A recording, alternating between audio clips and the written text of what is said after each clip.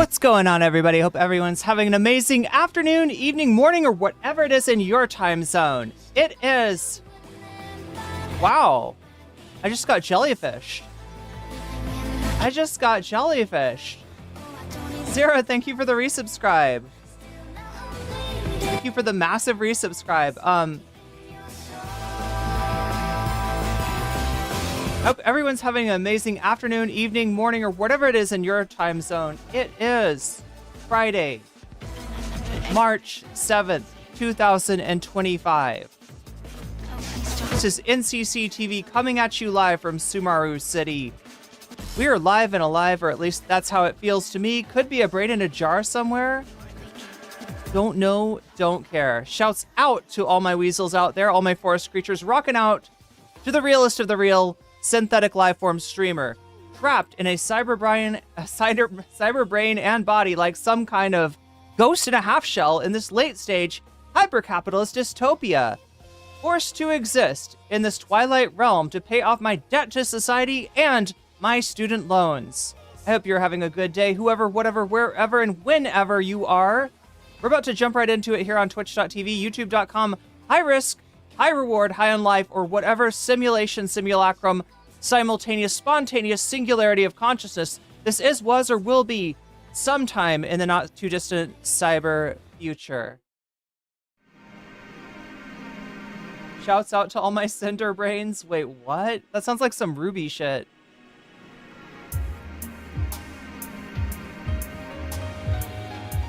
Oh my god, chat. Is that series gonna continue? Is that series gonna finish? Yo!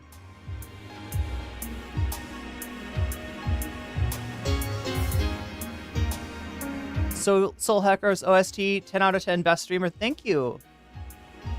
Arenza, thank you for the yen.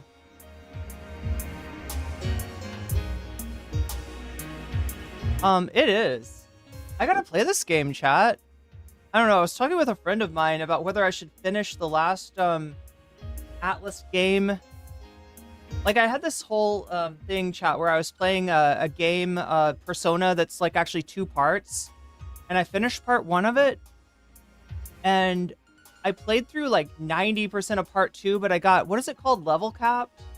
You know, like when you've advanced to a part of the game where you can't go back, but you still kind of need to grind levels, and you're not in a great place to grind levels. What is that called? Is there a name for that? Is that a thing? Did I just make it up? Intro is George Carlin worthy? Why, thank you, Ernan. Saturday, March 8th here in New Zealand. Yeah, well, I'm going to be along there with you in the not too distant future. I'm going to be making that time skip across the international date line. Never to return. Never to return. But there's no time to be sad right now.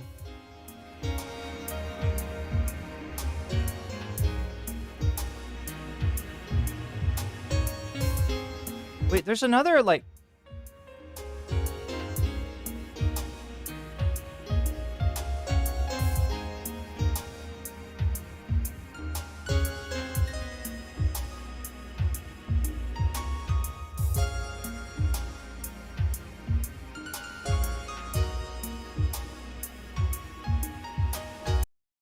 another version of this song.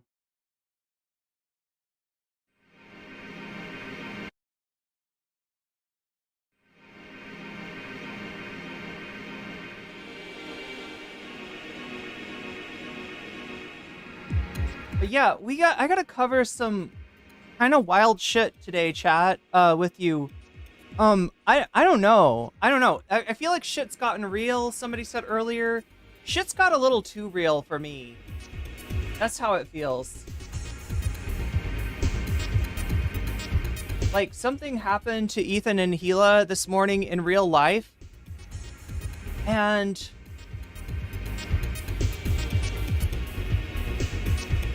I don't know.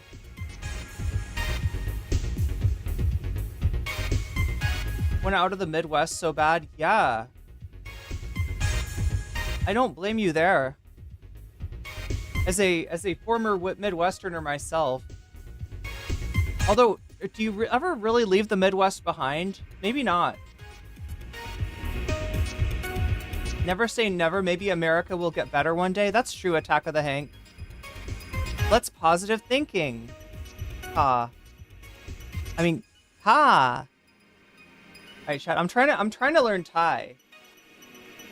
I feel like I've learned a big portion of it in just being able to respond to anyone like with ka. Like that's like 90% of it right there. It's just saying ka.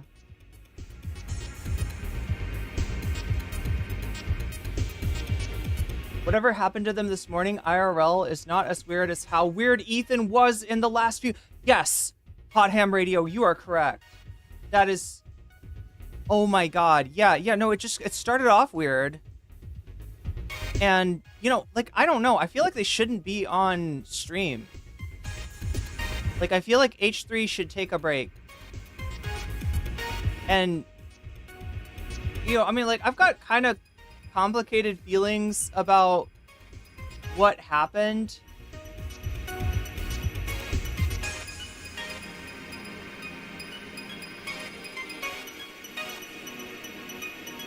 Oh my god, come on.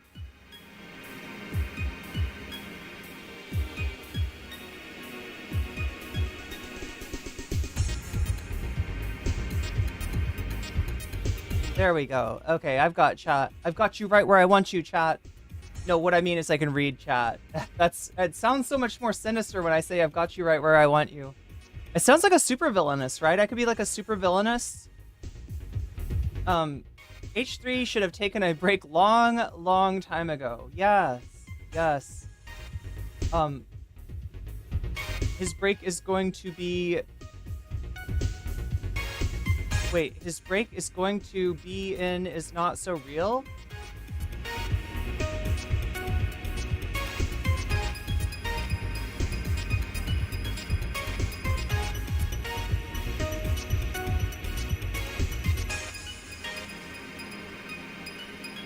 I've got you in my sights, that's right.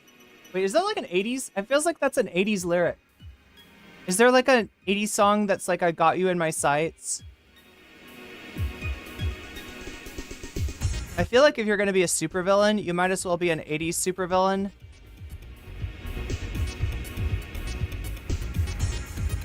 What do you think, Chad? Is that the best kind of supervillain that you can hope to be?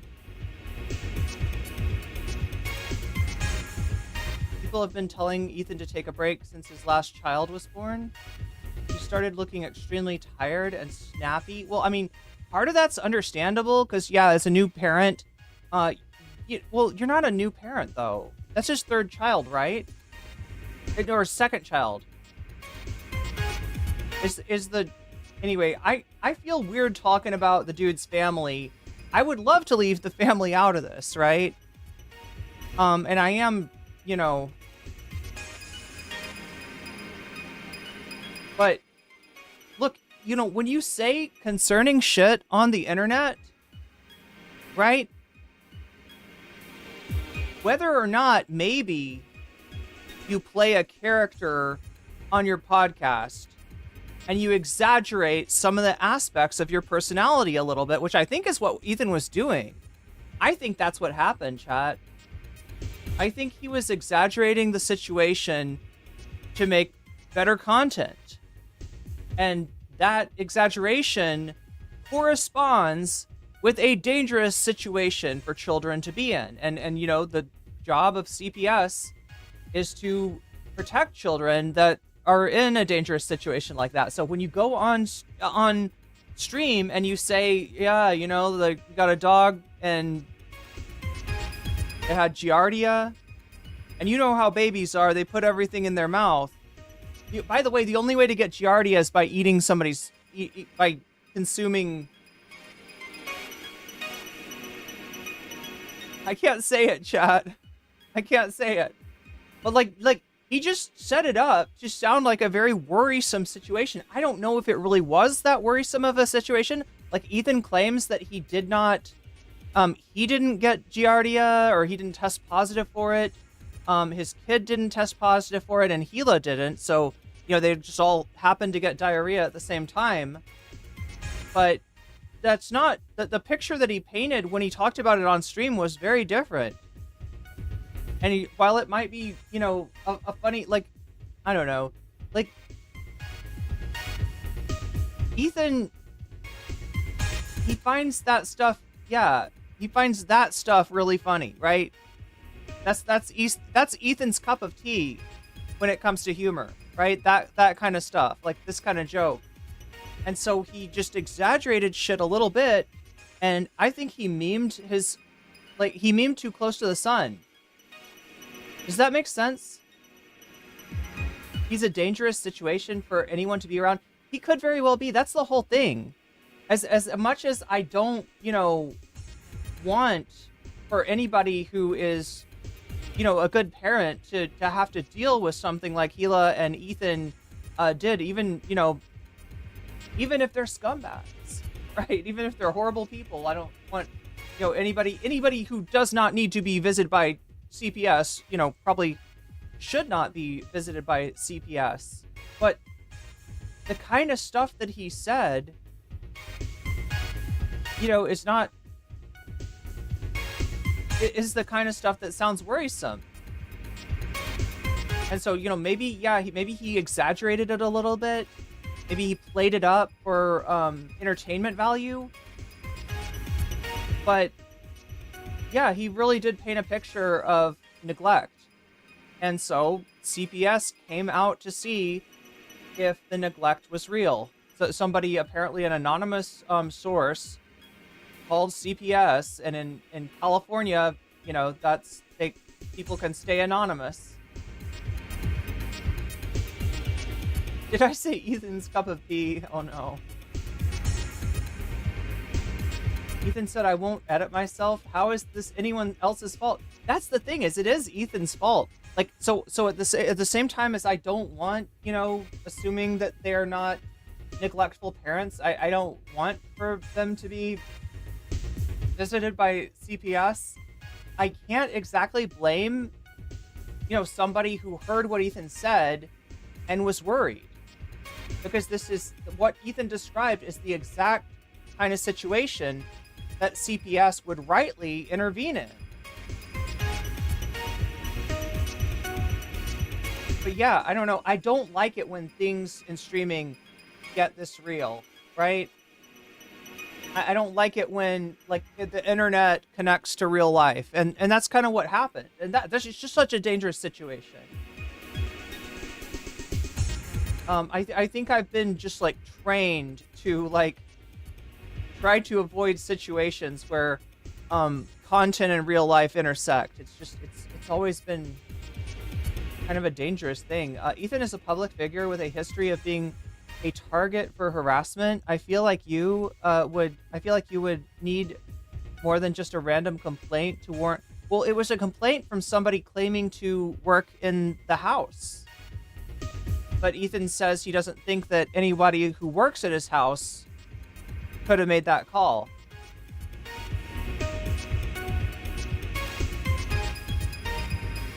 It did not sound exaggerated to me. I mean, he just said diarrhea and giardia.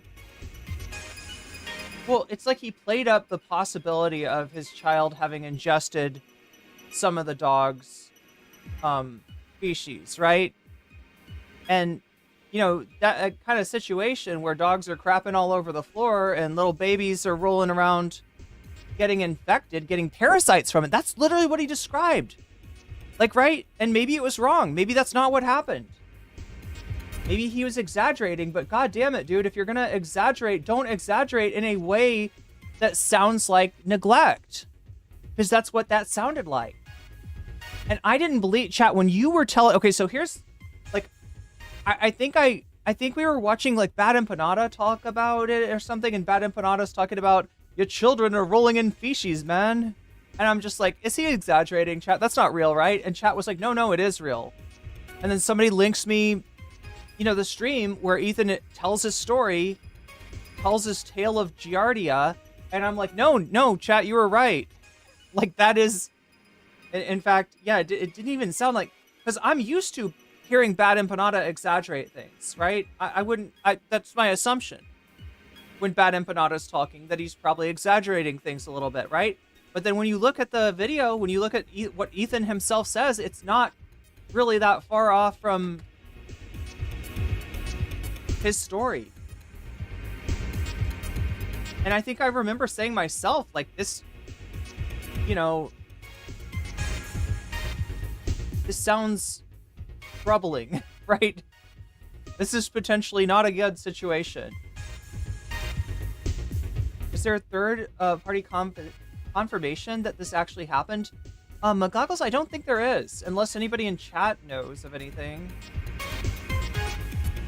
I don't know if a parent making jokes about your own children. Yeah, I mean, he was unironically making jokes about his own family, his wife and his children, you know, getting diarrhea.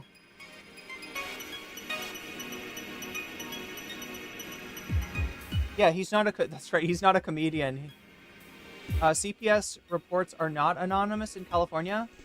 Names are simply not shared. So is that what's meant by anonymous? That it's anonymous to the... So you're saying that what? There would be like a report on file somewhere, Snow? His health updates were similar.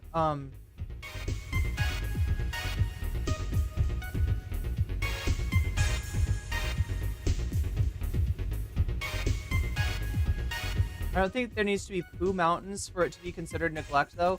Well, yeah, a child getting a parasite from, you know, as a result of the parents not cleaning the house, whether or not that's because they just fired. And you see, it coincides with the firing of Ethan's housekeeper, right? So it kind of sounds credible. You know, even if it was intended to be an exaggeration or a joke or something that was played up for laughs, it sounds credible. Could someone would call the somebody call the authorities if those kids need to? Well, yeah, apparently the kids are going to be interviewed. I see what you mean. I forgot it was not yet confirmed whether his child had it. I mean, yeah, that's what he says. Neglecting dogs and kids. It's what it sounded like. Medical professionals also required to report to state if 2 or more cases. Wait, so are you saying again that like a report would be on file if the like supposedly only the dog tested positive for giardia? That's what Ethan said today. But then again, I don't know, like, the dude is a liar is the problem, right? We've got an unreliable narrator in Ethan Klein. And so we don't really, you know, he now claims that the only one to actually come down with giardia was the dog. But that's kind of convenient for his narrative. It's just like, I don't know what to believe. I really don't know what to believe. What do you think, Dr. McRib? Yikesaroo? Yikesaroo is right. Yikesaroo is exactly right. Yeah, and like, why is this happening when RFK is the chairman of HHS? Right? This could not be worse timing. And now Ethan is coming up on Elon Musk's radar. Elon Musk may finally be getting kicked the fuck out of the Trump administration, or at least like curtailed.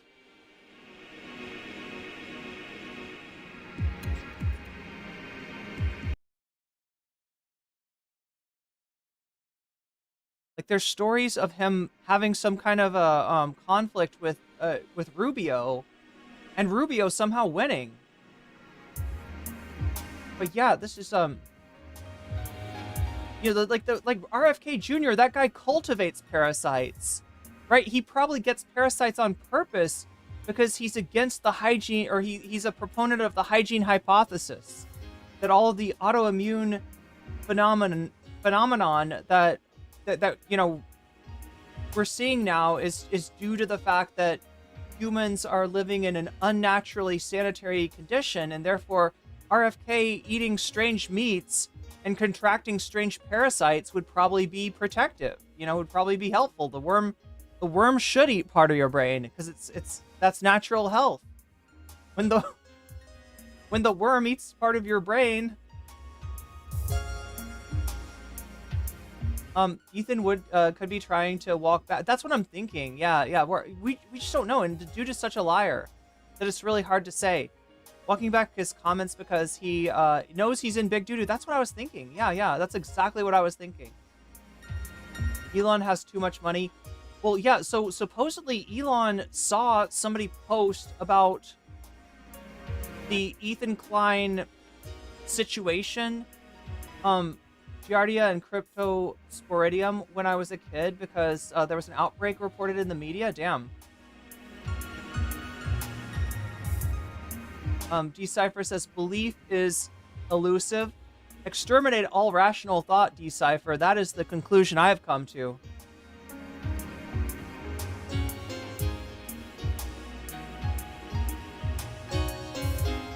Title 17 of the California Code of Regulations. What is this?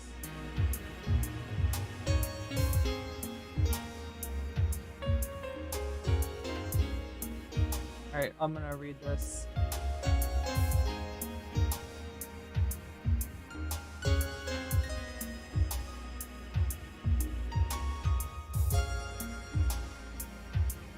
It shall be the duty of every healthcare provider knowing of or in attendance on a case of suspected cases of any of the diseases conditions listed below to report to local health officer for the jurisdiction where the patient resides.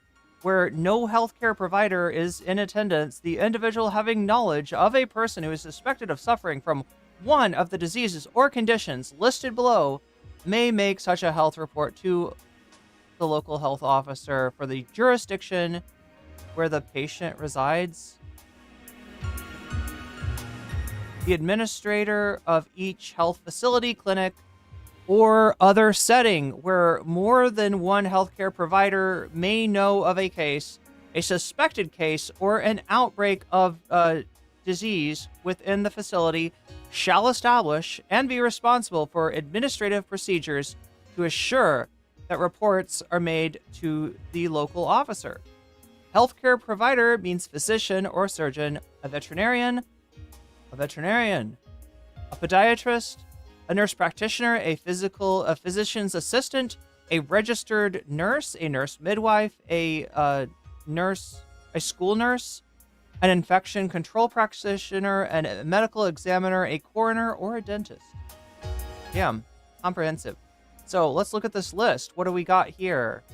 We got a bunch of stuff. Lyme disease, malaria, measles, meningitis. That's an important one to report. Monkeypox, mumps.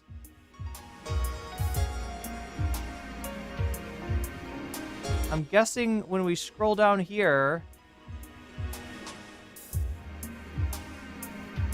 we got rickettsial disease, non-Rocky Mountain spotted fever.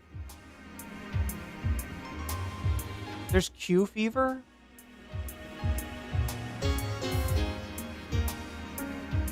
Oh, here it is.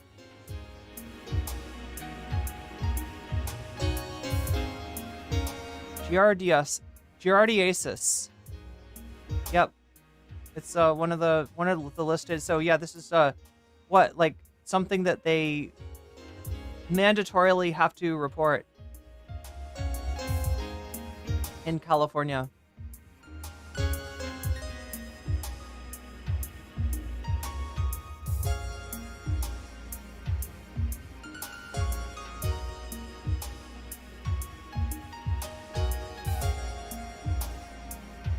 Kind of funny that Ethan exposed himself saying he tried to make Hassan Piker snark page. Wait, did he try to make a Hassan snark page, or was it? I thought he made a snark page. I mean, I guess we'll get into it. We're gonna watch this. We have to. We must chat. We must watch it. If they asked Elon Musk, it would increase my approval of Donald Trump by at least 1%. Yeah. Tip jar Dono. Thank you, Dead Whiskey, for the tip jar Dono. I appreciate that a lot. Hey, chat, we got a few goals today, all right? One of the goals is if you want me to be on the trampoline at any part of the stream, you've got 1 hour and 15. 1 hour and 15 minutes to hit that goal of 10 teal super chats I think that's like $5 and above, but it might be different depending on your denomination of currency. But it's for super chats, right? So that's a super chat goal to see if I will be on the trampoline tonight like I was yesterday. And we've got 1 minute and 14 and some change to hit that. The other goal that we have, as always, is the Dono goal.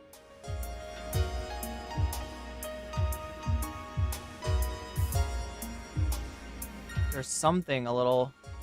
Oh, there we go. Ethan! This is so cursed, chat. This is so cursed.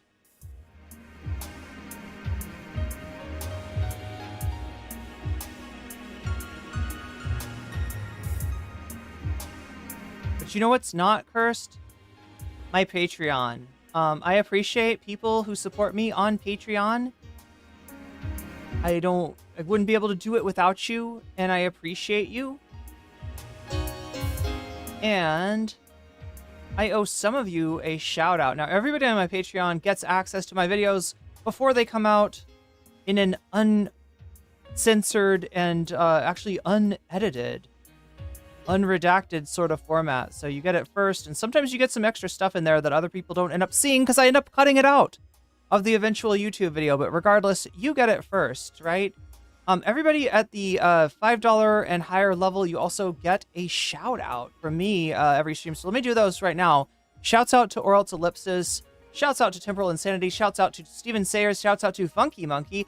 Shouts out to Shakespeare. Shouts out to Sarah. Shouts out to Nadia Yvette.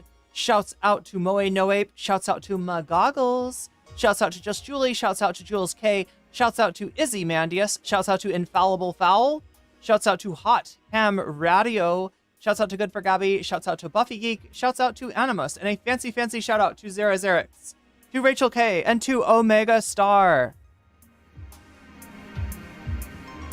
The other goal that we have today is a bonus content goal.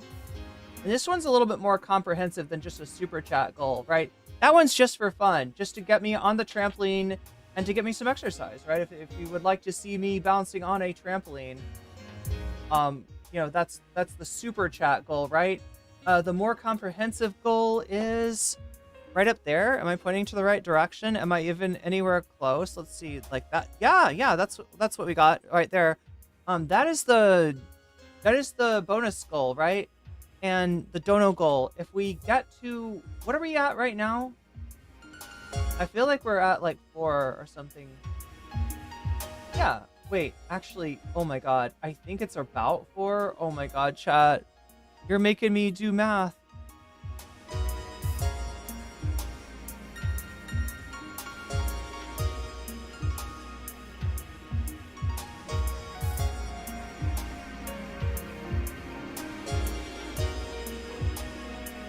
Okay, so we are at 3% on the Dono goal right now. Oh my god. Let's put it at 3%. Yeah. So yeah, as you may have guessed, every time you do a super chat, a super sticker, every time you get yourself a membership, every time you gift other people memberships, every time you support me on Throne or on Patreon or on Twitch, every time you do any of that kind of stuff, the Dono goal goes up. Right? And if it gets to 100% by the end of the stream, we'll get some bonus content. What bonus content, you ask? Well, the bonus content that you're voting for in the poll. Right now on YouTube, there's a poll. 128 of you have voted already. Damn, chat's been busy. I hope you've been as busy liking the stream too, because that really helps me out a lot, and I appreciate it greatly. But the 128 votes placed so far are putting more Ethan seething. There's always more Ethan seething. There's always little bits and bobs of H3 shows from previous days that I don't end up getting to, and you know, we could go back and see what we missed. I believe there's a story about the no, oh my god, it's the whole thing about iDubbbz's editor, isn't it? That's probably the more Ethan seething that we'll watch today if that ends up winning. That's in first place. Francesca responds to Jink Uger. That's right, Jink went on to Jillian Michaels' podcast. Jillian Michaels, the Biggest Loser, what do you call her? She's like a trainer for Biggest Loser, and she's a TERF. She hates trans people, right? So they have a common interest there, Jink and Jillian. And also, you know, great chance for Jink to shit on Francesca, which he did. So Francesca watched that clip and replied. That's at 26%. That's in second place. In third place, we've got leaked audio of Mr. Shaky Gurga himself. Chat, are my Shaky Gurgas? Can somebody try out the Shaky Gurgas in chat? Shaky Gurga. I don't think they're working right now.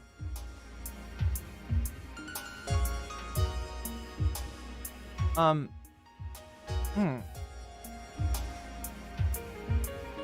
Shaky Gurgas a thing right now? Look at that. They're not. Is it... am I spelling it wrong, maybe? Is it with an EY?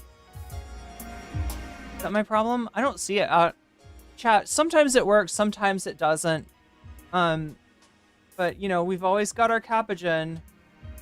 Unfortunately, only myself and the mods can, wait, where's the Capigen? There it is, Capigen. That was a small Capigen. Let's do a bigger one. That's what I'm talking about. That's a proper Capigen. There we go. But yeah, that's what's going on right now. More Ethan Seething is in first place, Francesca in second, Shaky Gurga's leaked audio in third, and Hassan on Theo Vaughn, which I think we can watch. Are other people watching it? Are other people reacting to the Theo? I don't know. I feel like, did I get in trouble for watching Donald Trump talk to Theo Vaughn?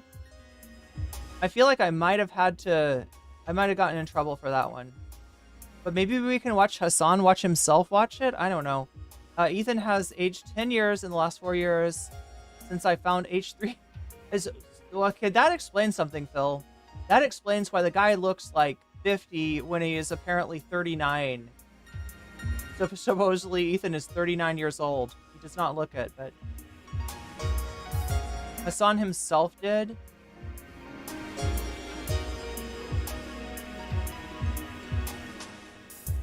Also curious about Jink's hot mic. Well, so my understanding is it's not exactly a hot mic moment. It's more like a members only Zoom call, I guess, that the Vanguard got a hold of. So they're the ones that with the scoop. Hats off to the Vanguard for finding that out. And yeah, that's one of our options. So yeah, we've got all those options. Vote if you haven't already. 141 of you have. The other thing that you can do is when you donate, you can let me know in the chat which of these topics you want to support, which of these topics you want to see as bonus content. And that's what this is all about right here, right? This part right here. It's all about the donors getting a little bit of extra influence, putting their thumbs on the scales of justice and kind of steering the poll in the direction that they would like. Because I can, when you donate, if you let me know in the chat which one of these topics sparks your joy, I can put your money where your mouth is, adding your donation as a percentage to the topic of your choice. Of course, you could also say Vox Populi, in which case your donation will go to fight other people trying to skew the polls. You'll be like, if you say Vox Populi, it's like you're reinforcing the results of the poll. Does that make sense? So again, it's anytime you do a super chat, a super sticker, if you get yourself a membership, if you gift a membership on YouTube, if you support me on Throne, if you sign up for my Patreon, or if you support me on Twitch, which I appreciate greatly, because dudes like this are trying to make sure that chicks like this are unable to get any monetization for their Twitch stream. So the only way I get paid at all is through my lovely, lovely Twitch viewers, who I appreciate greatly for their support. Theo Vaughn, Dead Whiskey is voting for Theo Vaughn. Look at that, Theo Vaughn out with an early Dono lead. See, so thank you also.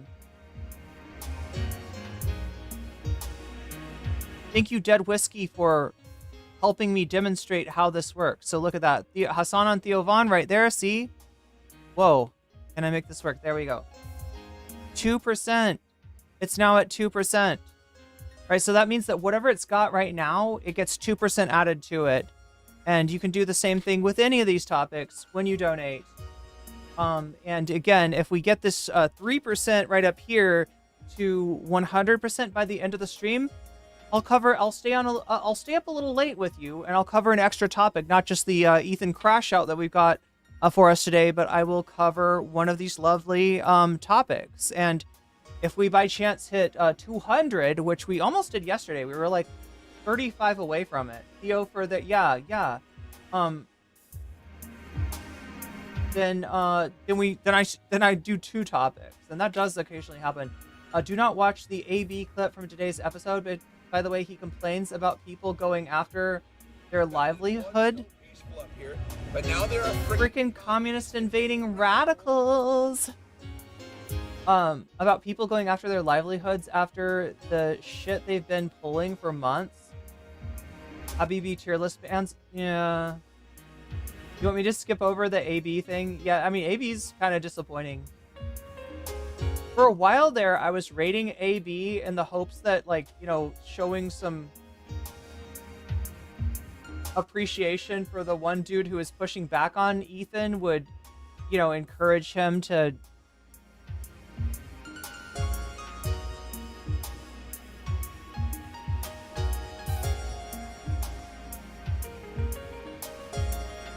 What is a livelihood? Good question. I hear this term from streamers. Oh god, okay, well, I can explain it to you only when they get criticized. Well, okay, so what they're saying, they're trying to invoke their ability to support themselves, right?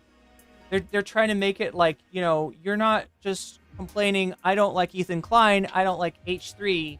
You're putting Ethan's ability to support himself and his family, and I think he would say his crew. I think that's what he, like, you know, everybody knows, like, he's a very wealthy man, but his crew, you know, not so much. So he'll be like, oh, you don't want AB to get paid? You don't want Olivia to get paid? You know, you want Vika to have to move back to Sweden? You want to send God, what is her name? Galia. You want to send Galia back to Ukraine, right? That's what he's trying to invoke. He's trying to invoke the well-being of his crew, I think, in order to dodge criticism. I think that's basically what it is. But it's funny because, like, I mean, I had a lot of people say that me criticizing larger streamers than myself was putting their livelihood at risk.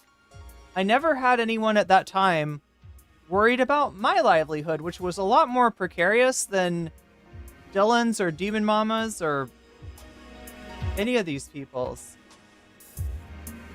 I don't know, Chad. It's the whole using iDubbbz, and you used to think that shit was wild. That shit was wild. Chad, you're making me want to get into this. And I do want to get into this, right? It's about time that we jump into it. Oh, Zara, I didn't even notice, or I did notice, but I didn't add your, yeah, so Twitch subs also make the Dono goal go burr. Look at that, it's 9%. It's 9% because Zara resubscribed. So yeah, we're at 9% right now. If we get to 91% by the end of me covering this crash out, I'll stay on a little longer and maybe cover some more of Ethan's seething. That's what you're voting for right now. Second place is Francesca, response to Jink. Third place is leaked audio from Mr. Shaky Gurga himself. And fourth place is Hassan on Theo Vaughn. So keep voting if you haven't already. If you're watching on Twitch, feel free to sneak over here to YouTube. I'm not telling you to change platforms. You do you. If you want to watch on Twitch, you watch on Twitch, right? But if you want to vote, the poll is on YouTube. So you'll have to come over to here to YouTube to vote. And while you're there, why not leave a like? Because it helps me out greatly, and I appreciate it a lot. So, Ethan Klein, Dono goal, let's go. Let's make this happen, chat.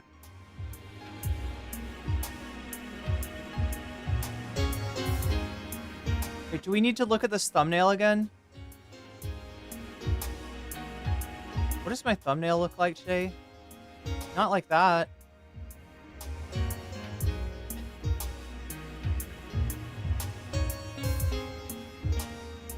That's what my thumbnail looks like.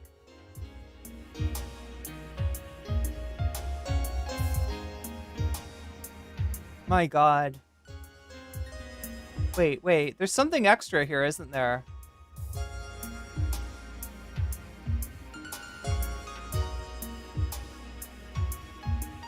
There we go.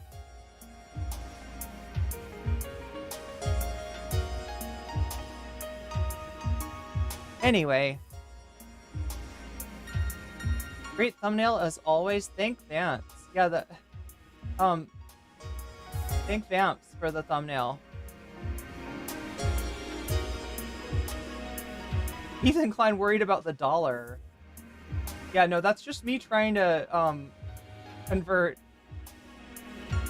I'm getting good with the understanding what the conversion between the US dollar and the Thai baht is, but yeah, yen is a little, it's not one that I think about every day. Anyway, there we go with Ethan Klein. Let's take a look and see what he's got for us today. Hello everybody, this is Ethan Klein, host of the H3 show. It's Friday, March 7th, 2025. Hila's here, and hello. Special guest.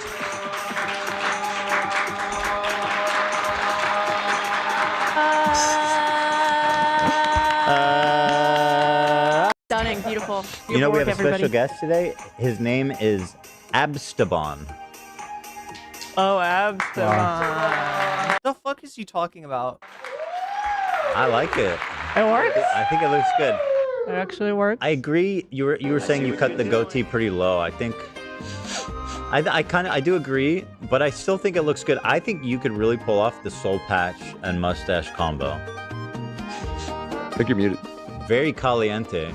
Thank you. Yeah, I need to grow it out more. I don't grow that much in this middle part, so that could be a problem for the Esteban. Yeah, it takes a while for me. Like Zach shit grew back in like a week. Mine's gonna take like months. No, I think the mustache and soul patch is happening. Thank you. Yeah, Lena liked it. Hell yeah. Of course she did. The ladies love it. That's why we do it, guys, gentlemen. Yeah, today's episode is sponsored by Gamer Subs. Wow, what a drink. This morning, listen, in our long career of being influencers in the public sphere, we've been swatted several times. Yep. People say, "Hey, I killed my wife and kid." Okay, so now listen, I've unfortunately covered like real shit, like swatting that happened, right? Keffels got swatted, and you know, obviously our friendship got you know, my friendship with Keffels got burned long before that, but you know what happened to her is fucked up. And especially, you know, that the attention that she got, the negative attention she got, was mainly because she was trans. And that how easy it was for somebody to manipulate law enforcement in Canada, you know, and weaponize them against a trans streamer, right? So I've covered, you know, swatting. I really don't like that he's comparing this to that. This is not the same. This is not the same, right? Keffels didn't have the cops come out to her house because she had joked about, you know, doing something to the city council. Keffels had the police come out to her house because someone had gotten an email in her dead name and like messaged the city council threats, right? Pretending to be her, right? It's a very different situation that we got here today with Ethan, where he said stuff online that, you know, if you need to see what it was, how many streams ago was that I covered that? I think it's like 1 or 2 streams ago. We covered, because I couldn't believe it myself either. When I heard Bad Empanada start talking about the situation in Ethan's house, I was like, no, there's no way. Bad Empanada's got to be embellishing this. But then we watched Ethan. We saw, you know, what he actually said on his what Bad Empanada was reacting to from the clip from H3, and indeed, yeah, he's describing what sounds like a very dangerous situation, right? You know,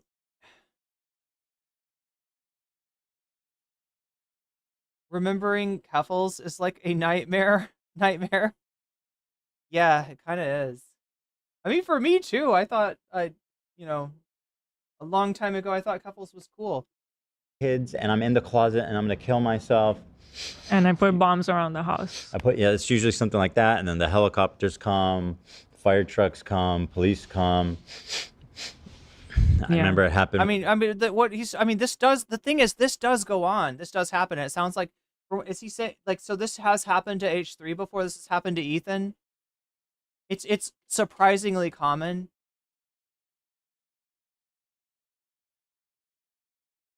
They went around the perimeter of our house, and Shredder got out. It was so scary. That part was so scary. We weren't there at the time. We've also had the FBI come to our house, actually, at this point, several times. One of them being to tell us not to open any packages until further notice. Until further notice. Yeah, those were all, I'm pretty sure, from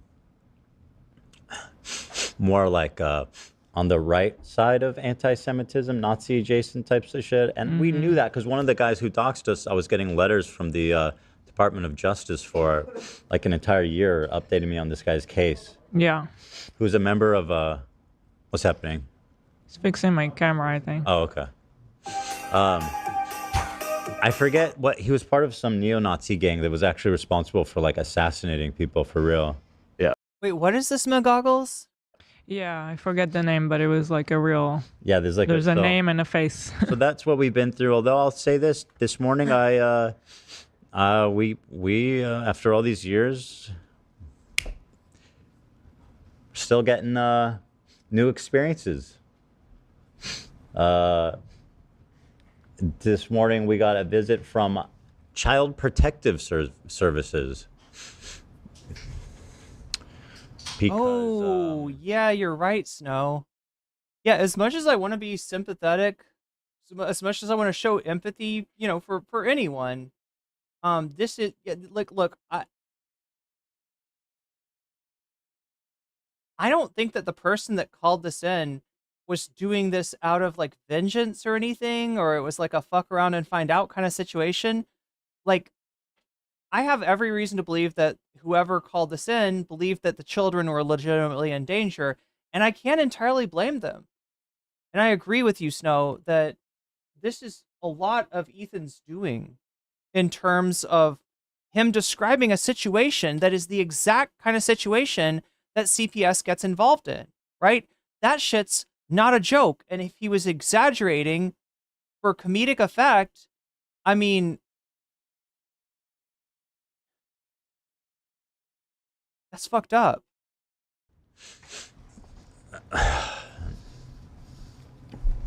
I told this story on the show a few weeks ago about how when we adopted Olive, she had giardia. And then the next day, Sonny started having diarrhea, so we suspected he might have giardia. Seeing as that he's an infant, he's crawling around, he's putting everything in his mouth, etc. Wait, a random guy he called out and doxed on the podcast, then allegedly there was a bomb threat at this. Oh, yeah, this happened recently, what McGoggles is talking about. Yeah. He never used to do all the sniffing and coughing years back when I liked him. Makes sense, right? It's obvious. So it turned into this whole snark narrative that our house is a Davy Cliff super chatted $9.99. Is this about Ethan letting his kids eat dog poop? I mean, this is where that all started from. Yeah, Davy. That story that Ethan shared, if you take him literally, and I don't know whether we should take him literally, right? Because, like I said, he's an unreliable narrator. The dude lies all the time. He's, probably him exaggerating a real life story for comedic effect is not at all, beyond the pale.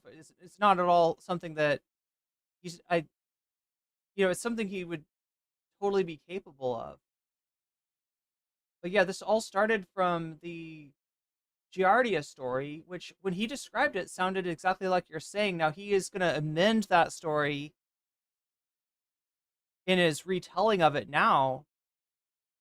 But when you go on stream and you describe a situation that sounds worrisome, that sounds like your child's welfare is in danger, then yeah, you're going to get, very, very likely to have this CPS visit. A mess. That there's dog shit everywhere, that Sonny is eating shit and getting giardia, and that, et cetera, et cetera.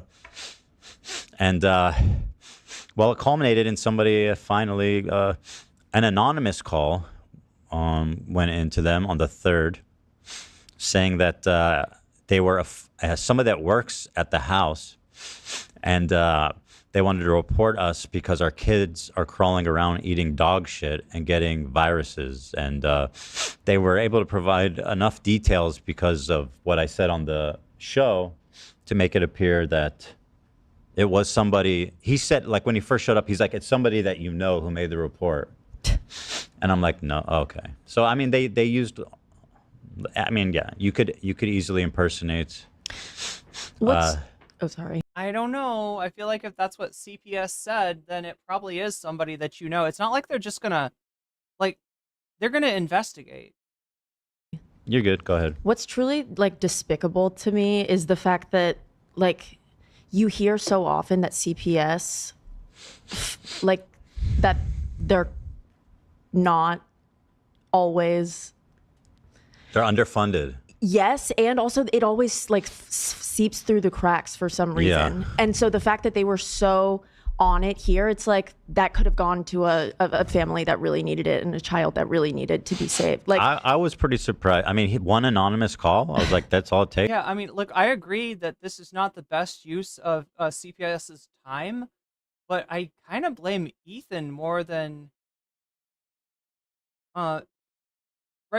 Look, that's true. That's true. If this isn't a situation where the kids were in danger, they shouldn't have had to come out.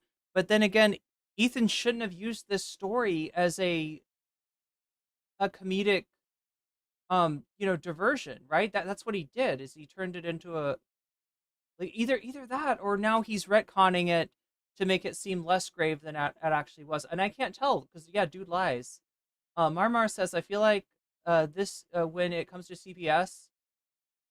Oh, there's a class issue. If you're poor, I bet, yeah, you get a lot worse treatment. Yeah, exactly. I mean, there's definitely going to be a bias in them coming out to a house of an obviously wealthy person like Ethan, versus if it's a person that is less wealthy, right? But yeah, thank you, Marmar, for the super chat. Does that have us up to it says we okay, yeah, that's 2 out of 10 on the trampoline goal. What do we have left for that? 46 minutes, so it could definitely happen. There we go. I can do math. Can I? Can I do math? Math. There we go. But I guess the thing is, he was like, we thought it was someone who. Yeah. I can't imagine how scary. The guy was very nice. I mean, it's definitely the kind of thing where it's not like somebody could, if they were fucking around with CPS, their ass would be on the line, right? You know what I mean? If it was somebody literally just trying to weaponize CPS against Ethan, and they found out that this person was lying, their ass would be on the line. It's not like they used the super secret tip line. No shit, they took it seriously. Look at the scenario on social media families like the Franks. Wouldn't the medical provider have been a mandatory reporter if they thought the children were living in filth due to giardia? Well, so Ethan's story is that after they got tested for giardia and all of the humans came back negative, only the dog actually had giardia. He's blaming Snark or Trish. That's true. That's true, Dawan. Yeah, like Trisha comes up in this too. I mean, he kind of crashes out on anyone and everyone. Trisha, Idubbbz, Hassan. He just basically disavows all of his friends. Because like in his word, he doesn't need a 50-50 friend, and he doesn't need a 90-10. He doesn't need a friend who's a friend 90% of the time. You're either with him or you're against him in Ethan's mind. Also needs to be noted that Ethan's own health is such an obvious issue. I think it lends credibility to the story. His poor care of himself points towards a general lack of care. Ethan's dog poop story was hilarious, while he thought he could just sound edgy. Yeah, I mean, like, it's the kind of humor that he really leans into. He was a very professional, a nice young guy, very nice. At first, he's not from our world. He doesn't understand. In the episode where the crew asks if it's contagious, Ethan said it isn't. Well, he actually said something a little more, and that was the problem, right? He said you would literally have to ingest his business in order to get it. So as long as you're not eating, as long as you're not eating from his toilet, you should be okay. But that also implies that, like, what he said before, the baby's crawling around on the floor, they put things in their mouth, the dog's got giardia, right? So it kind of implies that that he thinks the transmission was from the baby putting something from the dog, in his mouth, and that's where the sort of bad empanada version of the narrative sort of comes from.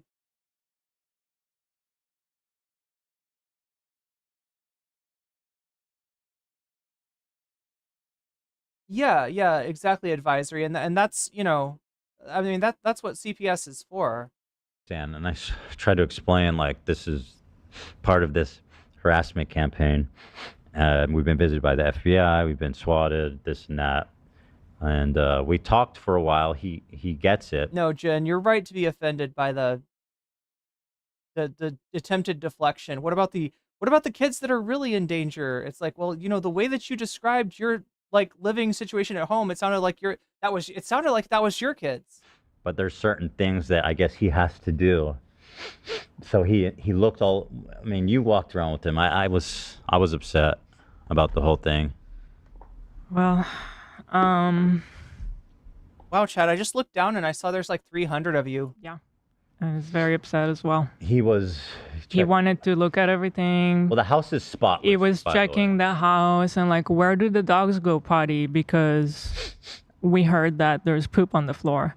The house is spotless. Our house is so clean. And also, we literally installed this huge outdoor, I don't know how you call it. It's like a huge outdoor area connected to a doggy door. Yeah, because we live in an area where there are coyotes, and we did fence our house like really well. They don't really get in the backyard, but for our own peace of mind, we wouldn't let the dogs out unsupervised. Hell no, in the middle of the night, especially if we're Especially in the middle of the night. Yeah. So we set up a doggy door for them that once you exit it, you are in a totally enclosed, like a huge cage. It's not like a small cage. It's like a room. Yeah, I mean, everybody in our house is very privileged, including the dogs and the kids. So wait, what is this place? Something says poop wasn't the only dangerous thing that was found on the floor? I showed him, like, we take them out. They have a giant backyard, and then they even have this enclosure that we built just for them so they can go out safely at night. Then I showed him the kids' rooms, and he's like, oh, yeah, lots of toys. And I'm like, yep, lots of toys. Then he wanted to see Sunny. I went to show him Sunny, and he fucking woke up Sunny that was taking a nap. He did on accident. Not on purpose, but he wanted to take a look. And Sunny's like, they sense everything. Yeah. The babies can sense. And it's like, what the fuck is this stranger staring at me in my room? Mm-hmm. We looked at Sunny, then they wanted... So, chat, let me just get this clear because they keep on just saying the names. And okay, so Olive. Davy Cliff super chatted $9.99. So does his dogs poop? Because it's weird how all his other hosts agreed that he lets them poop anywhere. Ooh, I mean that's in the studio, but yeah, that's a good point, Davy. If he lets the dogs poop anywhere, or he's not taking care of the dogs poop in the studio, and especially if he's between housekeepers, right? If that's no, can you imagine if that's part of the housekeeper's job though? God.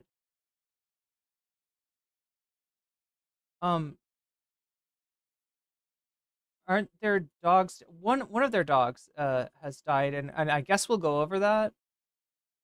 That would be Shredder, right? And there was a little controversy about about that this week on Twitter, between Ethan and a former editor from iDubbbz, who claimed that maybe Shredder's untimely demise was due to neglect as well. He's not concerned with who actually called. He's worried about using it to victimize himself and vilify his ops. Yeah, that's what's going on now. It's like Stan Wars. And to talk to our nanny and ask questions. Who feeds the kids? Wait, the Adderall was wrapped in plastic? Who takes care of them? That was the other thing that was on the floor then? Who takes them to school and Well, aren't these the people that were like, who cooks us on the chicken? And does the person have documentation, right? They were literally trying to bait like ICE to come and get his supposed housekeeper, who may very well just be his mom that Ethan assumed was a Hispanic woman for whatever reason. What do you do when you get angry at your kids? Yeah, what do you do when a dog poops on the floor? And then the part that, in my opinion, crossed the line was like, so I'm going to visit your kids at school and ask them questions. And I says, you're not fucking doing that. No, I mean, we both were like, that's not happening. You're not going. Terrifying. You are not doing that. So he agreed to come visit our house next week when the kids are at home, because he needs to fucking interview our kids as a matter of procedure. But I was like, I really don't want you to create any bad memory here for them. Like, they are 5 and 3. Wrapped in plastic, fell on the floor when Shredder was like 1 year old, and he chewed it up. I think the plastic is the reason why he chewed it up. And he basically wrapped in plastic. Yeah, you ever think about that? My dad dropped a fucking, who does this? He dropped was it Adderall? An Adderall pill wrapped in plastic, fell on the floor when Shredder was like 1 year old, and he chewed it up. I think the plastic is the reason why he chewed it up, and he basically swallowed it, and I fucking rushed him to the vet. Yeah. And they had to pump his stomach. Mm-hmm. You could even see the bits of blue, like in this vomit. So they got a lot of it out, but I always wondered if that's what caused his kidney damage, but who knows? Who knows? The other revelation, does he talk about the cheese after this? Apparently Ethan wasn't aware that cheese is bad for dogs, that they can't have too much sodium, and that definitely hurts their kidneys. And so supposedly he would put cheese on everything for his dog because his dog liked it so much. They don't understand this shit. So I told him, if you want to come, and I'm going to tell them that you're our friend. Here, let's look at roll this back a little. He needs to fucking interview our kids as a matter of procedure. But I was like, I really don't want you to... He changed his story too. He said it was his dad, then it was a random person. Now he says he doesn't know who dropped it. Create any bad memory here for them. Like, they are 5 and 3. They don't understand this shit. So I told him, if you want to come, and I'm going to tell them that you're our friend, and I'm going to be there, and you can ask them questions as our friend, we can do that. But like, anything beyond that is not happening. I do want to clarify that guy was very nice and understanding. The guy was nice. I have no problem with the guy. He's just doing his job, but like, it's not related. It's kind of hard to believe that one anonymous tip can result in this fucking one anonymous call. This massive waste of time and resources from a vitally under. I mean, he keeps on saying anonymous, right? They didn't tell him who told them, but that doesn't mean that CPS didn't do something to verify the identity of this person, which you would assume they did, given that they claimed it was someone who worked in the house. Don't talk about your kids for on your entertainment program like ever to make jokes or garner sympathy when jokes come off in a bad light and have consequences. Yeah, he should have known that what he was describing sounded like a situation of neglect, i.e. the exact kind of situation that CPS gets called in to deal with, right? Funded, understaffed, overworked department that does really important work. But then you hear about stories, people that actually need the help and they don't get it. That's what Olivia was saying, yeah. So frequently. Yeah, I mean, shit, I don't know. But I mean, at what point is it like, and this is something, if you go on Reddit and you go on the snarks, this is something, and the new snark that they all migrated to is completely unmoderated. This is something that this is a narrative that they've picked up and talked about. So maybe I don't know this. He's not talking about H3 underscore productions, right? When he says the new snark that they've migrated to, maybe I don't know which subreddit he's talking about. All the time, and I just wonder at what point. I think Reddit is just waiting for me to kill myself. I genuinely, I don't know what it takes, and I think if that is what it takes, somebody eventually will do that, and then they'll be like, oh no, they're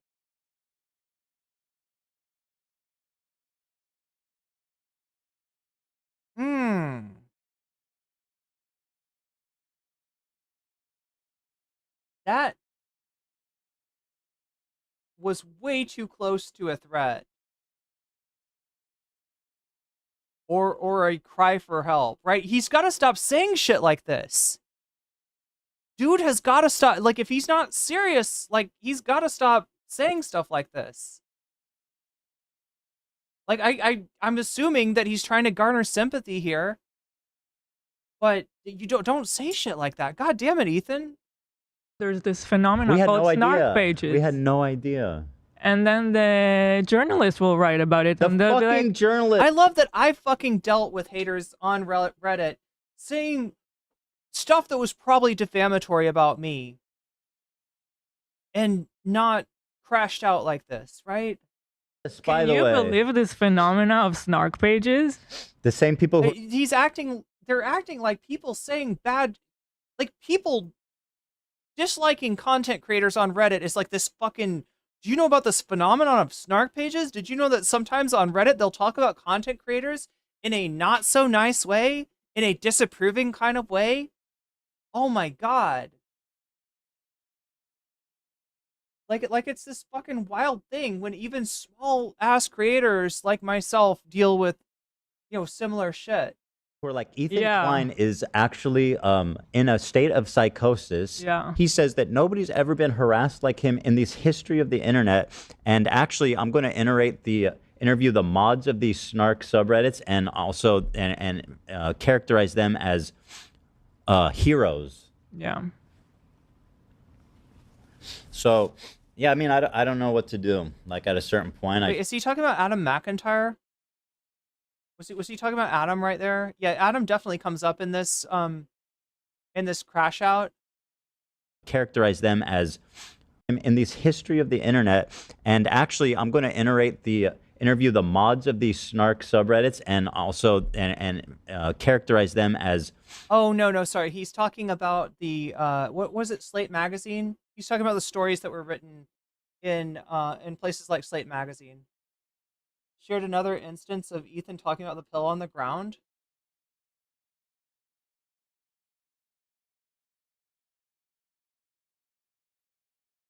God damn, the lore goes deep with H3. Surprisingly deep. Having breakfast this morning, getting ready for the day. And I see Shredder on his little bed next to the breakfast table. March super chatted $6.45. Ethan is never over the top in being mean to people. Never March. I don't know why it calls you March. But either way, thank you for the super chat. Table chewing on this weird little blue thing. Okay, so here's the second version of that story. Workout Pro super chatted $5. Ethan just stated he's being persecuted worst in the history of the internet. LMAO. He sounds so much like Trump right now. No, the first day that he said something like that, I think Dan or AB or somebody brought up Chris Chan, brought up the fact that there's, in the history of the internet, there's a lot of cases of some pretty extreme harassment. Chat, if you don't know, this is a situation where someone pretended to date this person, right? Like asked this person out on a date. They brought their dad along with them, to meet this girl that wanted to date them. And they had a plan that while they were sitting together at a food court, a man dressed as a pickle would come along and pick the girl up, and that this girl would leave with the man in the pickle suit, right? That's the kind of IRL kind of stuff that has gone on, right? So he's definitely not anywhere close to the most persecuted, but it does match the whole gang stalking narrative that he's trying to. I mean, this is what it sounds like, right? He does legitimately sound like he's not okay. What has Shredder gotten himself into? And he's the pickiest eater in the world. He doesn't eat anything. But this little thing, of course he'd eat this. And I pick it up, and what I end up seeing, I thought it was maybe a piece of detergent or something, but what ended up being was a freaking Adderall pill. That was covered in plastic. And he was munched halfway through it. So I'm online looking up what is this? I'm like, it's Adderall. Who the hell left Adderall on my floor? So I call the vet. And the vet says call poison control. Poison control's like, well, he's a little guy. And the amount that he ate pretty much crosses right over the line of being toxic. So they're like, you need to take him to the vet immediately and induce vomiting and shove charcoal down his throat. And I'm looking at this sweet little guy, by the way, Shredder, who's the light of my life, besides Hila. Whoops. Well, I mean, dog number one, wife number two, clearly, yeah. And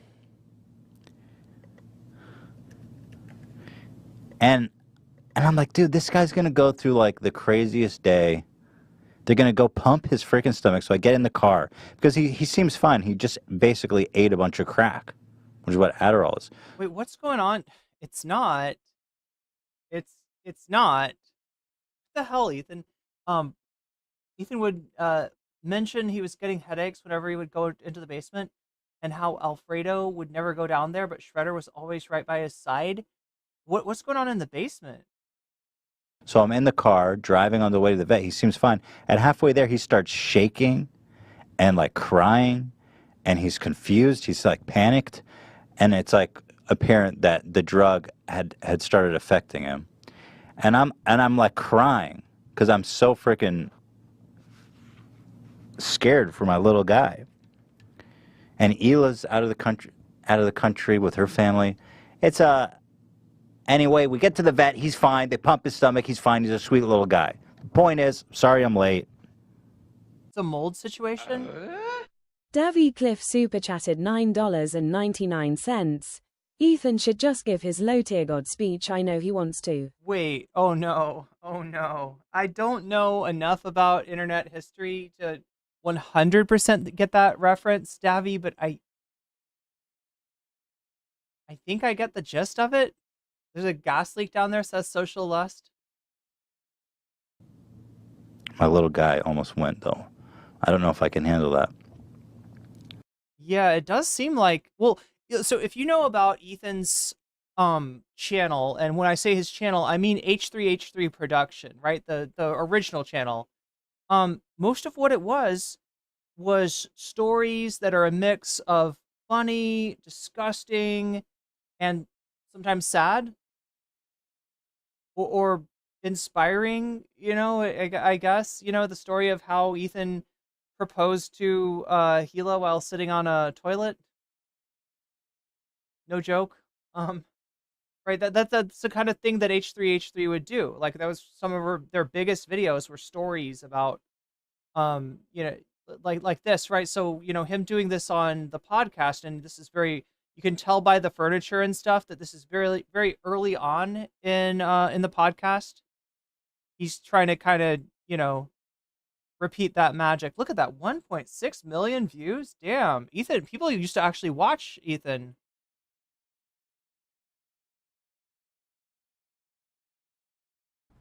Heroes. Yeah. Chat, there's like 296 people in the YouTube chat. One of these days, Ethan is going to show up in that chat. I'm going to have to... So, yeah, I mean, I have to deal with his goofy ass. I don't know what to do. Like, at a certain point, I just really don't understand. Again, Trisha's subreddit was ruining her life, or the snark one. Yeah. It was super toxic there, and she got it removed fairly easily. You know what I would like to say, too, is that, like, if she actually cared about... Anyway, if you're watching the stream and you want to help me break my record as far as concurrent viewers, hit that like button. About us and about other parents and children, she would tell her friends to back off. Because to me, a lot of these people are her fans. It started as Frenemies 3, for the people that remember. There was Frenemies, then there was Frenemies 2, then Frenemies Right, 3 I forgot about all that. was like... Okay, so I think what they're describing is that there was a subreddit for Frenemies, right? I don't know if that one became a snark or became anti-Ethan, but then there was one called Frenemies 2 that did turn into being, anti-Ethan, and then Frenemies 3, and I don't know how many of these got banned or what, or if these are just the community fracturing. What is my record? I don't know, 310 or something. Well, actually, I mean, like, not if you count shorts, but in terms of full screen live, we're getting close to that record. Like the latest snark page. We're gonna break it tonight, chat. Then it became... Shout out to Frenemies 12, by the way. A rebrand to H. That was a real one. They went all... Talking about Trishyland. Oh, that would be Trish's snark. This is the snark that he's saying almost made Trish want to end it. They need to leave Trisha alone. So yeah, Trisha's not maybe from what I've heard, not a good person. But yeah, he does. Was there an extended crash out on Trisha as well? Ethan milked the Trisha drama for So wait, how much of this shit on Hassan? How much of this is just Ethan losing his shit and not being able to like control himself? And how much of this is him trying to repeat whatever he did with Trish? Became H3 snark. And then Israel-Palestine happened, and they took this like, oh, okay, actually we can pretend that we actually care about Israel-Palestine, and that's our new cause. But I'm pretty sure a lot of those people are from Trisha's days, and then they also like combined with Hassan, so it became this like axis. Yeah, before October 7th, it was like pretty much just a collective of really deranged weirdos that nobody took seriously. Yeah. And then after October 7th, it really took off, and it started going mainstream when people like Hassan and other people in the world started citing it and calling it out, and people like Adam McIntyre who were like, I respect snark. Yeah. They're doing good work. That's exactly like what's frustrating me with the whole internet right now is how everybody's such a hypocrite. And when they want, they can cite the snark like some actual source. Snarkopedia. Yeah, I always cite Snarkopedia in all of my academic papers. And then when it doesn't fit the narrative, then, they'll say whatever. But yeah, I'll even ask Trisha, why don't you say something to your fans? I haven't seen her say anything, but I know how she knows how it feels. She was saying she was suicidal. Yeah. Why would, considering the toxicity between Ethan and Trisha and like what her husband, right? Why would isn't Trisha kind of trying to move on? Does Trisha even talk about Ethan anymore?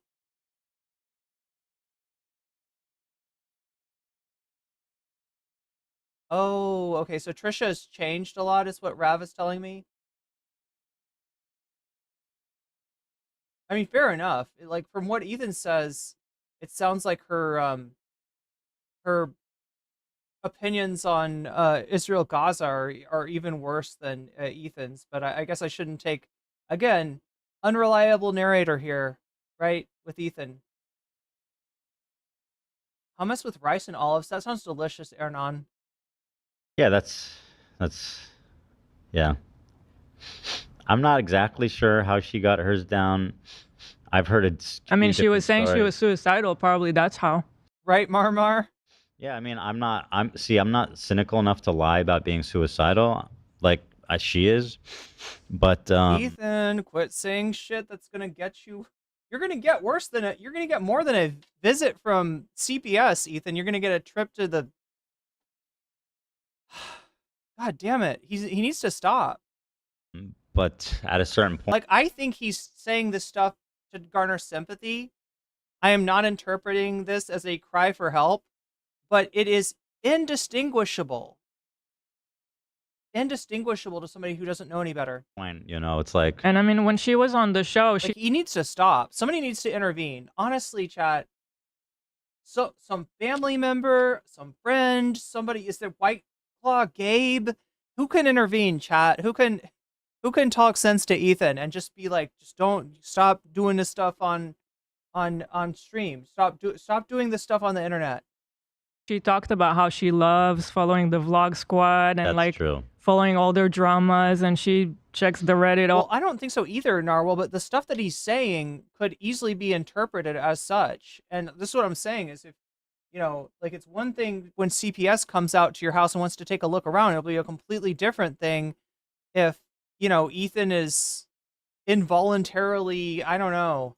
All day long. I'm sure she does it with H3 Snark. No, yeah, I'm sure that I'm her sure and she Moses, does. So for everybody especially. that loves Trisha's new arc, like, he shouldn't be fucking with this kind of stuff, right? I don't think he's actually, you know, a danger to himself, but he is saying things that could easily be, you know, taken as that.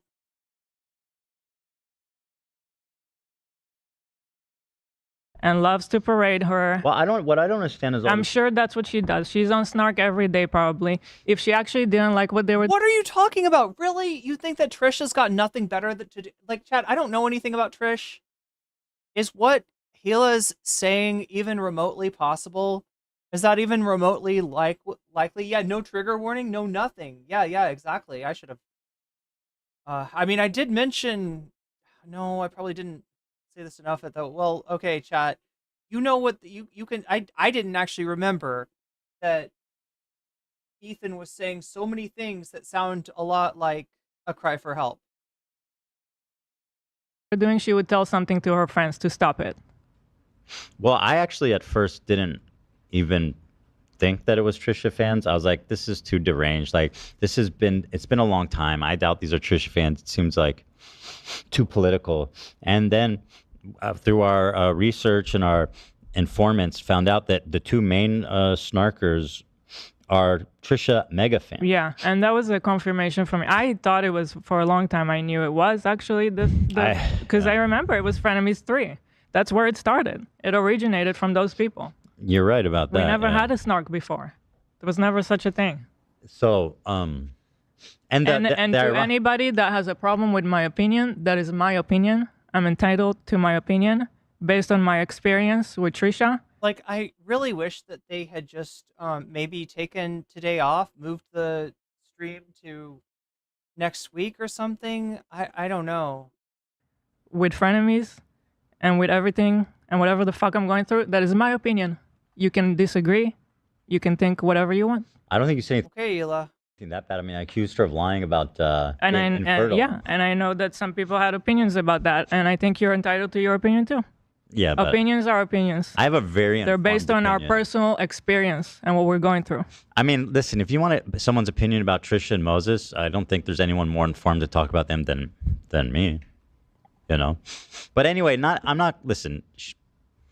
The ironic part about it being Trisha fans is that they've really adopted the whole genocide narrative. Yes. They found that was like the most effective way. Yeah, Ophelia, I think you're right about that. There's something in their interaction that's like not helpful to either of them.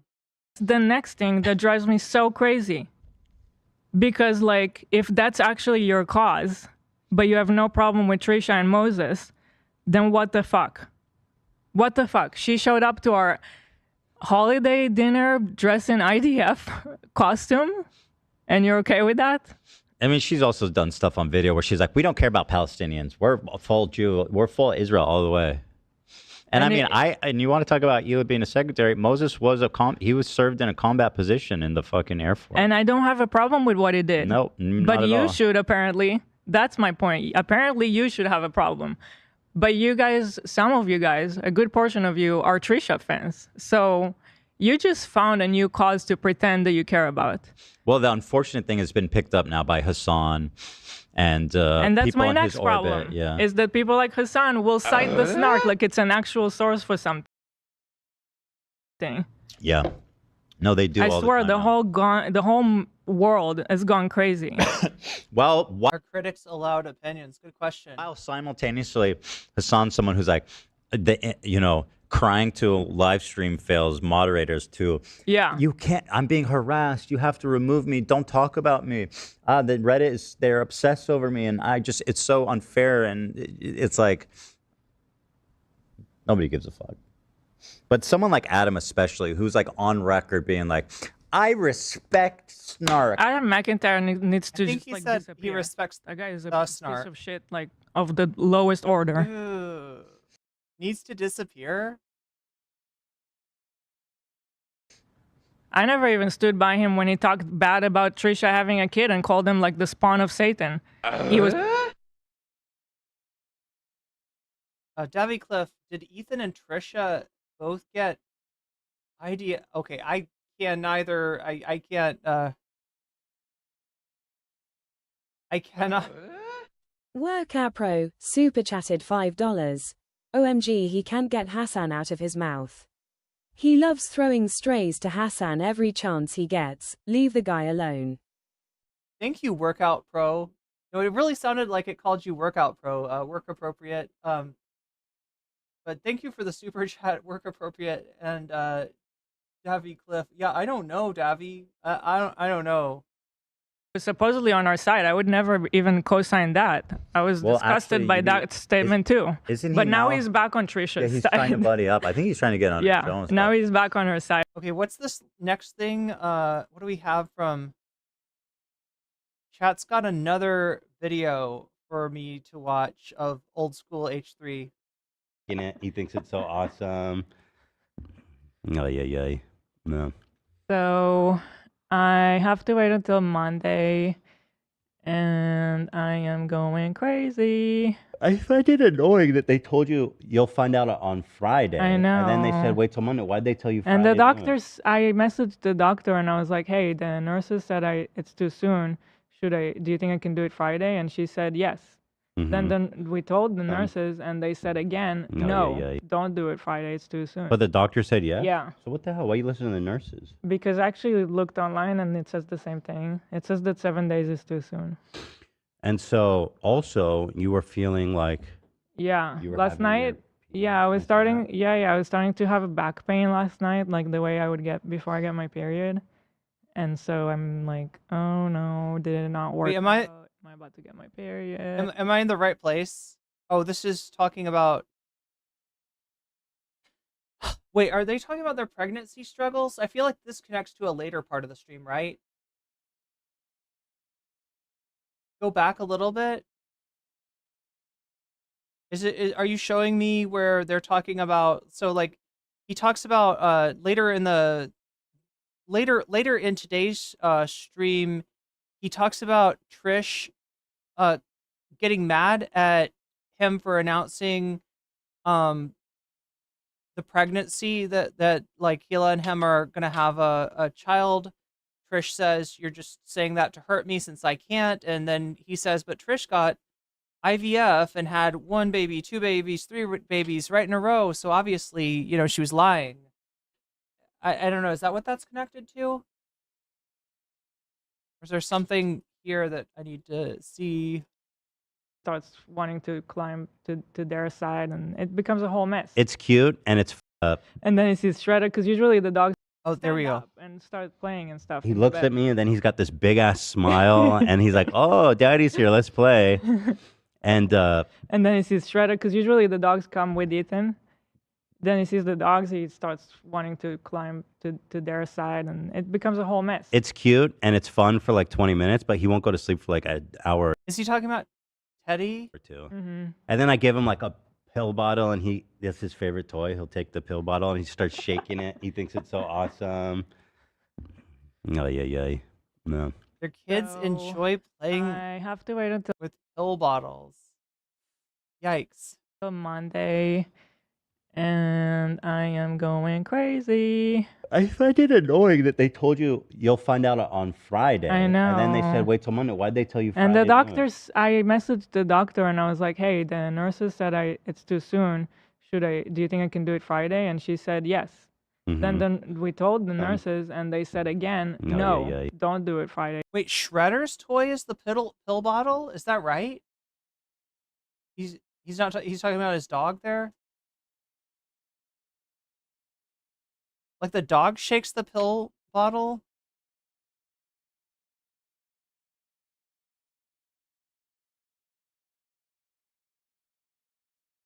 Is it the dog's favorite toy play something, or is it the kid's favorite toy? Like the problem that the most frustrating thing about covering Ethan today is like I can't tell when he's talking about his kids or when he's talking about his dog or one of his dogs.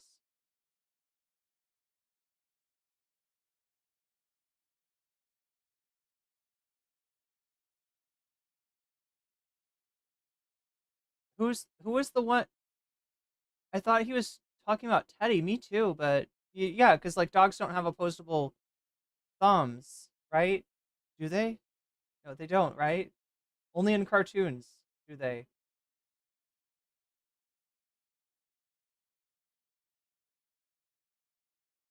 He was talking about the kid? Okay, that's what I thought.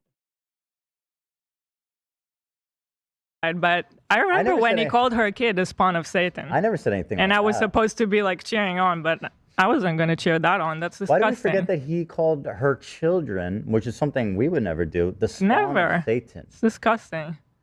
And a I piece mean, of shit of a human. it's just incredible who ends up being the good guys in this story. You know, it's really something. I honestly don't care anymore. I really don't care about anybody and anything. And yeah. It's an interesting place to be at. Well, no, it makes more sense. Like, you know, a dog's not gonna shake a pill bottle, right? A kid can shake a pill bottle. Mentally. But yeah, I'll talk shit about anybody. I'll talk shit about anybody. Here we go, Hila. Everybody's so two-faced, so shallow in reality. They're so shallow, surface level. And yeah, that's where I really feel. Look, if your sentiment, if what you really feel at the depths of your heart is fuck the world, that is maybe not a good day to go on stream.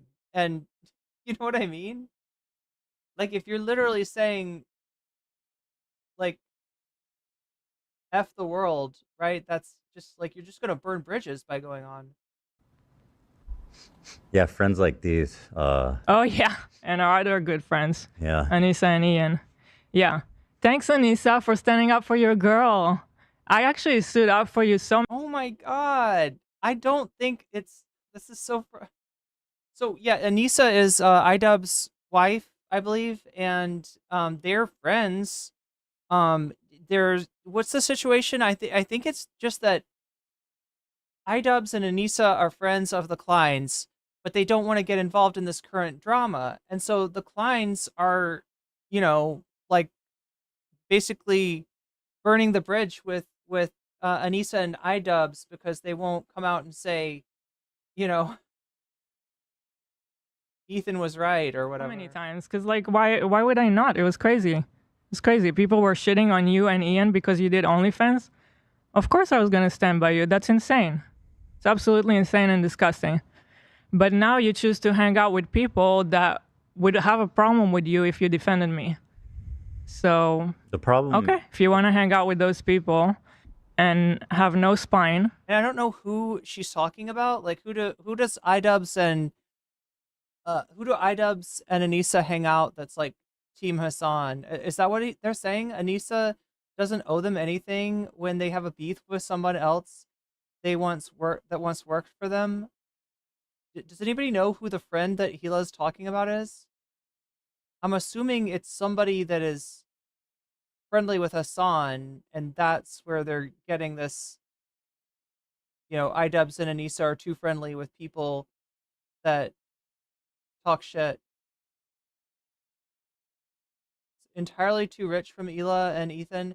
They collect people for content or controversy. Then when they no longer serve their purpose, they drop them and create new content. Well, and they create content out of the drama too, yeah. This is why they're just like not like I would if I was in the realm that they're in, I would avoid them for this reason. Even if they're, you know, even if they're nice to you, even if they're friendly, you know that being involved with them is very likely they're going to cycle through you and then they're going to attack you. iDubbbz made a joke about Creator Clash, Hassan versus Ethan. Oh, yeah. Then that's when Froggy Fresh got involved, right? Okay, that makes sense, Dane Ver. And not stand up for another girl that stood up for you. Enjoy your new friends. She's friends with people like Denims. I know. In her chat, yeah. Which I'll show. Okay, so Anissa's friends with Denims. That's the issue. Denims is actually participating in this whole child protective service lie. Yeah. What is participating in it? I believe Denims is covering this. Which I'll and if show you're you guys friends with them, then you're seeing what they're saying, right? Oh, well, that's child protective. Oh, I'm sorry, Froggy Tonic. Wait, who's Froggy Fresh? How am I getting this? Froggy Fresh is somebody different, right? Froggy Fresh is involved in one of the creator clashes, but is Froggy Tonic is different, right? I think I'm mixing up the. Apologies, chat. There's too many Froggies. About you and me. Yeah. And I just don't see how you can be my friend and also be friends with someone like that. Well, you can't. So I already forgot about you. The last thing I said to Anissa, we were texting before I ever talked about it. And I said, she's like, I don't care about this guy. He's a nobody. And, you know, blah, blah, blah. And I said, well, then you'll have no problem publicly. Wait, they were shitting on Anissa already? Froggy Fresh is a musician. I'm sorry. I don't know how I got that in my head.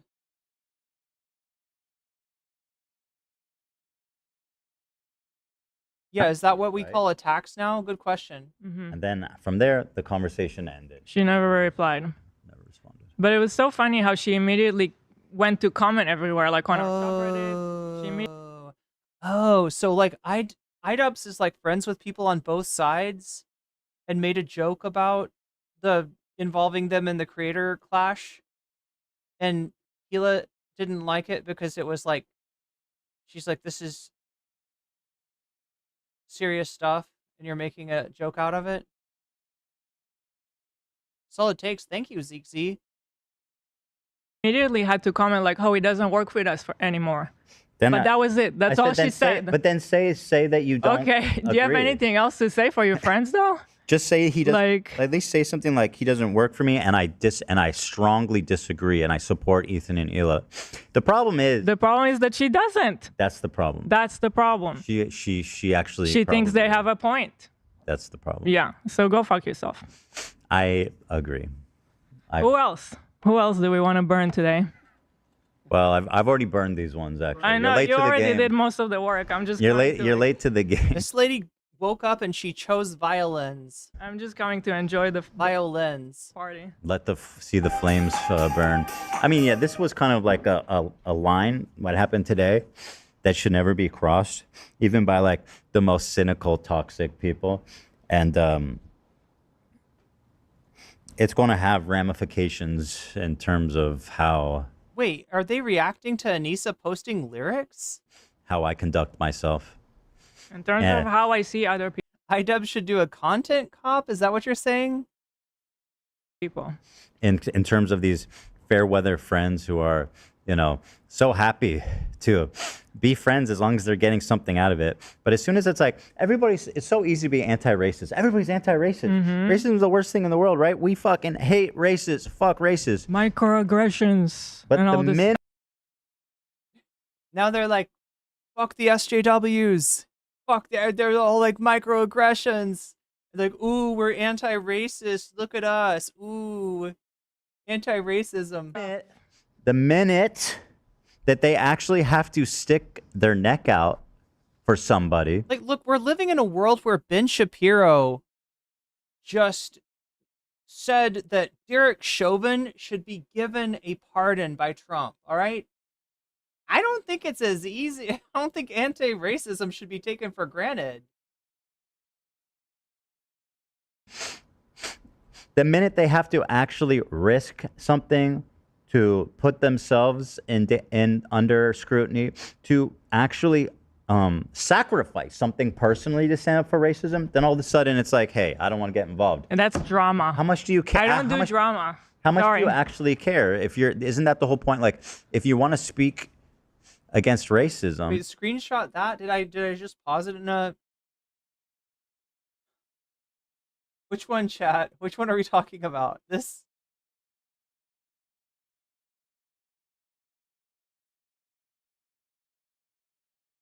I have this strange ability to pause things in just the right spot. People.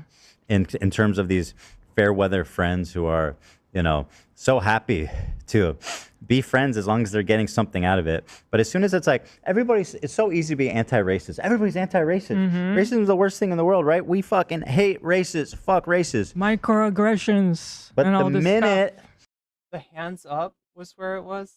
It's so easy to be anti-racist. Everybody's anti-racist. Racism is the worst thing in the world, right? I can only find it by accident, chat. I can only find it by accident. Fucking hate racists. Fuck racists. Microaggressions. But and all the this minute that they actually have to stick their neck out for somebody, the minute they have to actually risk something to put themselves in under scrutiny, to actually sacrifice something personally to stand up for racism, then all of a sudden it's like, hey, I don't want to get involved. And that's drama. How much do you care? I don't do drama. How much Sorry. do you actually care? Isn't that the whole point? Like, if you want to speak against racism, if you want to be that good person, that activist or whatever, like, isn't the whole point that you are saying difficult things, that you're taking the difficult stance? You're not it's not about going along with the crowd and being like, I hate racists, guys. Aren't we all the best? It's about actually fucking doing the right thing when it's difficult to do. Yeah. I mean, go back to the civil rights. You think that the people who are like the white kids who are protesting with the black students, you think that they were just like not risking anything? Those kids who are marching with the black students and... I mean, why is it inspiring? Why is it inspiring? Well, and it's the same thing, to bring it back to Hassan just because, but it kind of is the same thing. Like, I was thinking about going to Gaza until I found out it's dangerous. Until I found out they don't have like a 5-star suite. Okay, Variant, thank you. Thank you. This is what everybody was talking about. That is wild. That should have been the thumbnail. No, actually, I like Vamps' thumbnail.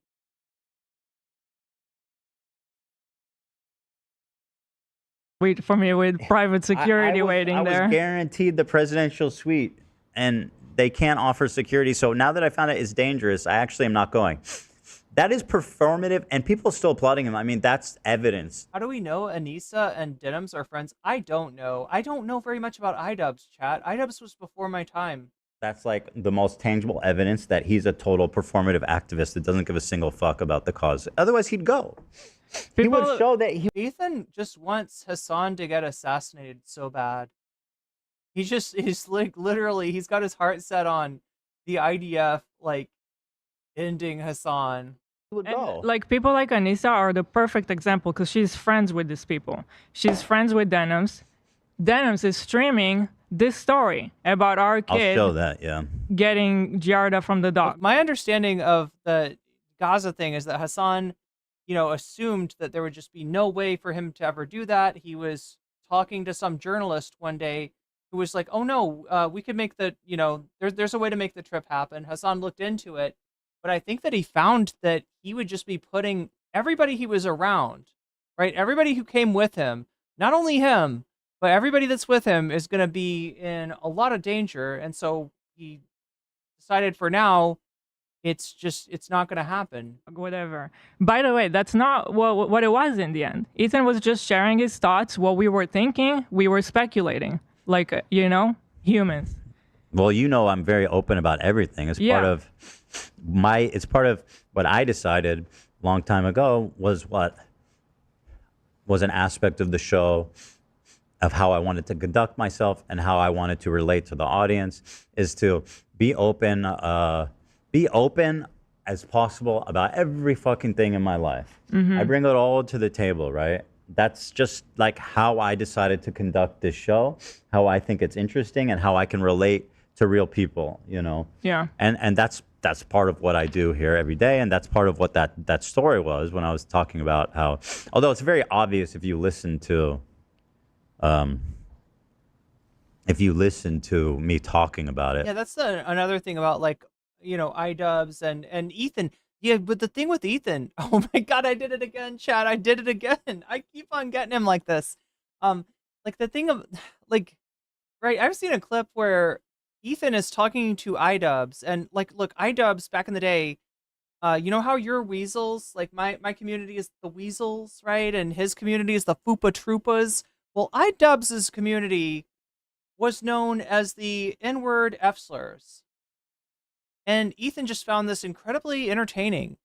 And so when he brought iDubbbz on, he just kept on saying, N-word, F-word again and again to the point where iDubbbz was like, all right, dude, that's enough. That's okay. Thank you very much. Well, to circle back to what I was saying, yeah. Anissa is a perfect example. She could tell those people, hey, you know what? That's too far. You should not say that. That's not okay. I've been to their house. Their house is clean. They treat their kids nice. I've seen them with their kids. She could say so much. And it would make her a little bit uncomfortable, right? It's not comfortable. She'll get a little bit of shit. Yeah, just for saying that. Narwhal_by super chatted $10. Please be sure to watch the second part of Ethan talking about CPS at the end. It's wild. Good call, Narwhal by nature. I've seen a little bit of that. I remember he was by the very end, he's talking about Reddit. He's talking about the admins of the administration of Reddit, people corporate bigwigs for Reddit, and he's putting all of their faces on the screen, showing all of their names, saying that he's going to go to San Francisco and just hang out outside of Reddit headquarters. The dude is unwell. The dude should not have gone on stream today. Be commendable. Yeah, good call, Narwhal. And by the way, it kind of speaks. And thank you for the super saying, chat. Hey, their house is clean. They're, they're actually good people. That's gonna get you shit. That kind of says it all, doesn't it? It does. That's in my opinion doing something that's yes, difficult and standing by your principles. That's the whole point. That's what makes standing by your principles admirable. Is that it's not. That's what he calls this, standing on his principles. To anyone else, this is a crash out, but no, to Ethan, this is he's the most moral podcast host, I guess. Not always easy. People want to stand by their principles. They want to be these heroic advocates, but they don't want to risk fucking anything. Real heroism, right? Right, Ethan. Real heroism means doxing randos on Reddit. Mm-hmm. Hassan should go to Gaza. And if he doesn't, he should be severely judged by his audience for being a total fucking coward. It's part of why I judge him. He doesn't know shit about that conflict. He's never been to Gaza, never been to Israel. He doesn't know shit about it. No, he doesn't. He does not. But he talks. I think you're upset that people are talking about this shit in a way that's sympathetic to people in Gaza. I think that's really what they're mad about. And anything that they can do to gatekeep or disqualify Hassan. You haven't been to Gaza. You haven't been to Israel. How could you possibly know? how could you possibly know, Hassan, that genocide is fucking wrong? How could you possibly know that if you haven't been to Gaza? With such authority, oh my God. You would think he's been there like 5 times since October 7th already. You sound like someone that needs to talk to Sam Cedar. Yeah, Sam Cedar, another one I'm ready to burn. By the way, Sam Cedar agrees with me. Sam Cedar agrees with me? I saw a clip of him the other day being like, saying that he's two-state. I don't know. I don't think that the thing that got people mad at Ethan was him advocating two-state, right?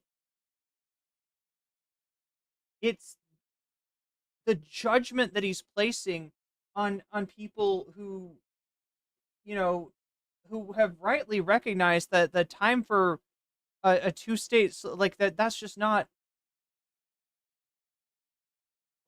going to happen. And if the two-state solution you propose is an apartheid kind of situation, I mean, what are you really advocating? Yeah, this is the problem. Ethan advocated unironically for apartheid. That's the issue, right? I don't think Sam Cedar was doing that. I was like, I agree with you because he also like protects Hassan at all costs. Yeah, so that's right. There's no. Oh yeah, and I wanted to say another thing. People are saying this thing like Anissa ruined Ian. Like no, that's pathetic. Ian ruined Ian. Anissa ruined Anissa. Ian ruined Ian. They're both adults. I agree. Wait. Are usually the people that feel like Ian is ruined, right? Are chuds. What the fuck? Right? When people say Ian is ruined, that's because they want old school edgy slur saying iDubbbz, not current mulleted Ian. With a mustache. They want the content cop back. Their own actions. Ian sucks for the same reason right now. He could say something spineless. He could say something too. He has his own following. Well, Ian knows us better than mouth. He's been with us. He's seen us with our kids. Spineless. Actually. He could say something too. So Anissa didn't ruin Ian. That's bullshit. Like don't start thinking like that. People say that about me sometimes. Well, I thought it was ironic. That's not how it works. They're adults. I thought it was really ironic because we defended Anissa against these accusations that she's some corrupting force. Yeah, DJ Giga, they're gonna speak to that in a second here. Right, and I'm not gonna change my mind on it. I'll still defend her on that. Well, it's super chauvinistic thing that the internet's been talking about, and we always spoke that's just super chauvinistic and fucking But unlike gross. Hassan, I'm not gonna change my morals now because I'm not friends with her anymore. I'll still defend her on that. She did not ruin Ian. Ian can only ruin Ian. Imaginary Music says, I haven't been to Germany in the 1940s, but I still believe that genocide happened there. Please tell me the difference, Hila. In regards to Ian and Anissa, I mean, obviously it's a weird situation for me, but you guys have obviously been friends a lot longer than I've known either party. But I just want to say, I do wonder if things would be different if they weren't stressed about the crater clash because of what happened last time. I don't care. Yeah, everybody's stressed in life. I appreciate you are, and that's not directed at you. But I'm trying to remember what happened last time. That was the time that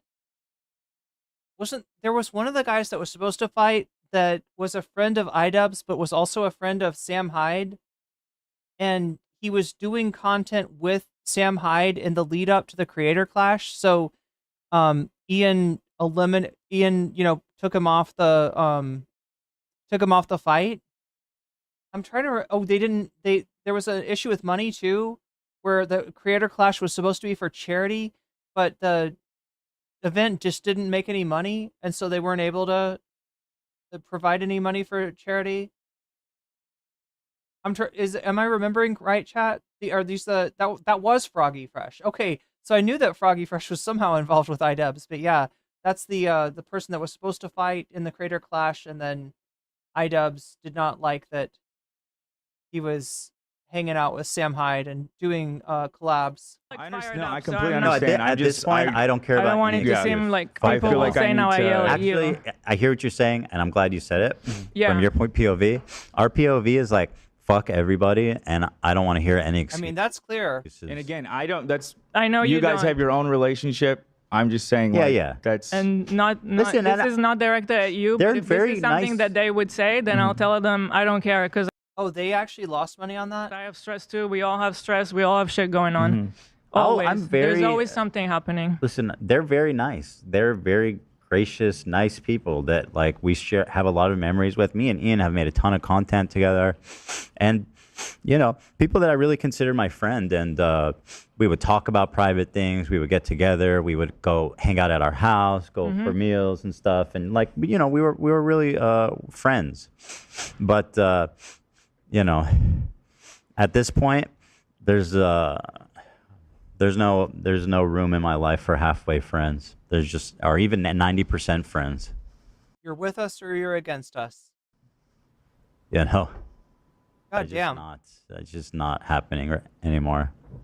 When your friends are calling, are responsible for people calling Child Protective Services, and I'm not saying she did, but you'll see in the clip that she's in the circles of people doing it. Yeah, then you're not my friend, and you never were, and you never will be. You never will be. Yeah, but anyone who's upset with me in chat, we're literally having a discussion about friends staying silent. Don't be so upset at AB. Up. Don't be. It's like it's actually a good point that you bring up, because maybe that's something they'll try to say tomorrow when we're not live. So we get to address it now. I love when I think it's really valuable. I hate that I always have to explain this, and I hope that there comes a day when we don't. But I know this is the internet. When people play devil's advocate on the show, like Dan specifically does it a lot, it's because he is actually evil. He is the devil. Over there. It actually facilitates really valuable conversations where I can interface with the arguments that people are going to say when the show ends, and I can fucking talk.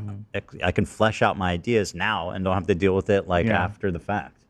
You know, it's a good thing. It makes the conversation better, actually. Like it enriches the conversation because, like Ethan said, it's something that somebody will eventually say.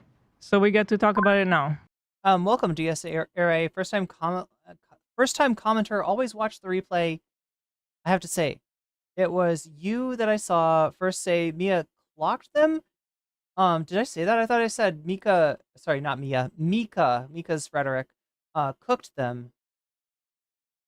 Look at them right now being unable to hack it on the internet. I mean, it's a pretty bad crash out. It's a pretty bad crash out. But thanks for commenting. Before they say it. Yeah. I need to emphasize. And welcome. I guess I'll continue emphasizing. We are all, everyone in this room is the good guy. There's no fucking like, I can't believe he said this. Like we're all, I promise you that everybody here in this room, in this studio, is a good person. They're on the good. They're not. You know what I mean? They're not whatever it is you think they're doing, or whoever you think they're loyal to, or whatever. Like, trust me, these are all good people here, and they're all doing the right thing, and that's just the end of the conversation. Yeah, like I said, this is you guys know your guys' relationship. I don't know. I only know both parties because of you guys.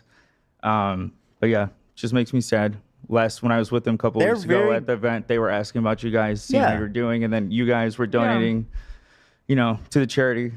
I know, it's just like saying it only privately, but nothing publicly is just not gonna cut it for me right now, unfortunately. Yeah, and listen, if you can't show support for me publicly, then it tells me there's a problem with you and your crowd. Like if your crowd is the kind of crowd that will not hang with you because you'll show support to me. Listen, there's a lot of I'll be fine without you. There's a lot of people that support us, but they won't say anything because they don't want to deal with the ramifications of what can only be described as like the most organized, malicious harassment campaign I've ever seen. And I know that there's some journalists at fucking Slate that's gonna say that I need a psych eval for saying that or something. But if that, it'd be nice if they actually even asked me a question. I could kind of or just watch the show. I don't know. So with all that being said, I'm wondering if there's anything else to say before we watch this Denims clip. Well, we should watch it because I feel like I'm already referencing it so much. Yeah. I just want to say, I know it doesn't need to be said, but you guys are truly the best parents I think I've ever seen. I know clearly this doesn't need to be said, but listen, thank you. This doesn't need to be said, but not for the reasons that AB is thinking. Appreciate you saying that. I think we're good parents, but even if we're not good parents, we're not even in like the most cynical. Look, when you say stuff on stream that describes the exact kind of situation that CPS exists for, don't be surprised when they show up to your house. Now, if you were exaggerating, like I said before, the situation for comedic effect, then, you know, maybe they don't need to be there. But because you describe the situation the way you describe the situation in a way that makes it sound like you are, you know, the situation at home is a danger to your kids, that's why they showed up. Cynical fucking paranoid delusions. We're not like calling child protective services bad. Like even the dumbest, most malicious snarker knows that. Yeah, they know that. Right, and just like including the kids, it's just so pathetic. And it's not just snarkers. It's here. I'll pull this. I mean, it shows you. Are they gonna splice her videos again? No, but what they're gonna do is they're gonna go over one of her videos and try to like micro analyze, like, I don't know, like 2 sentences that she says. It's really just like looking to try to make something look a certain way. You how shallow their actual activism is, because they're willing to waste important resources on a case that they know doesn't need it. And by the way, he's just showing something. By the way, is Palestine free yet? Yeah, this is really helping the cause of Palestine. When the guy came, he said, I mean, yeah, Katie, there's definitely problems with CPS. The first thing he says, hey man, I just want to say Palestine's finally free. They're free, guys. Now, first of all, let me address something. I saw this. This posture. Yeah, we talked about earlier, you know, the kind of like disparity in, you know, how people are treated by CPS depending on their socioeconomic status. So yeah, definitely, you know, probably some other dynamics around a number of different marginalized identities. Yeah, that's but what Ethan is describing, a situation where he seemed to imply that his kids were, you know, crawling on the floor unsupervised, where animals were defecating, and that the kid had contracted a parasite because of that. You know, that's a dangerous situation. That's a scary situation. It's fucking insane. I don't think it's as bad. And like I said, I don't know that, you know, there actually was a danger to those kids, but I do know that Ethan's story seemed to portray a situation that might be dangerous, right? And so when CPS shows up, when you do that on fucking, you know, a fairly large live stream, then you shouldn't be that surprised. Bad as it looks. I was looking at it and was like, my posture is not that bad. By the way, thank you, FTW, for the super chat. The fuck is going on around here? Hi, new chatters. Hi to you, FTW. And there's a weird thing going on where my shoulders, it looks like this is like my back, but my shoulders go like this, and like I mean, look, my posture is crazy, right? But it's not. Wait, is that a picture of Ethan? Who are they showing? Oh, it is Ethan. Damn, that is a particularly not great pic. Shoulders, it looks like this is like my back, but my shoulders go like this, and like I mean, look, my posture is crazy, right? But it's not that bad. You can see it. Sounds sad. I'm leaning over like this. I don't trust his music, chat. I don't trust his music. They can't call you spineless. They say you have a fucked up spine, but something's going on there. Yo, this is my image that comes to mind. Yeah. Wait, whose dog is that? Oh, they don't like the slide whistle. Here, what do we think of this? That's the only thing I see when you. Oh my god! How dare you? Oh man. Twist.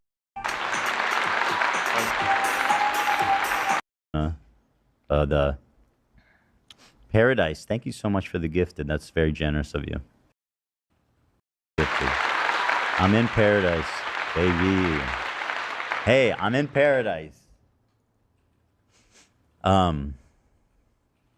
Here's Denims talking about it. Was this just from today, maybe even? Which is Hey, Gabe, what's going on, man? By the way, like, hey, it's a beautiful Friday. It is. I'm having that creep.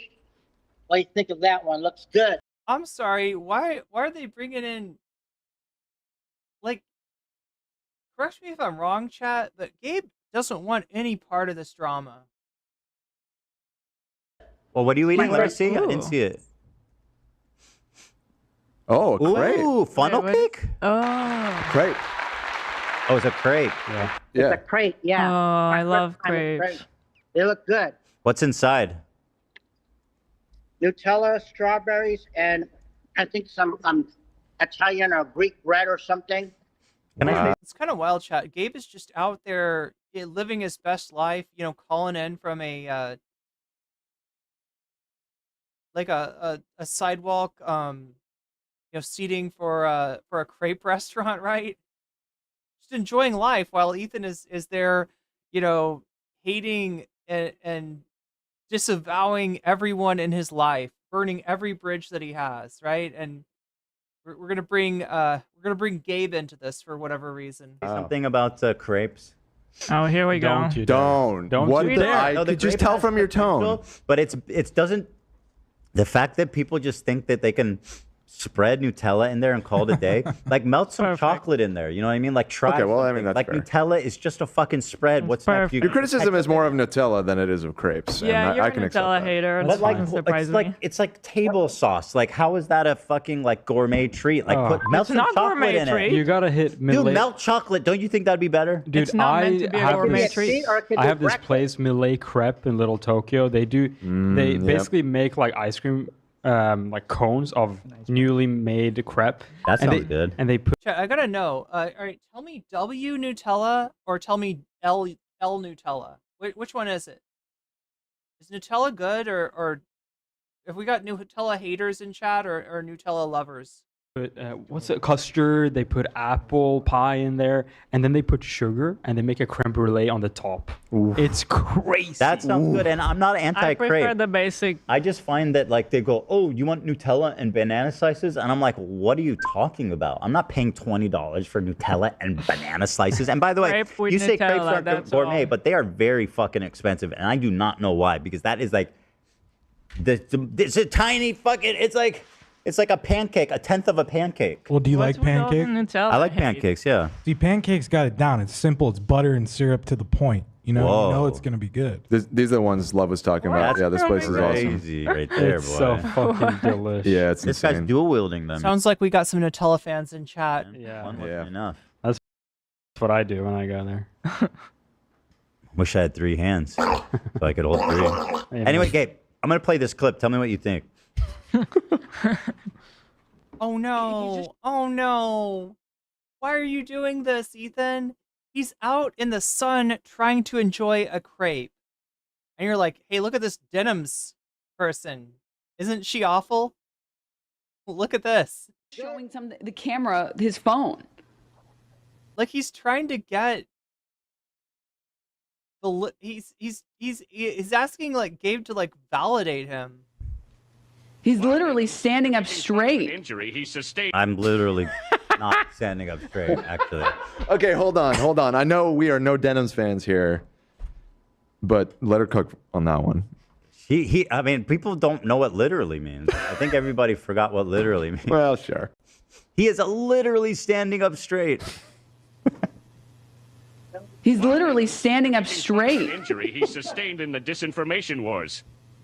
He had to spend long hours hunched over a laptop, ignoring his children and the poop they were eating for months to deliver that powerful content puke against the most evil man to ever live. Hassan. So they've been going with that basically for a long time. Oh yeah, Ethan's kids crawl around and eat dog shit in their house. And then Denims hosts this and see what she says. And then now we wonder why people are calling Child Protective Services. And I'm sure she's going to defend it. She'll say, well, maybe they shouldn't, maybe they're, whatever. You can imagine what she'll say. Piker. Also, he literally makes fun of Mike from PA about weight all the time. That's not relevant to his arguments either. Yeah, I mean, I don't even make fun of people's weight. I've never made fun of people's weight. Not all the time, twice. But he is a disgusting mess of a human being. I mean, visually, he's repulsive. He's got to be one of the most visually repulsive people. And that's not a commentary on his weight, it's just a statement of fact. I mean, this is empirically tested and proven. He's so vile that when he touches women, they physically recoil. We've seen it. Literally, yeah. They literally recoil, and he goes, ah. Yeah. We never showed that edit, huh? Did you hear this? Zach made a Mike from PA. Excuse me while I punch this guy. I think I did last time I was here. I love it.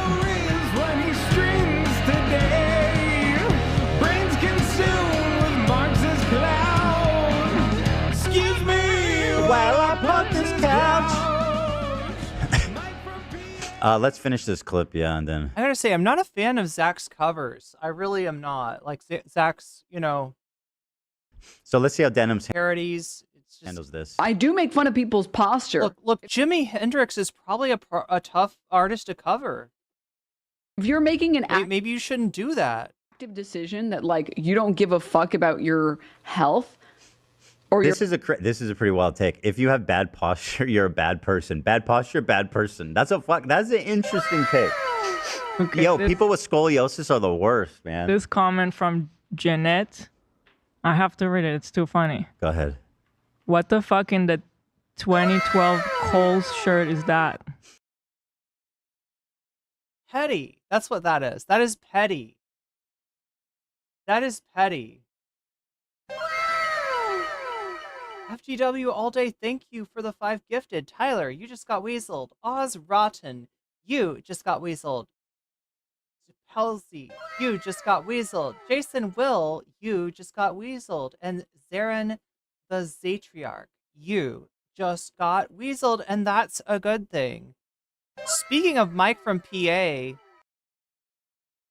got a tweet from Mike today. Is it true that Ethan Klein just found the most unhinged stalker of Hassan in his Discord and then hired her for on-air crew? Now, I didn't know who Mike was talking about at first. When I saw this, I was like, wait, what? Ethan hired a stalker? Who were we talking about?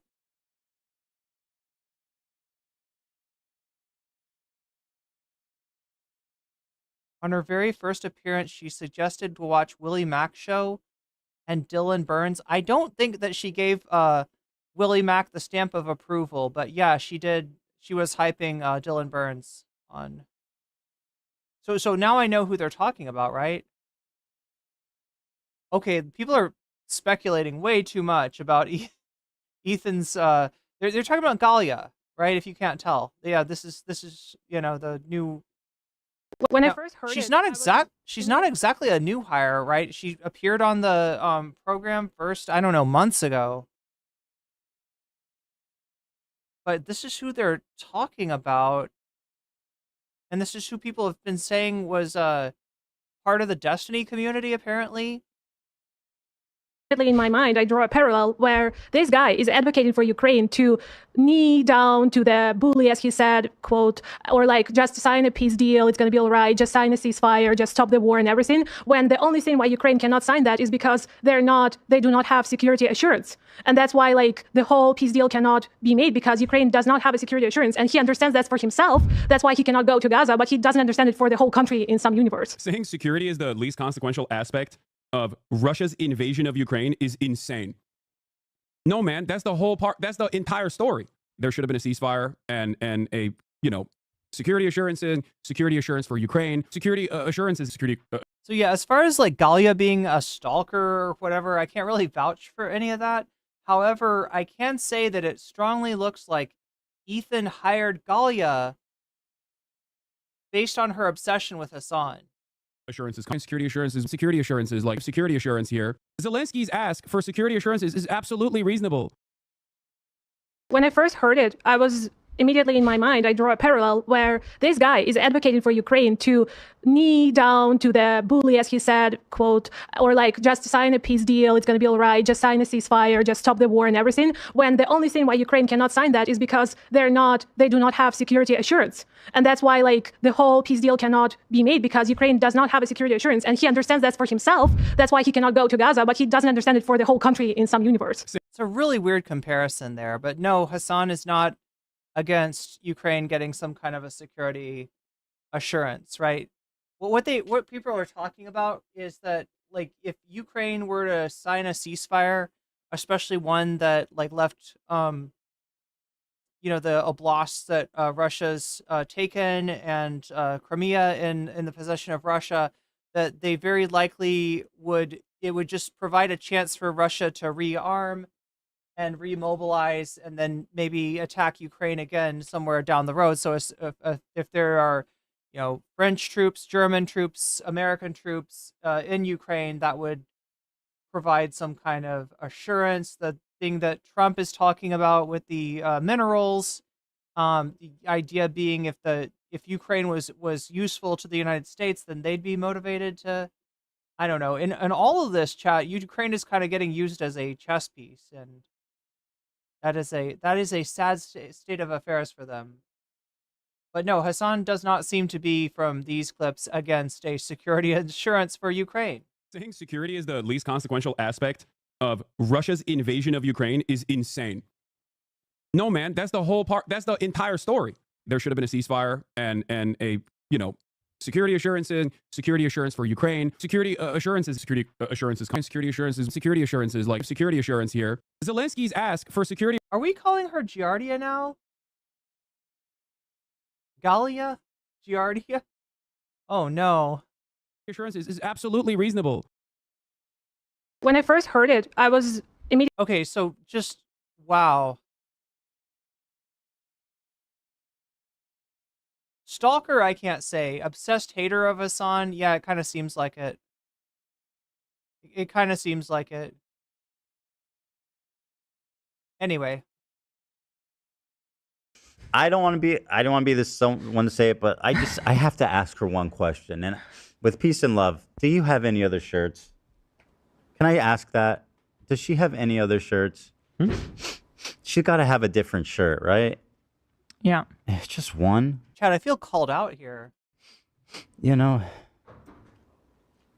To be fair, that's a new one. We haven't seen that one yet. That's true. It's a new brand. I mean the style. It's a new brand. There she is. Speak of Galia. She usually wears like the denim jacket from Lululemon. That one is brought from 2012 archives from Kohl's, as Hila mentioned. Yeah. Wow.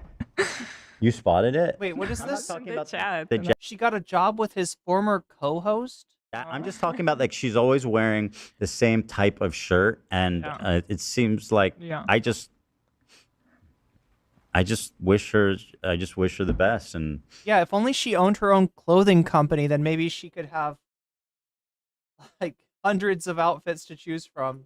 I think from the unpurchased stock that the company is, that they're keeping at their house. Variety is the spice of life, and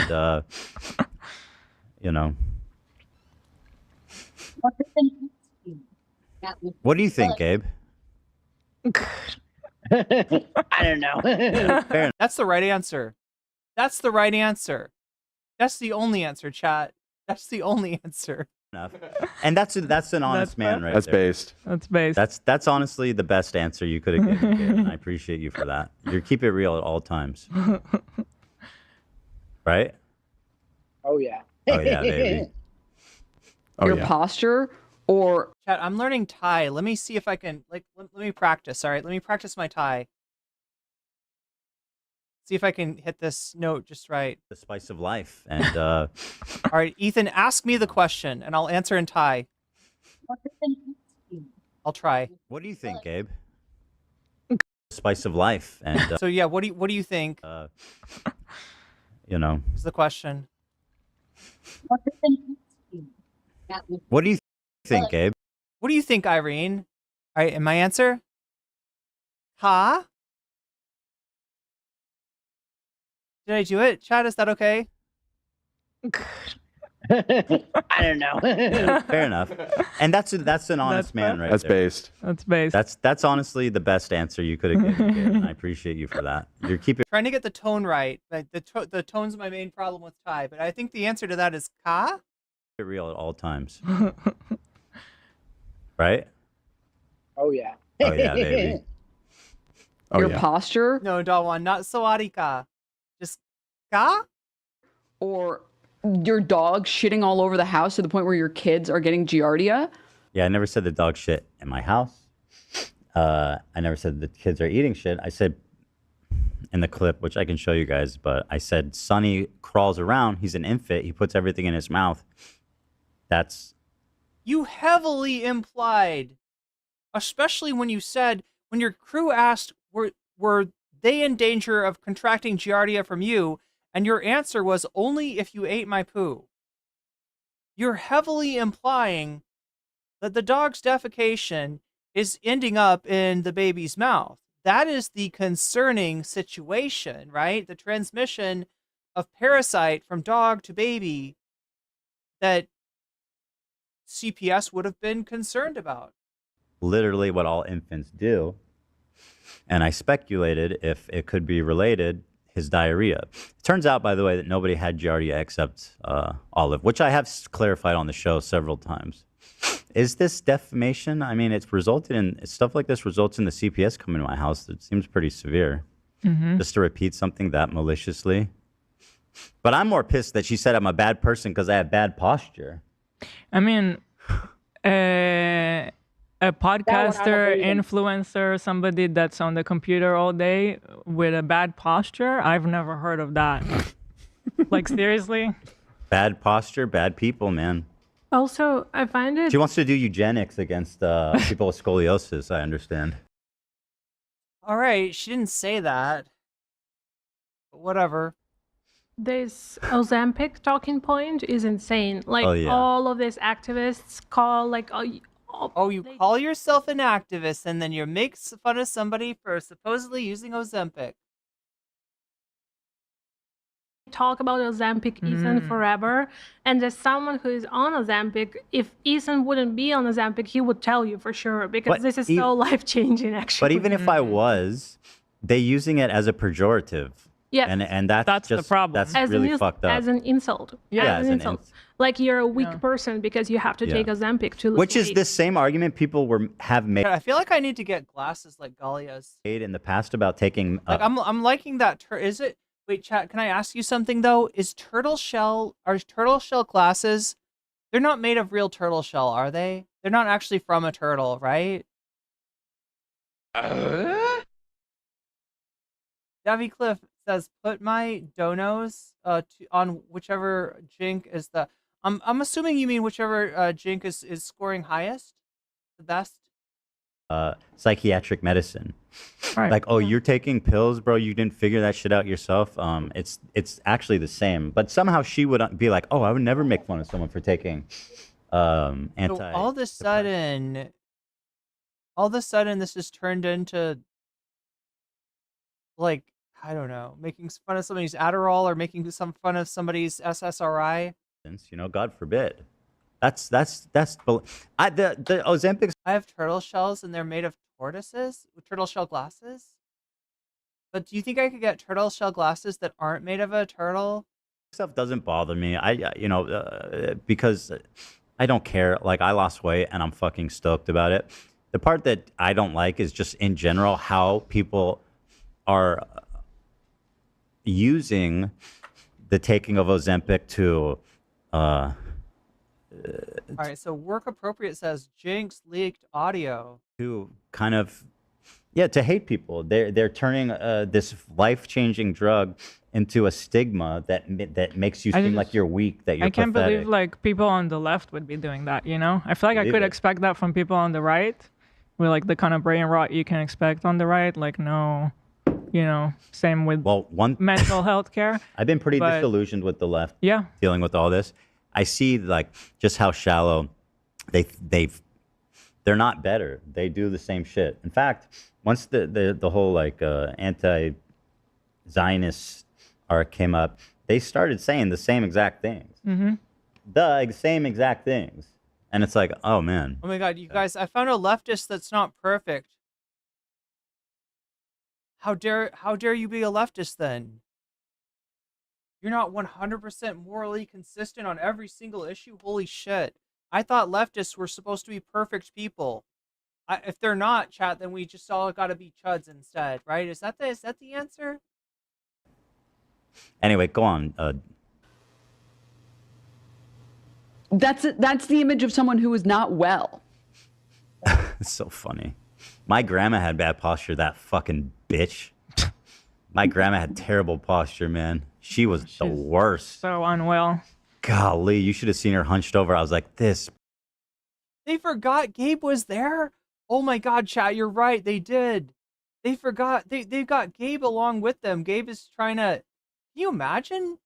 He's just on his phone, eating his crepe, and he calls in for his weekly, appearance on the show. And they're like, oh, hey, Gabe, sorry, we're ass deep in drama here. Check out Denims. Isn't she awful? And Gabe's like, I don't know. I'm just eating a crepe. And then they forget that Gabe is even there. They forget that he's even on the line. Right? They just they're just like, I hate anyway. Her bad posture. Anyway, fuck your crepe, Gabe. Back to the drama. We're lucky our neighbors love us. She does not take care of herself. Wait, what? Wait, what, Denims? Wait, what? Godmore still says, wasn't Gabe originally brought on to be laughed at? I've suspected that, right? Ethan would deny this, but Gokanaru, one of the first people to make a anti-Ethan video, the kind of gist of his video was that this guy's a bully. That what he does consistently is he punches down, he punches down, he punches down. And that, like, these people that he brings on and, he's pretending to be nice to them. And it's something along the lines of, like, Howard Stern's Whack Pack, right? It's he's like using them for content. Now, I mean, I'm not an old school enough H3 viewer to really be able to say one way or another, but it does feel like there are a lot of people that he brings on for a laugh. They used actual turtle shells, was outlawed in 1973. Davy Cliff Due to the rarity. $9.99. Only cowards try to be better despite their flaws. Just become a chud because Marx made a religion and it's totally not just an economic system. Duh, just be a chud. Marxism is a religion, and if you're impure and unholy, you might as well give up. You might as well give up and just vote for Donald Trump. You guys didn't know about this? Yeah. Meth Zempic diet. Yeah. There's fake love competition. But also, like, it's about I judge people who are rich way more harshly than I judge everyday people. Like, I'm sorry, because I'm a you're communist. Rich, if you're rich, you have no excuse to have bad posture. You have no excuse to slouch. What? She doesn't know, by the way, if I have scoliosis. Wait, is she talking about the posture? Yes. This is all about my posture. She's extrapolated that I'm a bad person, that I don't take care of myself, that I don't take care of my kids. And she judges bad posture of rich people I think more severely? Yeah, talking about Ozempic, isn't she? And then... Yeah. That's why at that last part. No. Okay. Let's go back. Let's roll it back. Just watch, this no is part of the pausing. archive. Okay, hold on. No pausing. Is there a shortage? I'm not sure. I know it's really expensive, but I'm not sure if, that's because of a shortage.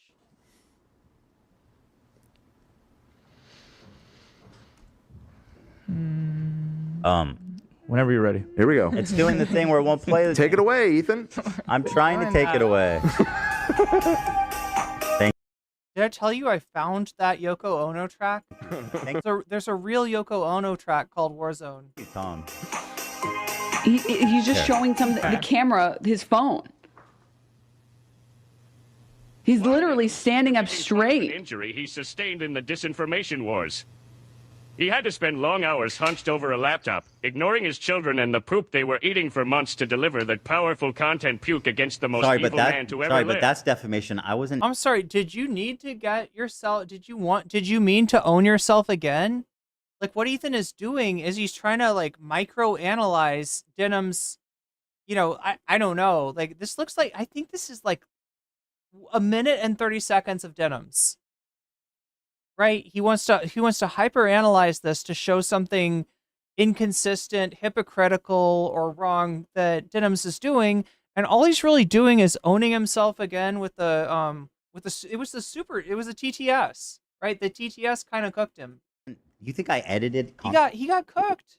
He just cooked himself again. Nuke on a laptop.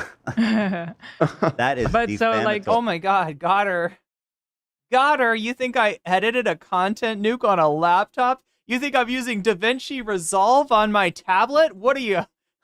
Of course I'm gonna need my rig for the full power to render it with the good video card, right? What are you saying? A laptop? Come on. She lets this insane. Okay, you fucking nerd. Comments read out loud. He's not even a nerd though. That's the thing, chat. Ethan editing his own video, which I don't think that he was the final. I'm pretty sure that somebody probably touched it up afterwards. I'm pretty sure he sent that project file over to a real editor to finish it, right? There's touches in there that I do not think that Ethan put in there, but he's trying to act like, oh, well, you wouldn't know because you don't edit your own videos, but actually, you need quite a bit of power if you want to put on those effects, right? Those killer effects that I use for my transitions are not going to run on a mere laptop, Denims. And she doesn't correct anything. She's She like, did not, yep. She did not correct it. She co-signed it. Mhm. All right, I promise I'm not going to interrupt. This is archival. He's literally standing up straight. Injury he sustained in the disinformation wars. He had to spend long hours hunched over a laptop, ignoring his children and the poop they were eating for months to deliver that powerful content puke against the most evil man to ever live. You just cooked yourself 3 times, bro. What the fuck? Piker. Also, he literally makes fun of Mike from PA about weight all the time. That's not relevant to his arguments either. Yeah, I mean, I don't even make fun of people's weight. I've never made fun of people's weight. I don't know. No, I she only said know both parties. she judges rich people about how they take care of. Nothing about that video felt professional. Look, I'm not vouching for Ethan's editing skills. I don't think he's I mean, obviously at some point he edited his own videos. I just don't think he's kept his okay, so here's what I'll say. That animation in the middle of it, right? Ethan definitely did not do.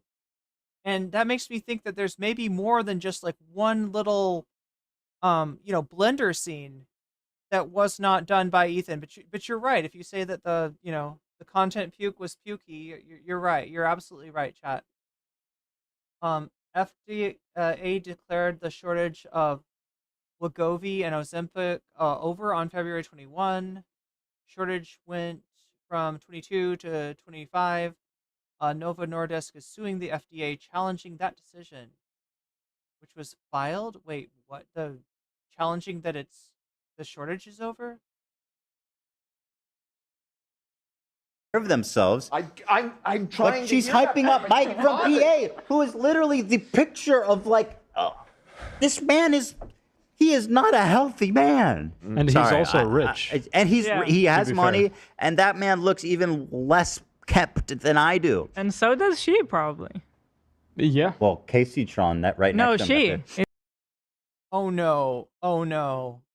Look, chat, if you haven't heard this shit, I don't know anything about Casey Tron, but I feel like whenever anybody starts talking about Casey Tron's looks, it's like a bad person. There's just like the worst people in the world are the ones that obsess about Casey Tron and try to look shame her. He's probably rich too. Yeah. Denims. I hope she is. Play the clip. I hope she has money. Punching down. Or at least he thinks he is. I see what she's saying. He had to spend long hours hunched over a laptop, ignoring his children and They're like Denims is poor. That's basically his critique here. the poop they were I'm eating for stepping months away. to deliver the powerful content puke against the most evil man to ever live. Hassan Piker. Also, he literally makes fun of Mike from PA about weight all the time. That's not relevant to his arguments either. Yeah, I mean, I don't even make fun of people's weight. I've never made fun of people's weight. I do make fun of people's posture. If you're making an active decision that like you don't give a fuck about your health. Oh no, Casey Tron is Casey Tron is a Twitch streamer I don't know that much about. her. I know we. Oh my God, Chad! I don't even know if this video is still up on my channel, but when I covered the original Dream cheating drama, I think that we were watching. We watched a Casey Tron video. Or your posture, or your dog shitting all over the house to the point where your kids are getting giardia. That's the image of someone who is not well. This is, she is talking herself into a corner here. She's so dumb. Holy fuck. Wait, what? Wait, what, Denims? Wait, what? Yeah. No, your guys audience didn't is know about right this? for Yeah. being like, what the fuck are you saying? Actually, no. They're saying, wait, what? There's dog shit all over his house. Oh my God, you paused it. So she's asked you not to pause it. She's spreading defamatory claims, and her audience is like, oh shit, okay, got it, gotcha. Zempic diet. Mm-hmm. Oh God. But also, like, it's about. I judge people who are rich way more harshly than I judge everyday people. Like, I'm sorry, if you're rich, which he is, and you put Oh my God. Oh my God. Unpause it. Oh my God. That's the end where of the it fucking clip. We went through all of that, and I still don't even know. Let's thank our sponsor, and then we can.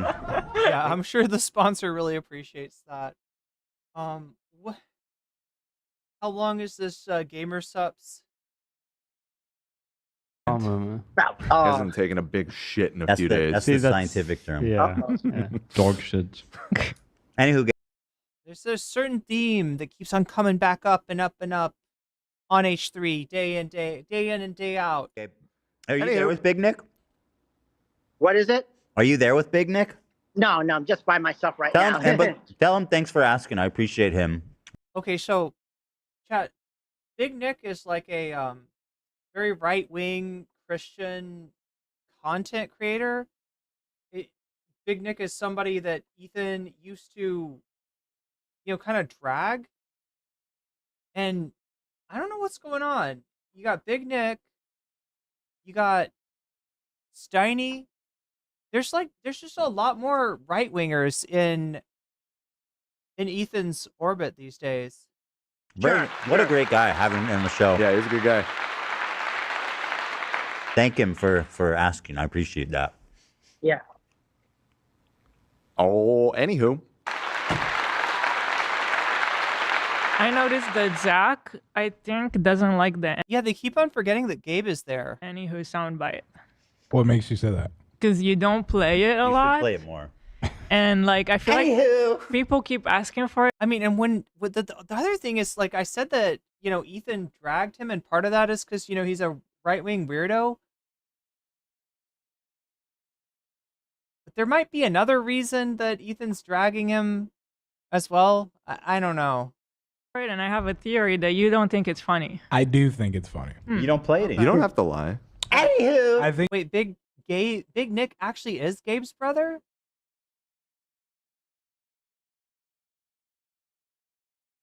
Wait, am I thinking of a different Big Nick than you, Dawan? Like Big Nick, the Christian TikToker? Who's on some podcast? What podcast, chat? Help me out. What podcast is Big Nick on? I think it's funny. I think the original one's funnier though. Oh. That's how me and Lena say goodnight now. Like every night. Anywho. Anywho, I'm going to bed now. I'm going to bed now. Yeah. Gabe, take care. I might be thinking of a different person, Miss Preminger. I'm not sure. Now I'm not confident I know who they're talking about. All right. We love you. See you, Gabo. Bye, Gabe. Thanks for calling. Right. Happy Friday. Have a great weekend. I love too, you man. all. You guys You are the too. best. I love you, You're the Ethan. best. I want to wish you well You're the best, and man. good health to you. Good health to you, my friend. And to you, Good Gabe. health and prosperity to you, my Keep that back straight. People would judge you. Yeah, keep that. Oh, Yeah, exactly. so wait, the nephew. So Gabe's nephew.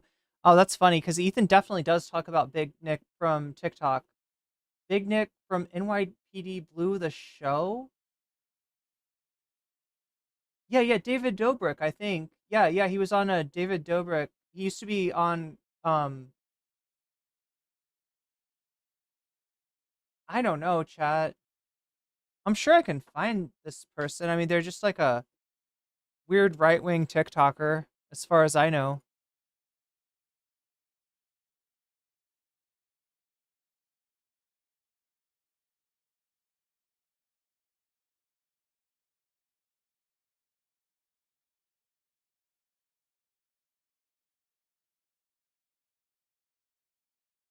I mean, this is who I thought. Speaking of Big Timon, now we're going another Jesus guy, Big Nick. The two types of online Christians, That's what I'm saying. the wholesome and the demonic. That's what I'm saying. Compare the two of them, who basically are trying to do. They coming from the same place. Timon is very wholesome, and he speaks to people, and he speaks positively to the people that want to listen. He upbrings them. Nick is like a little douchebag, and I don't mean little in stature. Again, I would think say he's that a about big anybody. douchebag. Yeah, he's a giant douchebag. And he just talks shit, brings people down, then it brings everyone else to bring himself up. And I have to say, bringing everybody down is literally, it's just an analogy. It won't make you taller, actually. It's just a figure of speech. Yeah. Yeah, he's like, I'm not gonna knock this guy's height. Let me just keep on mentioning it though. Let me just like throw it in there. And I got that one too. So that everyone can see that we never lost our freedom. Don't worry about cursing. You're literally wishing like harm on people. You claim to serve God, yet speak language of devils. It's confusing for worldly people when you... Christian TikTok is pretty nuts. Christians watched it and they were like, that's the fucking, what's it called, Last Supper. The Last Supper, yeah. And it just wasn't Paris even. just experienced a massive Okay, hold power on. outage. Pause Oh it. God, this was the fucking quote-unquote Last Supper, right? What it was really the Feast of Bacchus or something, or the Feast of Dionysius, is the famous artwork that they're referencing in the Olympics opening, like whatever that opening. I'm sorry, I'm just. Fast. Okay. 433,000 likes. Yeah, this one was actually a hit for him. Most Christian of his TikTok is pretty nuts. They're like a powerful group there. There's, a lot of people. There's a lot of them. There's a lot of them. Also, just conspiracy TikTok in general. But yeah. Obviously, Nick is worried that they're parodying the Lord's Supper with transgenders. I hate that when people talk about transgender people as like transgenders. It's like, just like.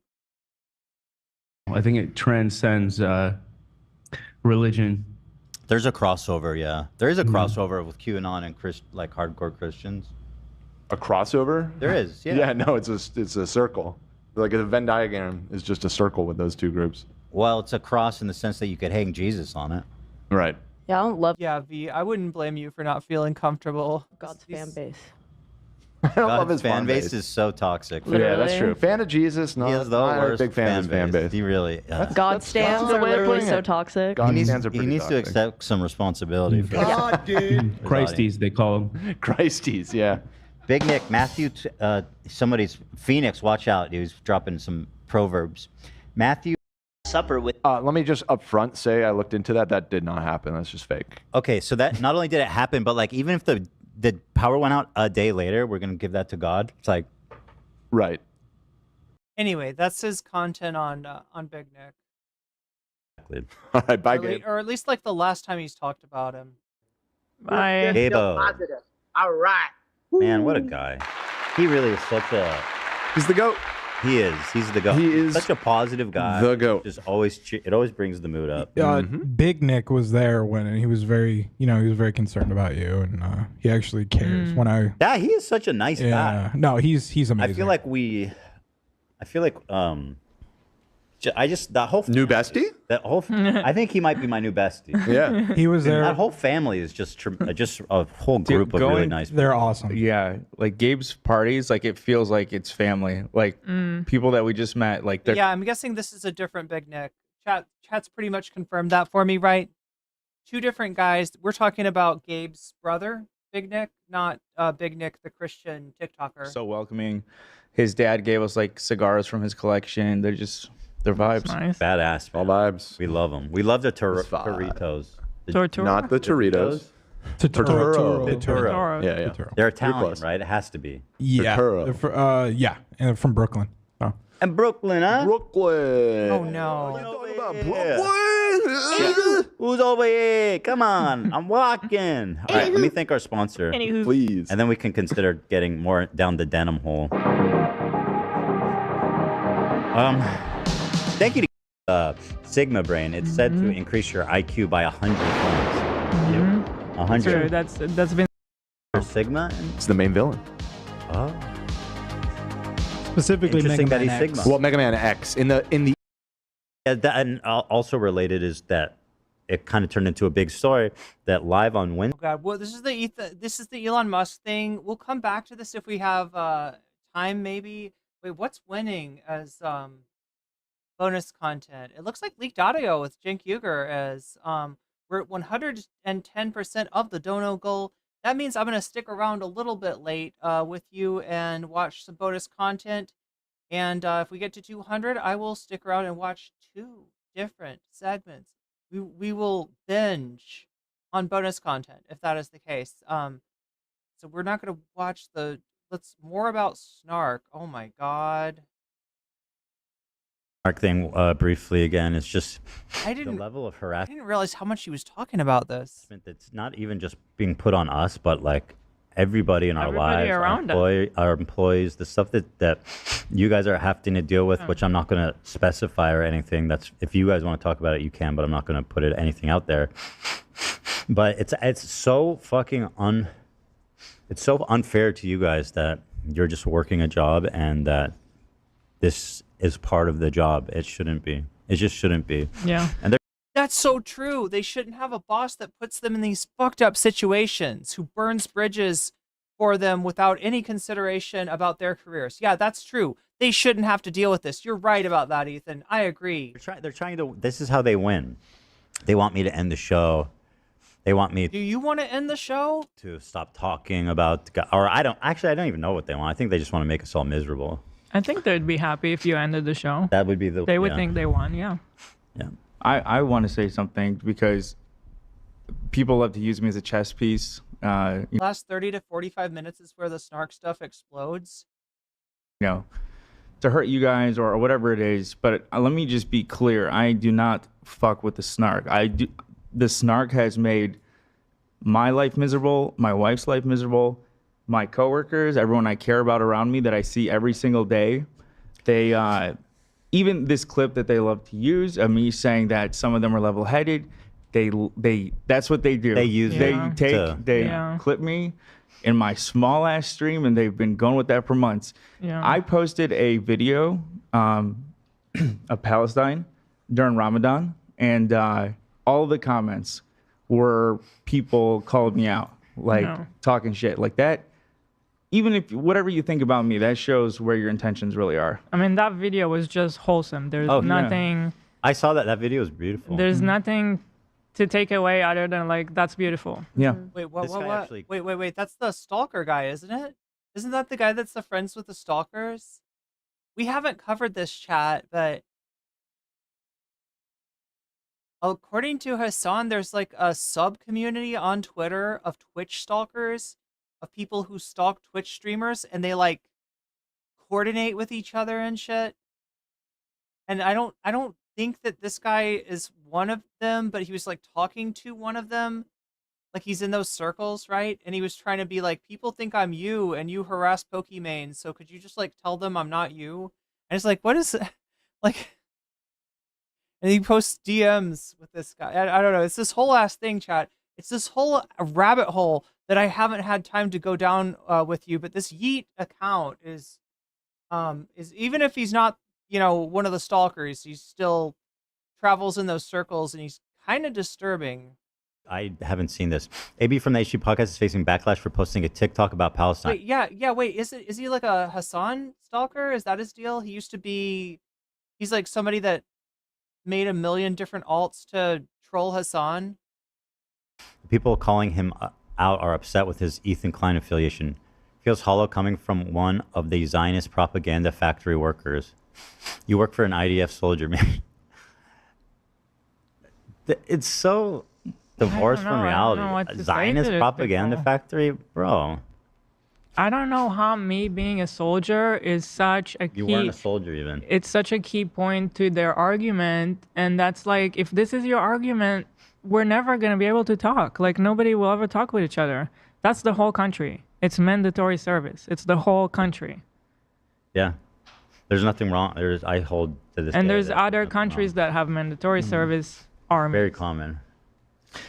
You're just being racist if you have a problem with the whole country. Including, that's by the way, racist. Turkey has mandatory military service. Yeah, Unless you're rich and enough my to flee the parents country. were not the rich kind that will pay to get me out. And by the way, Like, can you even do if that they in Israel? were, I don't know. I'm not from a rich family, so I don't know. But even if they were, they would not agree to that because they think it's important to serve like everybody else in the country. I mean, it's a very selfish move to decide, okay, I'm not going to do it, but everybody else will. Like Israel as a place, the mentality of growing up there, like everybody feels an obligation to protect, to serve, to nurture this place that feels like the only place in the world. I mean, nurture is a weird word for war crimes. It's a weird way to describe war crimes. Where they can live and be Jewish and not be like discriminated against. I mean, when you're growing up with constant terror attacks, the army is a necessity. Yeah. And I'm sorry if people think that's a controversial statement. That is the reality of Israel. Do you ever think that the actions of the army might be contributing to those terrorist attacks? I don't know. Just a thought. So, It's just for a one statement person to decide, I'm not going to do it, is a very selfish decision because meanwhile you're not doing it, everybody else is doing it and putting their life on hold. Very important years of your personal development, you're putting it on hold to go do this. And it helps nothing with your career afterwards. What am I saying? Like being involved in that army means you very likely will be involved in terrorist attacks. You finish it, then you start your, you don't even your need actual to defend yourself. It's just normal. Like I said, in Turkey, there's mandatory military service. Yeah, and Hassan's parents flew him to America. Yeah, he basically bought his way out of it doing it, which is the most socialist thing to do, by the way. Instead of serving your country like everybody else who Gecko, I'll look into that. Is not privileged with money, you flee to America to attend very expensive universities. So expensive. Because it's even more expensive for people out of the country. It's like almost double the price. So expensive. So not only did he flee and skip out on the draft and just totally shit on his obligation to his country, he did it in a way that most people could only dream of having. The fuck, Ethan? The fuck? The resources to go. Like, what is he talking about? Rutgers and party and you went to Rutgers. You should have been in Turkey doing mandatory service, but instead you went to Rutgers, like the spoiled little socialist that you are. Wow, dude. But also, like, and fuck mad bitches. What the fuck, Ethan? What the fuck? To criticize people for doing that, it's like life in Israel is really hard. It's not like comparable to America. And like me doing the army, I still had to go work. I was away all week and then I worked on the weekend at just 18. Because doing the army, you don't get paid. I have to say about the mandatory service, I find that talking point like the most insane one because it, like you said, it happens in every single country around the world besides like probably the USA. A few. I feel like Galia, do you remember the Amon animation about Elon Musk? Like it feels like what Ethan is doing is he's, gradually cycling through some of his crew and then replacing them with people that are just going to repeat like the shit that he already believes. Oh yes, Hassan is really bad. No, he's the worst. Definitely. No, you're not crashing out, Ethan. Like this is what I think Galia represents. Is somebody to just validate Ethan's gobbledygook, as Sam Cedar would say. Yeah. Yeah. It happens. It's not like only an Israeli thing to do. And for example, when but yeah, she's like one of the. It's like when Elon starts replacing the Twitter workers with the the slug dudes that are like, oh yes, Ethan, oh yes, Elon, you're You're a genius. Everything you say is correct, Elon. BTS went for a mandatory service in South Korea. Everyone was praising them for that. Starman says, for your gecko stash and some coffee beans. Hey, thank you for the coffee beans and the gecko. I mean, shouldn't feed geckos coffee beans, but right, you know, they're bad because they put on hold their career to win and it is admirable. Because they're You're not serving like, your country, man. they're not whistling out of that situation. Weaseling? In Israel, by the way, like sometimes there'll be a famous Excuse singer me? or something, and then they. Excuse me, what's wrong with weasels, Galia? What's wrong with weasels? How dare you? Weaseling out. Still go into the army, and everybody will commend them like Oh, that. weaseling in. Yeah. You know, you're paying your duties. You're not above this, right? Right. Which Yes. Hassan apparently is above. It would be very like elitist, And I've never right? To like be like, I'm too rich for this. Yeah. I've never heard this talking point brought up on anyone else, like anyone else besides you, which kind of like makes me think, is it because you're a woman and people are not used to women being in military because that's a unique thing for Israel?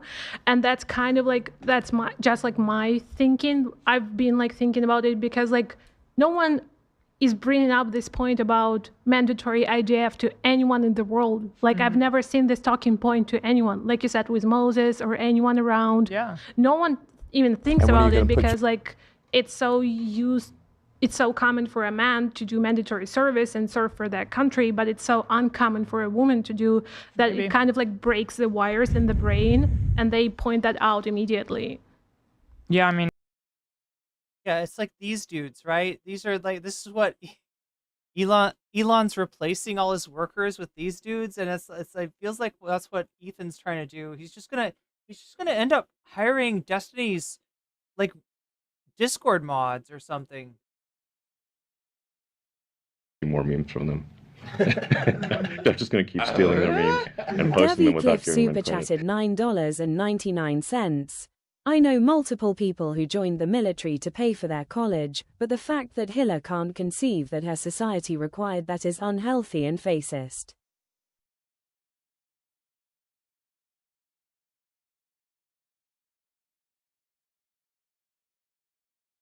Yeah, no, she doesn't understand. Yeah, I mean, it's kind of like, you know, it's a fact of life, right? That they have to deal with living there. Of either doing the mandatory service or being punished for it, and it never like makes Hila think about the society as a whole, right? Why do we have this? Why is this a thing? Wow. You create your own memes, though, don't you? I saw you create some memes. Your meme game is strong. Thank you. Yeah, your meme game is strong, Ethan. That's what he hired Galia for. in Israel, it's always been both women and men do it. Always. Someone says the only thing that was kind of new. Okay, anyway, chat told me that the last 45 minutes are the thing that I've really got to watch. We'll keep the rest of it for more Ethan seething if that one gets selected.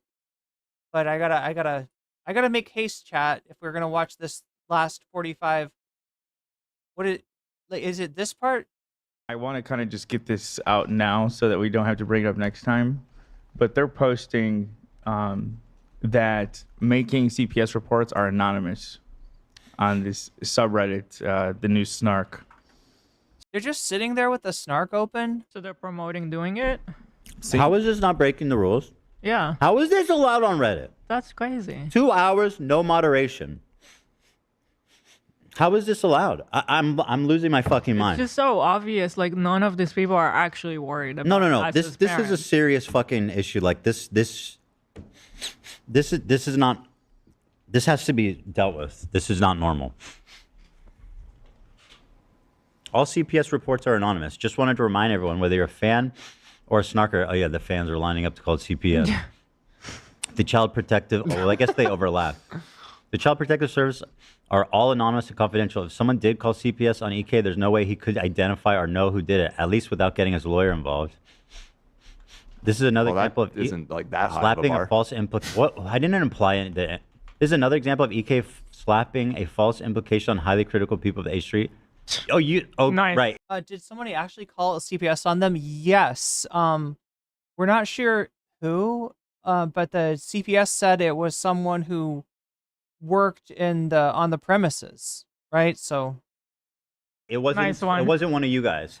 It was. I don't even know what they're trying to say. Does it mean to defame and vilify anyone that criticizes H3? It was Cam. He said you didn't feed him. It's revenge.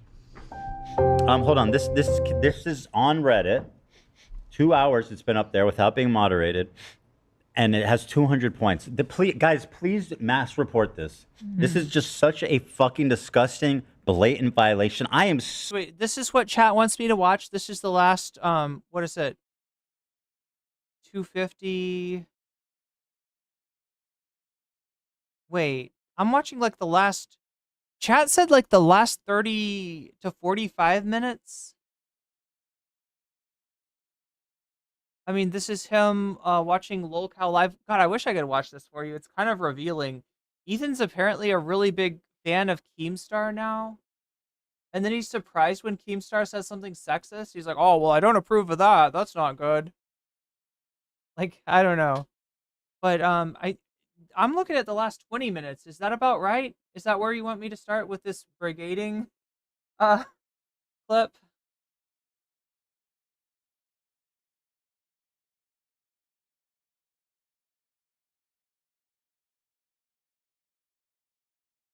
So when they say it's anonymous, I don't think that they mean, and chat is, somebody in chat has brought this up, right?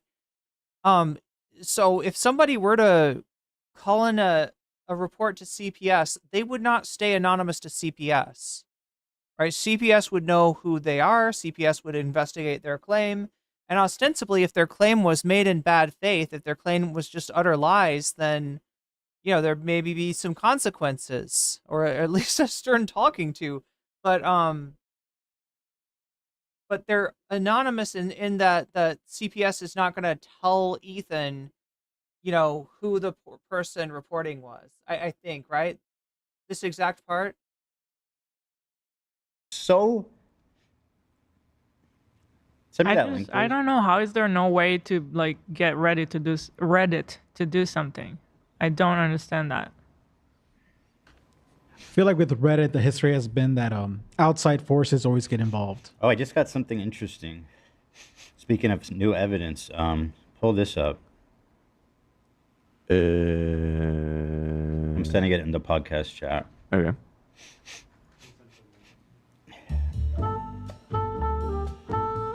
One second before you bring that up, let me type something. Where'd you send it, love? I need it on my phone. Oh, okay. Yeah, so Snow's saying that according to CPS, it wasn't somebody from the subreddit, it was somebody that knows him. That I think they said someone who works on the premises. Okay, this music might get claimed. I don't wanna... He's on his phone. There is no greater gift. Thank you so much. Dono, you guys that have been hearing us and listening and supporting us. It's been everything for us. I didn't look over it, but it was sent by a trusted source. Is it interesting? It's just a bunch of them talking about it, you know. So this is all from the new snark. I guess so. Let's see. I'm walking my dog. You got to pay attention while doing that. Yeah, What if you accidentally... You're right, Lemon Wizard. It's not. It doesn't look like it's a call to action, but that's what they're claiming it is. Step in your dog's poop and get giardia. Yeah, it's a real struggle. Laugh my ass off. Good thing I don't have 3 small children. Well, what? Hold on. By the What's way, the there title was of the post? never an accident in the house. Like Olive is so good. She's never even done one accident in the house. I don't think it's Jobim, but yeah, similar vibe, right? Yeah. Okay. Never mind. I guess it's not. Oh yeah, the title says Snark called CPS. Yeah, that's true. It's not worth getting into right now. What were we on about though? What were we? We were talking about Big Justice and the Rizzler, and I guess we kind of put a pin on that, didn't we? Hey, get back to the Rizzler. House talk and. Oh yeah, so you guys will do it next week. Guys, this is so fucking pathetic. This. How is this happening? I mean, the people at Reddit must just be in on it. The people at Reddit are participating in this. That's the only Yes, Ethan, they're all gang stalking you. Hassan, gives them their marching orders, and then all the subreddit mods and the CEO and the board of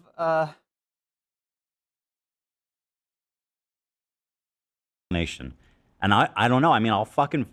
I don't know how to hold these people accountable. How do we get anybody to see this? Like, I've tried everything, but like it gets worse. I guess if you keep crashing out, I bet more people would see you as reliable sources for information. If you continue to crash out and try to stretch everything and play victim, I think that would be your best bet there to get somebody to see this. Is to just keep on destroying your fucking credibility and driving people away, burning bridges. Just keep on doing what you're doing, and definitely you'll get those damn snarkers. And they Have you tried talking to like a reporter? Like a reporter? They're the ones. They come at me and call me crazy. Yeah, but a neutral arbiter? I don't want to get that involved. No, hell no. What are you talking about? I need somebody who's in the tank for H3H3. We'll just get Galia to pretend to be a reporter. That's we'll get Galia like a press hat and a little notepad to, I mean, there's I don't more know. than one. There's more than one reporter. None of them seem. Nobody ever reached out for comment. Well, I'm just saying maybe you Do can we be have a proactive DMZ about contact? that. Yeah. Because they've been always pretty good. If you're a reporter, reach out. Yeah, I mean, you don't really even need to though. You could. I bring that up just because historically on Reddit, as I forget who said it, but somebody was alluding to. I said it. Yeah. The sort of big scandals that Reddit have had in the past about lack of moderation on the site usually reached a tipping point when it started to gain attention, and either a newspaper or, CNN did a report, or it was either CNN or. I feel like if anybody does a report, it's going to be about Ethan's paranoia. Right? That's the story here. How does he not see what this is doing to him, says Sun and Her Stars. It's a cautionary tale. It really is. MSNBC I know did the that whole works thing for about Forbes. the jail bait thing. I know a guy that works for Forbes. You do know a guy who works for Forbes. My point being is like, yeah, I mean, Is he trying to say that this proves Snark reported him? I don't know. that's a possible Sure, route if you there's could a take. reporter that gives a fuck, I mean, I assume they probably would have already written about it if they did. And the only reporters talking about it are literally participating in the gaslighting and I think the harassment. problem is that they haven't seen this, so we need to get this to people's attention. How do you even explain it? It's so fucking I mean, nuts. this one is easy to explain. Just send this screenshot to anybody and say these snark pages are now resorting to CPS reports. Yeah, I mean, Like, this is that's all definitely you need to crossing, a line, big time. So I mean, yeah, he could reach out to Daily Wire. He could reach out to Elon Musk. He could reach out to. Yeah, I think the issue right now is that outside forces just look at it as just YouTube drama, and a lot of these big reporters don't want to really deal with that because they think they're above it. Mm-hmm. So if you Above just kind of digital. really show what it's about, I think they would pick it up because it is a fascinating story. Not for the reasons you think it is, though. Yeah. Oh, here, this is a Something to think chat about. from Snark. I mean, look, I gotta say, he was just watching Keemstar do Lolcow live, and it opens up with Keemstar saying he would like to have Ethan on. Now, I don't know if Keemstar meant it in this way, but the people that come on Lolcow live are like Boogie and Wings of Redemption and people like that, right? They're on there to be Lolcows. Is Keemstar saying that he wants to make Ethan a Lolcow? This is the thing. Ostensibly, Keemstar is on Ethan's side now. Ostensibly, Keemstar is defending Ethan. But Ethan is exhibiting the kind of behavior that makes someone interesting to, the Lolcow community. And so I don't know what's going on. Ethan may be on the way to becoming part of Keemstar's whack pack. It's just like, imagine that, somebody doing to Ethan what he's been doing to a ton of other people while pretending to be nice the whole time, pretending to be his friend. Oh yeah, Ethan, come here. Tell us about what's on. Tell us about the Reddit. Tell us about the snark. Oh yeah, that snark's really bad, isn't it? Why do you want Ethan? Bad Episode told me CPS is looking for a new home for them. Oh, that's an interesting lead. Wait, what does that mean? Why do you want Ethan's? Why do you want? Oh wait, it's a real struggle. Oh, you want Ethan's children. Bad Empanada told me CPS is looking for a new home for. Okay, that's not real.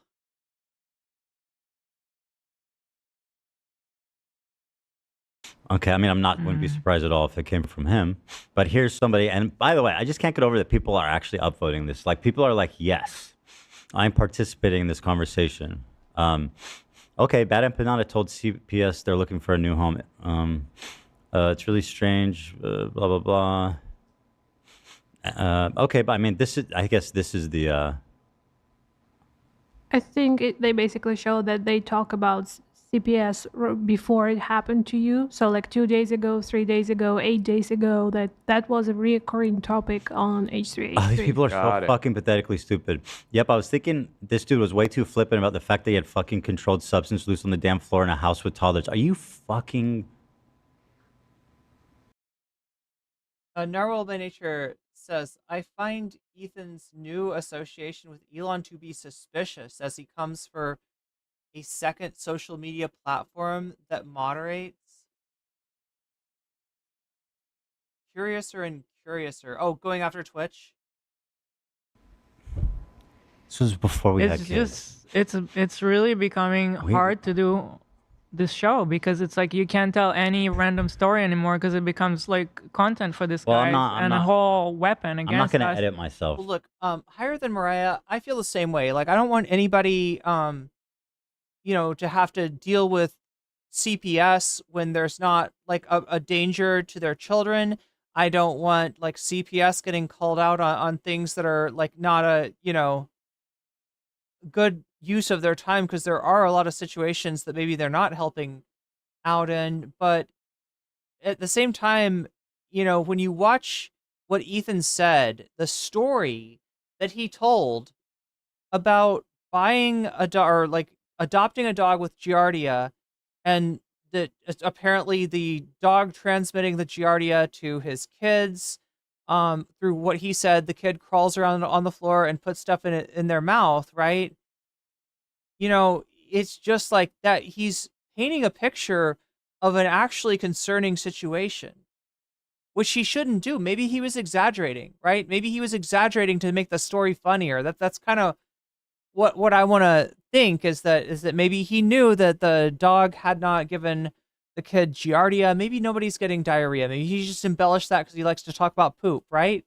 Well, that's unfortunate because you're describing the exact kind of situation that would put a child in danger. If the child is crawling all around on the ground and contracting parasites because the dog's poop is not being cleaned up, then, that's a problem. But,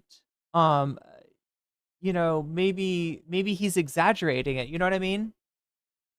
That's for sure. But I know, but this is getting really difficult. It's hard to but I didn't have kids at the time. You fucking idiot. I said Shredder was 1 or 2 years old. You dumb, pathetic, fucking loser. Anyway, if Teddy would have eaten it, they would have had an unpleasant visit from CPS. Oh yeah, they had kids crawling around. Holy crap, that's dark. Bad Empanada's IG stories, but by laughing it off and basically just going, oh, Ethan, his whole staff is telling him it's normal.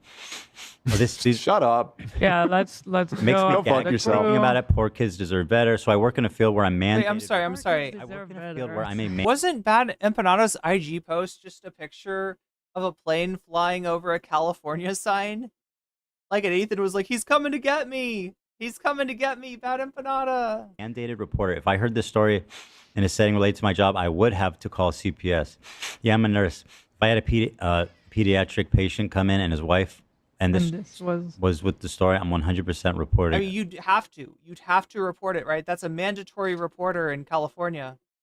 So I mean, yeah, there's no question it came from Snark. There's no question. This is just a thing, and I mean.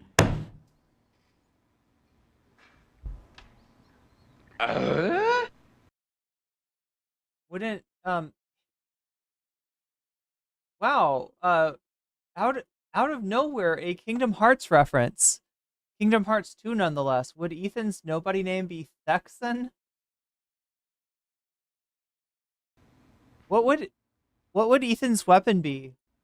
There has to be a way to hold Reddit accountable. At this point, I can't even blame the snarkers. It's just they are enabling it, they're allowing it, and as far as I can tell, they are participating in it. There needs to be some accountability for these fucking pathetic. I feel like if you're gonna rage out about this, you should do it at home. It's just like I don't know what he thinks this is accomplishing, right? But this is just like somebody being like, I can't get my way, god damn it, and smashing the table. It's just like why do this on stream? You know, if you're why not do this at home? You know, and then if you want to bring it up on stream, figure out a way to portray yourself as a little bit more likable instead of just this fucking crash out. Like, how does he think that the crash out is a form of content that makes him look good? I don't get it. People. Why was Trisha's snark banned? Like no problem. This has been going on for years, and it's getting more and more extreme. CPS came to our fucking house this morning. What the fuck, you guys? What the fuck? What do I do? Maybe we need to make like a Instagram reel where I say what happened, post it on Instagram, post it on Twitter. I don't think anything. That won't work. There's No. the answer is what? not on social media is with lawyers and reporters. My lawyer can't do fucking shit. And it's You shouldn't admit that.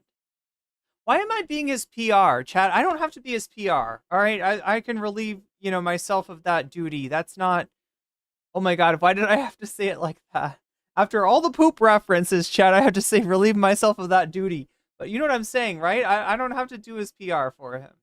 He's on his own, and yeah, he's kind of like, dude, if your lawyer can't do shit for you, maybe don't admit it. Like, if all you've got is intimidation, like, what the fuck? What is he doing? This is so bad. Chad, you weren't kidding about this. You weren't kidding about this last 20 minutes here. driving me crazy. I don't know what to tell you. They go, oh, 2:30, you can't do anything. Really?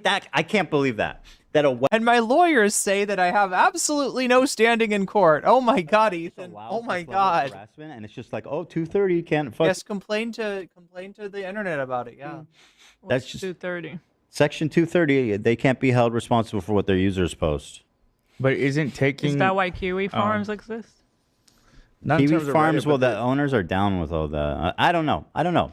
Yeah, Kiwi Farms exists basically for the sole purpose of harassing people. So I don't know. Yeah, I mean, the origin of Kiwi Farms was Chris Chan. It was literally a site dedicated to harassing that guy. Mm-hmm. Not Reddit, but with the CPS thing, like, that has to be some kind of crime to just be lying about that? I feel like it is, but again, it's anonymous, and yeah.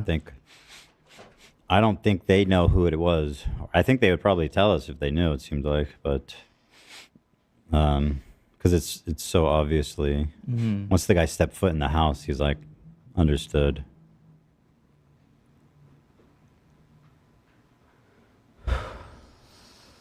Anywho. What is you saying? You want to say this, Galia, or you don't? I think we should mention, like, yeah, say. Yeah, we've tried so many stuff with Reddit. We've tried applying for adopt an admin program with them. Basically, whenever they like give you an admin from Reddit who will help with moderation or like guide you with moderation or on your subreddit, we never heard back from them. We went to like conventions, online conventions that they had for moderators. We talked, like, I personally asked questions on Discord about like our situation, whatever we have to do. All the admins are on the Discord at that time. The CEO is in the Discord at that same time because it was on like an AMA session there. And they just wouldn't reply to me about the moderation. So I started just asking a simple question like, oh, so I'm moderating a subreddit that has a lot of followers and we have 600K plus whatever. But for some reason, I cannot see us on the top list. Whenever you go like in Google, there's like a specific page on Reddit for top Kelly is just yapping. subreddits on Reddit. And I couldn't see our subreddit there. And I was like, that's weird. And CEO replied to me like on Discord, like the spaz guy. He was like, oh, what's your sub? Like, we can look into that. And I messaged him the link to our sub, and he went silent for a few minutes. And then after that, he was like, not that sub. We've been told to gang stalk that sub. Sorry, you're on your own. anywho, I'm going to bed now. And he just left the Discord. The conspiracy chat, they're gang stalking him. He doesn't even have, that's interesting because he does. That's what I was. Is Spaz a snark? That's what I was saying, Nunfo. She is just, repeating back what Ethan wants to hear. And I compared this to this Elon Musk, Amon animations where he replaces all of his workers at Twitter with these You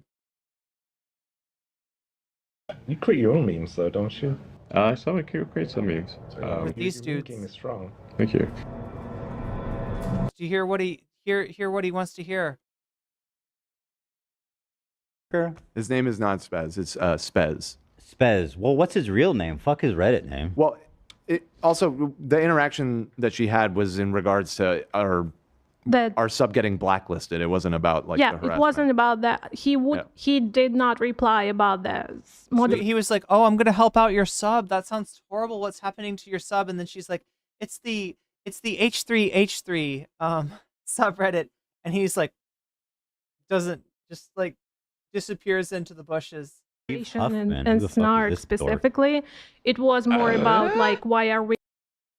Ethan is one of the worst propagandists I've seen, and usually guys like him don't even know their propagandists are. I don't know their propagandists are usually pretty effective. Oh, I see what you're saying. For somebody as ignorant about his own about how wrong he is on so many things, he doesn't have that whole thing where the propaganda is effective because he believes it. We blacklisted from this top list. Like, why are we removed? Is this guy a snarker?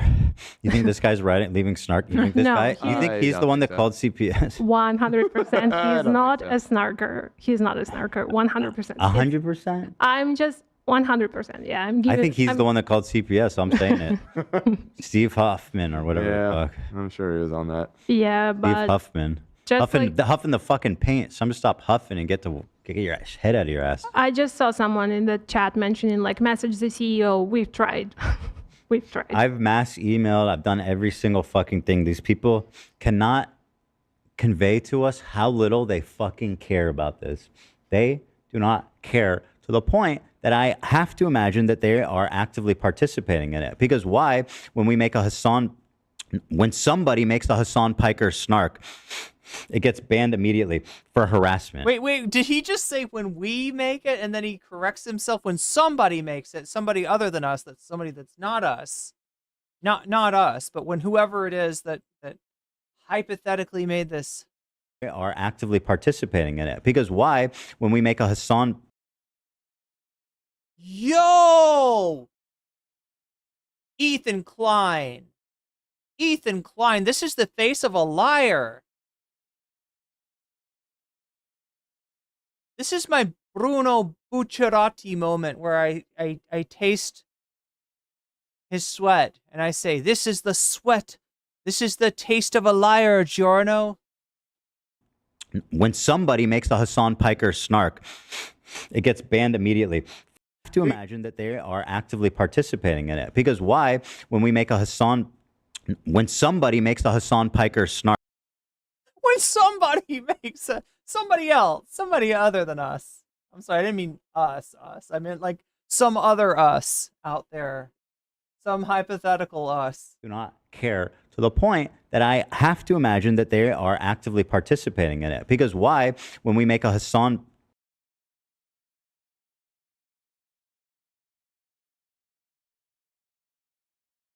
Oh, there we go. Oops. Oopsie. Oh, you see it right there. Look at this. Oh. Did I say we? Did I say we? Davy Cliff super chatted $9.99. Oh no! Don't taste his sweat NCC. There's dog poop on his face. Oh no! I'll use my stand to absorb the giardia and into a jellyfish or something. I don't know, chat. I haven't read part 5 that recently, but thank you for the super chat, Davy. When somebody makes the Hassan Piker snark, it gets banned immediately for harassment. Why is that? That happens? That's so... Yes, multiple times. I tried to make that snark and it got banned. What the fuck? I mean, somebody tried to make that snark. It got banned. What the fuck? Multiple times. Someone made a Hassan snark page and it gets erased multiple times. We made a snark page. We made that one to lampoon. Who snarks the snarkers? Apparently the snark. Snark. Who, if anyone deserves to get snarked and made fun of, it's these people, right? And it was actually getting some growth and people were participating. Banned for harassment. How the fuck does that happen? I don't know. Maybe don't harass people. Yeah. And by the way, maybe don't harass people. We made a point of using the same exact rules that the H3 snark used. Same exact rules. So how the fuck does that happen? Yeah, I don't know. I don't know. Do I need to I mean, how extreme do I need to get to get these people's attentions? I just don't understand. Because at a certain point, I personally, as a parent and as a person, I can't just sit idly by and let these people continue doing what they're doing. So, how far do I have to go? I don't know.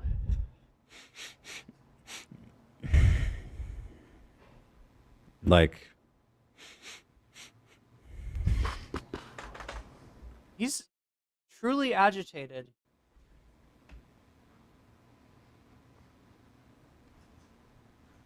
There's probably giardia on his phone. Playing Survivor IO. I'm playing. Yeah, hold on. I have to collect my gold for the day. Some people were wondering where Lena is. She just got back. She got LASIK. She's in the building. She's in the building. I'm here. And I can see. There she is. She can see. She can see. She was telling us that it's super simple and just pretty much immediately you can see now, right? Mm-hmm. As soon as amazing. I got off the operating table, I was able to. It's crazy. Yeah, it's amazing.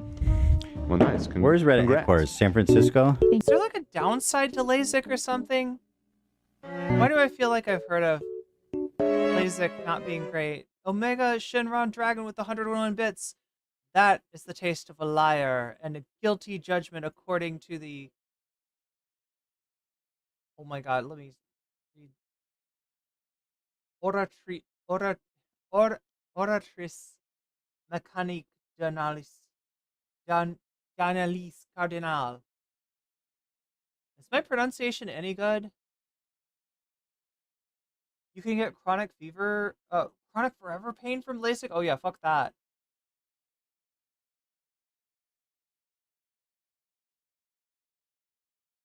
Biden had LASIK, it degrades, it's not permanent. Oh geez, yeah, fuck that. It's like a boob job. I mean, would it be nice to have more... Would it be nice to be more chesty? Yes, but would it be nice to get the girls replaced every 10 years? No. No, thank you. Thank you. Maybe do this after the show. Well, I'm saying I'll go there and do a show in front of their fucking office. I'll do what I have to do. These people are fucking with my children. Right. Yeah. I will go and I will fucking stay there as long as I need to, and I will do the show in front of Reddit headquarters and dedicate every fucking episode. Hey, do you know what he reminds me of, chat?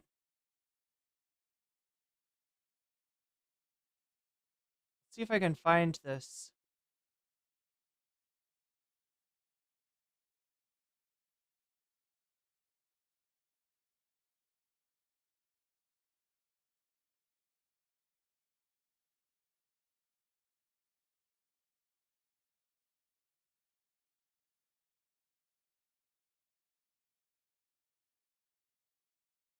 I was an extra in the Hunger Games.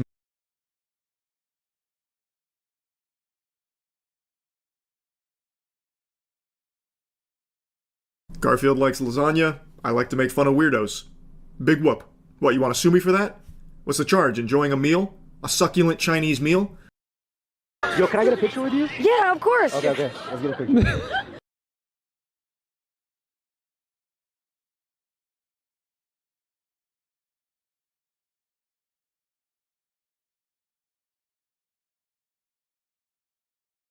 A change for the better, as you would say. Okay. And the change would be for her number. Oh. Oh is right. Stomach churning anti-riz. Yuck. Ooh, that's rough stuff right there. He said, "Can I sing for a change? A change for the better, as you would say. A change for her number." Shakespeare just rolled over in his grave. That is poetic. What? Wow. What a way with words. I don't even know how you can cook up something so foul. It's just trash. I don't know how to use a phone. I'm sorry. Wait, so I'm gonna keep following her. That's what that sounds like to me. That sounds like I'm gonna keep following her. Wait, put your number in mine. I don't know how to use a phone. I'm sorry. Wait, so I'm gonna keep following her. I'm gonna just stay there in front of Reddit's headquarters until something happens. That's what he sounds like. Maybe do this after the show. Well, I'm saying I'll go there and do a show in front of their fucking office. I'll do what I have to do. These people are fucking with my children. Right. Yeah.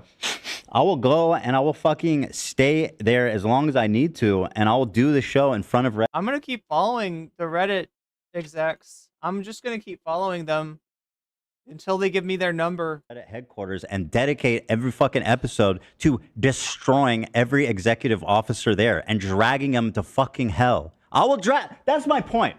I know. Perez says reminds me of Laura Loomer. Wait, did Laura Loomer do something? Oh, what did Laura Loomer do? It wasn't. Was it Twitter headquarters? No longer care, right? Before Elon owned it. I don't care. I will drag these people into hell with me.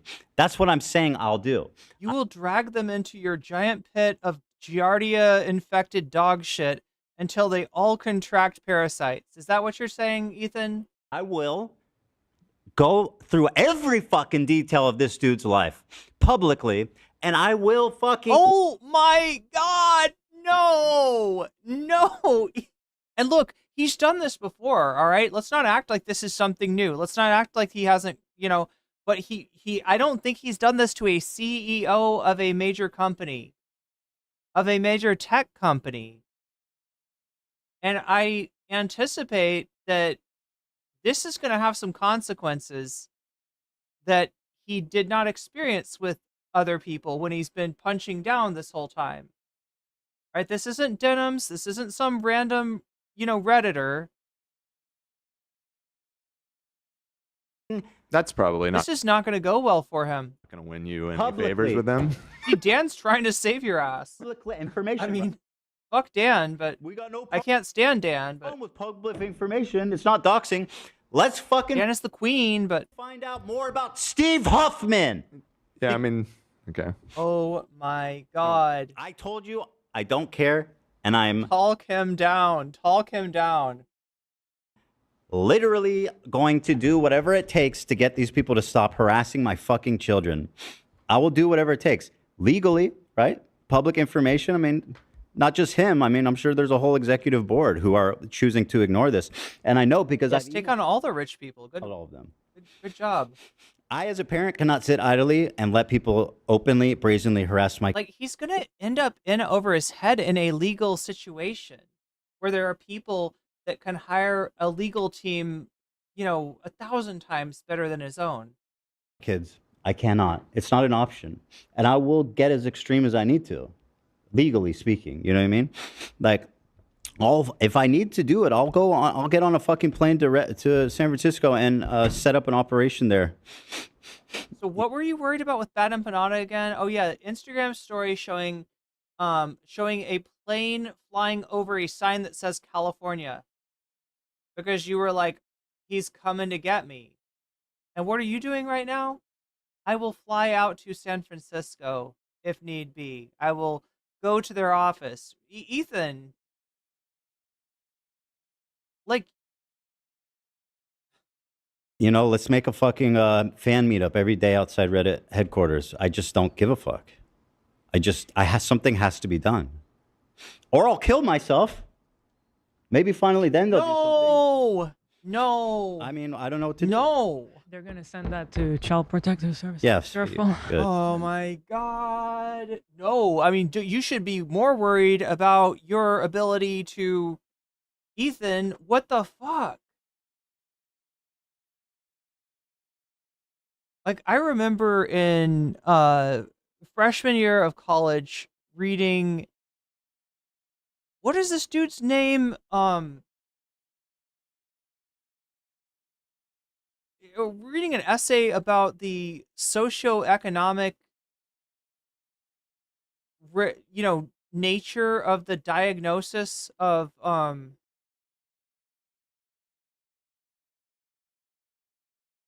schizophrenia, where wealthy people would be considered eccentric for the same behavior that poor people would be involuntarily committed for.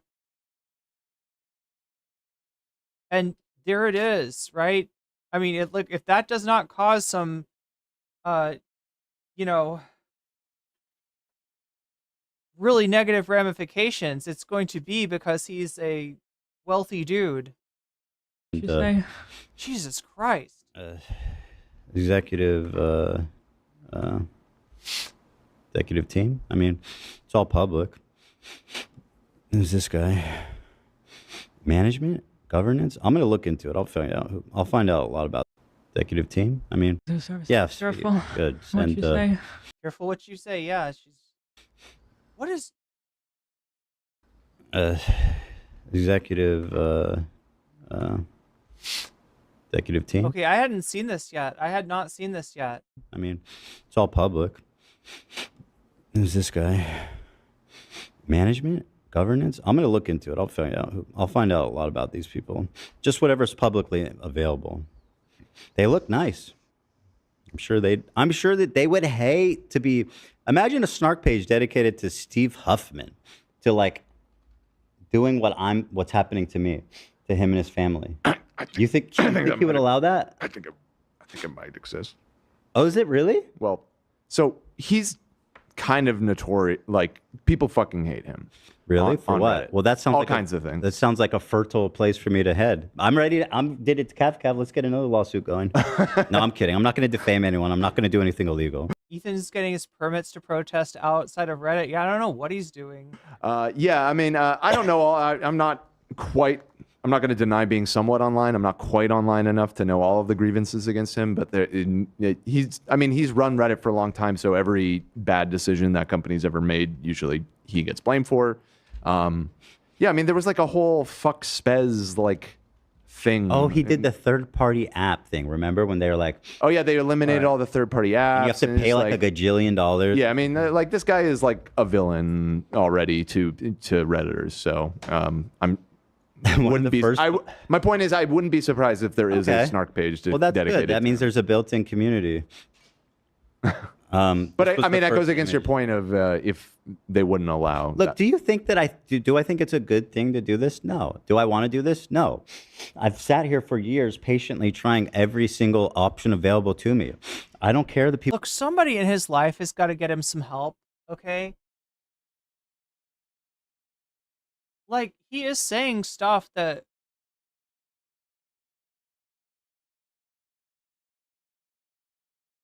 at the very least would get another person like involuntarily admitted to a facility right? He's saying stuff that somebody get him some help. Somebody that cares about this guy. Like, and I'm not saying this as a fucking hater. I'm just saying that there's got to be somebody in his life that cares about him and that can see what's going on and that can get him the help that he fucking needs, because him being on fucking the internet right now is not a good idea. It's not good for him. It's not good for the people that work for him. It's not good for People shake their head and say, tisk, tisk. This is a matter of protecting my children, protecting my home, protecting everybody in my life. This is a community that's out in the open, posting unmoderated, encouraging people to call CPS. So whatever I need to do is going to happen. And that's what I mean when I say I just don't care anymore. I don't care anymore. I will just, you know what I mean? Like, I don't need to do this show. Y'all can, like, if you have a problem, go. You don't have to watch. I will do this. I will do this. This will be. You will do this instead of your show. My sole focus. I'll just move on. Oh my God. Oh my God, Davy Cliff. Like, what the fuck? What are we seeing? What are we watching? This is like fucking wrong. You know what I mean? Because this is, I can't live my life like this. I can't. He needs a vacation. And so if that means that I have to talk about these people in front of their headquarters, then I'm happy to do it. It's not illegal. I don't even think it's unethical. I'll fucking be straight up. At this point, it's not unethical. It's unhinged, okay? It's unhinged. It's exactly reciprocal. If anything, it's completely justified. These people think that they can. I mean, look, like, you know, fuck corporate bigwigs, but you know, that's not. They don't deserve you, right? This fucking. This huge social media. Nobody deserves to have to deal with this fucking mess that Ethan has become. A network that is responsible for mass harassment campaigns. I know that they've seen it. I know that they know about it. I know that it's likely that he's turned himself into a lolcow lemon wizard. Like, literally today, Keemstar was saying that he wanted Ethan on the show. And Ethan was kind of like, oh, you know, maybe you give it a little try. Yeah, that could be, like, the only thing he did was he kind of like little broed Keemstar of like, well, look, you know, you're not exactly Trish. One of the admins who's being paid by Reddit is participating and protecting it. So, if anything, it's completely reciprocal. It's just, if anything, it's just completely justified. You know, that no more, no less. I mean, let's put the scales of justice on weight here. You know, so that's what I'm doing. That's what I'm doing. If this doesn't get resolved, I'll say, if Dr. McRib says, I don't think that I can watch much more of this. Good. There's like 2 minutes left. This subreddit doesn't get banned. If this shit doesn't get resolved, by the end of next week, I'm going to San Francisco, and I'm staying there as long as I need to. And I will and that's it. Will he do the show from San Francisco? That's it. That's my only solution. That's what's happening. Or is he literally just going to camp out? I'm going to do shows from out front of fucking Reddit. Oh, he is going to do shows from out front of Reddit. I'm going to talk about all their executive officers. I'm going to make their lives hell. That's what I'm going to do. Mm-hmm. I'm going to make their lives hell. Legally, right? That's what I'm going to do. So, hope you guys see this by next week. Otherwise, I'm going to war, and that's it. I'm already at war. I already don't care. Do something. You fucking pathetic weasels. Do something. They don't know who you are, Ethan.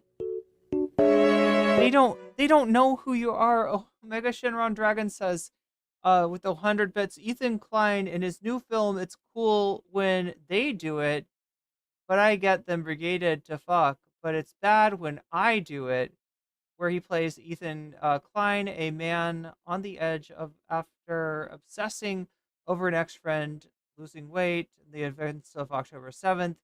He started with Hassan, then other Arab streamers, mainly women. Then he turned into a predator for help to brigade.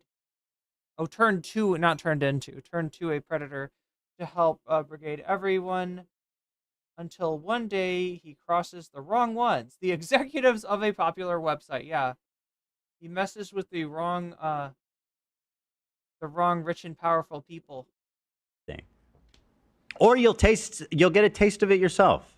And then maybe you'll understand that this dude's wearing a Gucci fucking tie. Chill, bro. Like Nick Diorio, anybody who's like on Ethan's side now, are you seeing this shit? Like, I know you love to do your fucking Hassan bad content and that like helps you clean up with views, Nick, but is there a part of you that feels bad about enabling this shit? Do you really think it's okay to use Ethan as a lolcow like this and pretend to be his friend while he crashes the fuck out? Nick, fucking say something. You might be somebody he would listen to, all right? Is there anybody out there that can fucking get some help for this guy? This is not okay. Right? This is not fucking both sides. This is just a very troubled man who is, I gotta say it, who seems like a danger to himself and others. I don't know what else to say. This is fucked up. There's nobody on his side of things that's gonna say this to him? Nobody? Unnecessary flex. Right? I mean, I don't feel bad at all. I feel I'm 100,000% justified. Get a taste. See how it feels. It's all legal, right? This is what the snarkers have been calling Nick Diorio out. I thought it was just me. No, but I feel like somebody like Nick could actually get to him. And you saw him display like half of a conscience during the whole President Sunday situation. So it's all public information. That's all I got to say. All right, guys. Have a good weekend. I'm done. Bye. Crash out. Crash Bandicoot chat.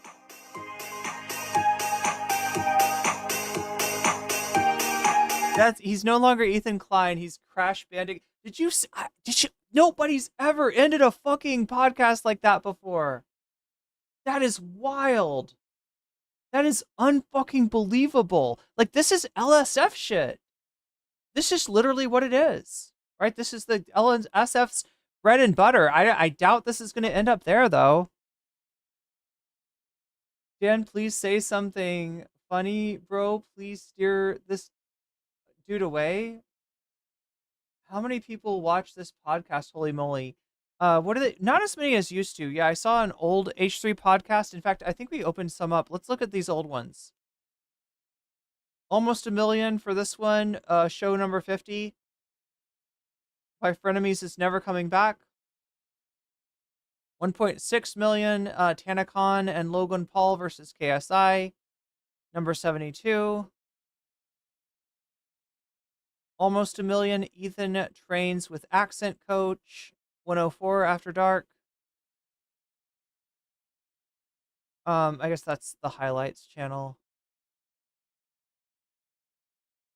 Yeah, they really used to get a lot more. They'd get 1 million views on their videos regularly, and this one's at 200,000. Ethan SpaceX Klein. I have clearly missed a lot today. Greenest Faye, that shit was wild.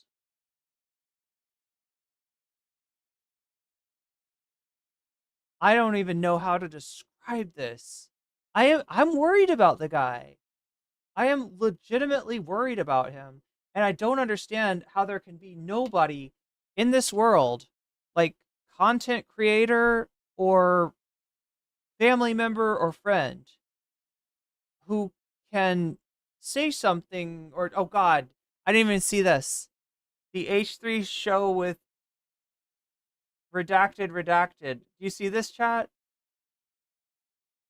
What was this? Like, he saw a TikTok where somebody was talking about him in the comments, and instead of Ethan Klein, they said E star star star K star star, like, right? I think that's 80% of your audience. Yeah, that's look at the views on the Frenemies episodes.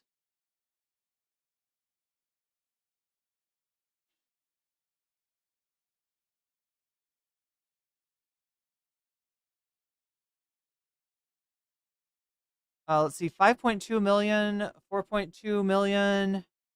So yeah, he was a lot more relevant than he is now. 6.3 million. Is Trish smarter than a 5th grader? 6.1 million.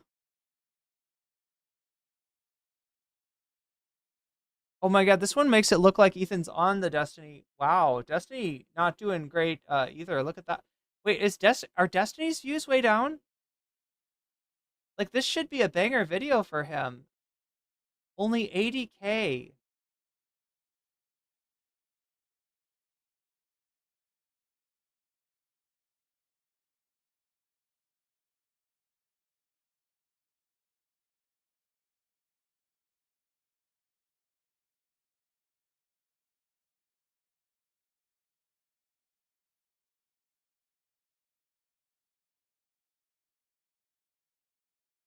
Yeah, Izzy, I don't know what should happen, but I do wish that somebody that cared about him would get him the help that he needs.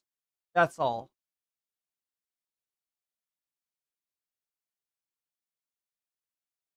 Oh my god, chat. That is just like, I can't believe what I just watched.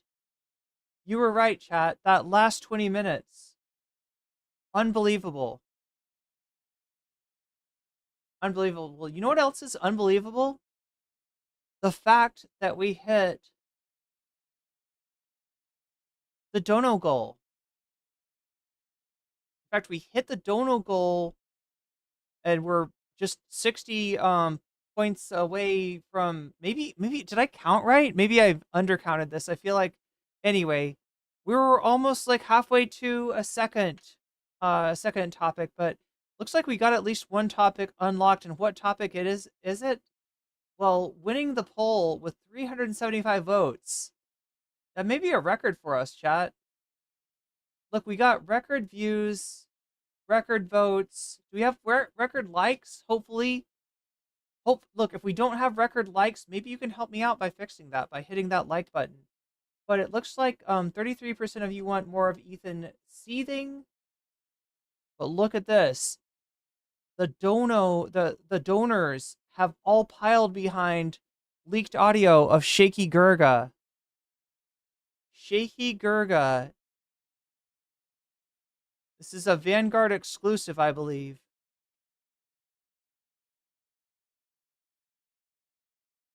That's not the Vanguard.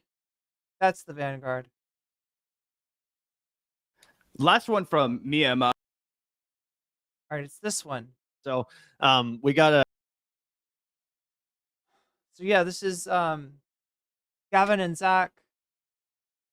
They got a hold of some audio, some leaked audio from a Zoom call, I believe, for the TYT members. And it's Jink talking about, complaining about the max left, and then proposing a new enterprise, right? A new. Because it was so peaceful up here, but now there are freaking communist invading radicals.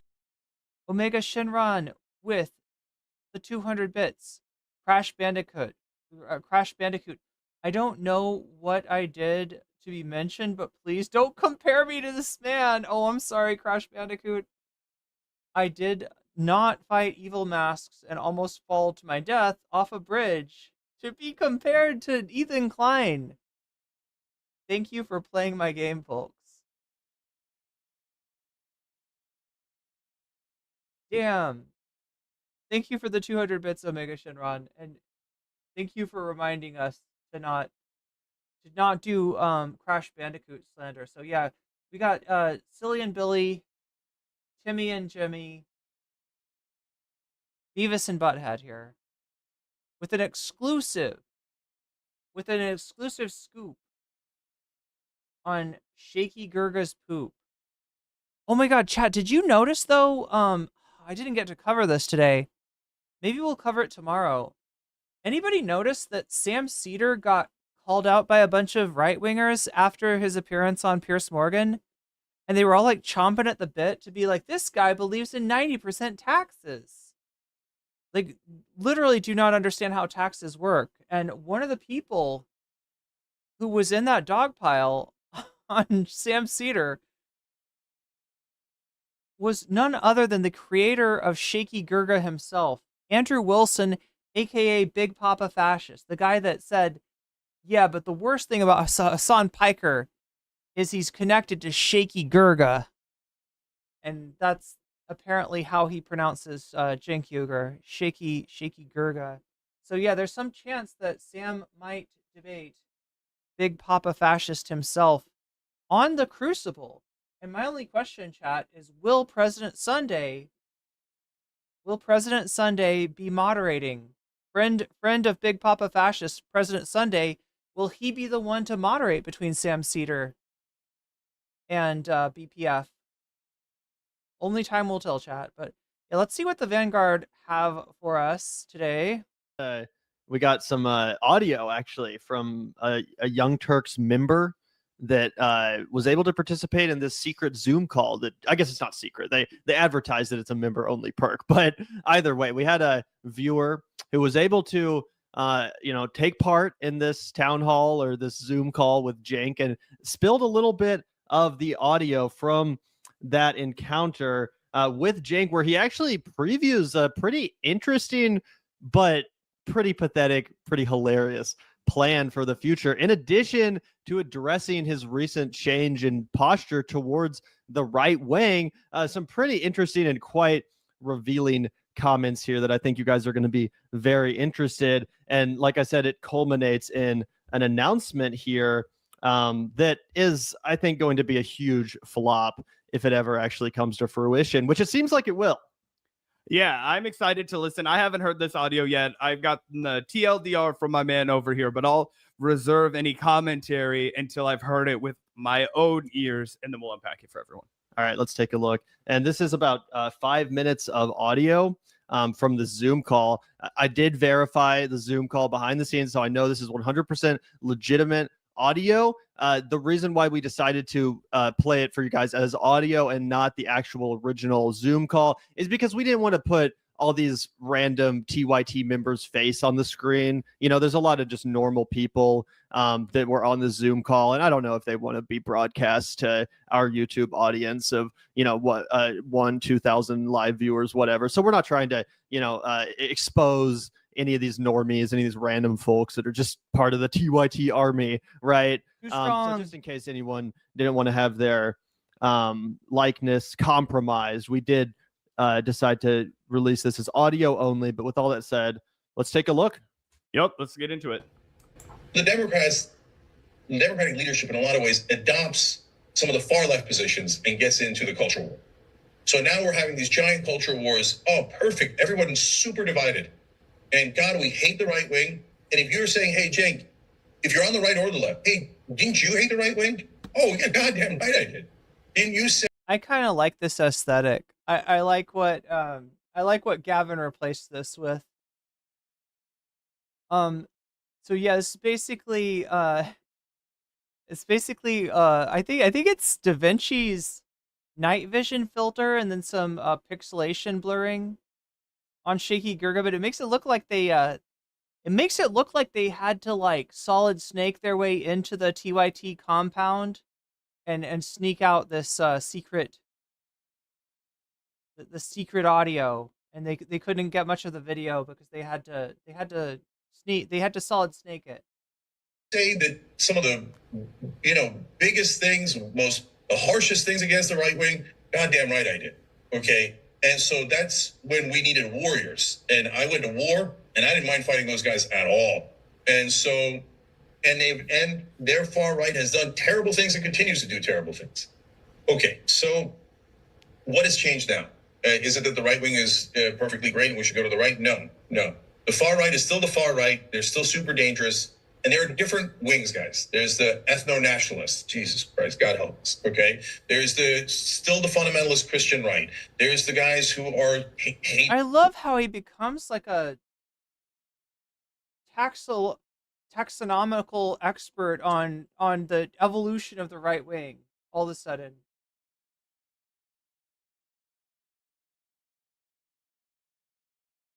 Wait, was Asparagus Otokan Oh my God, chat! I don't know enough about Metal Gear,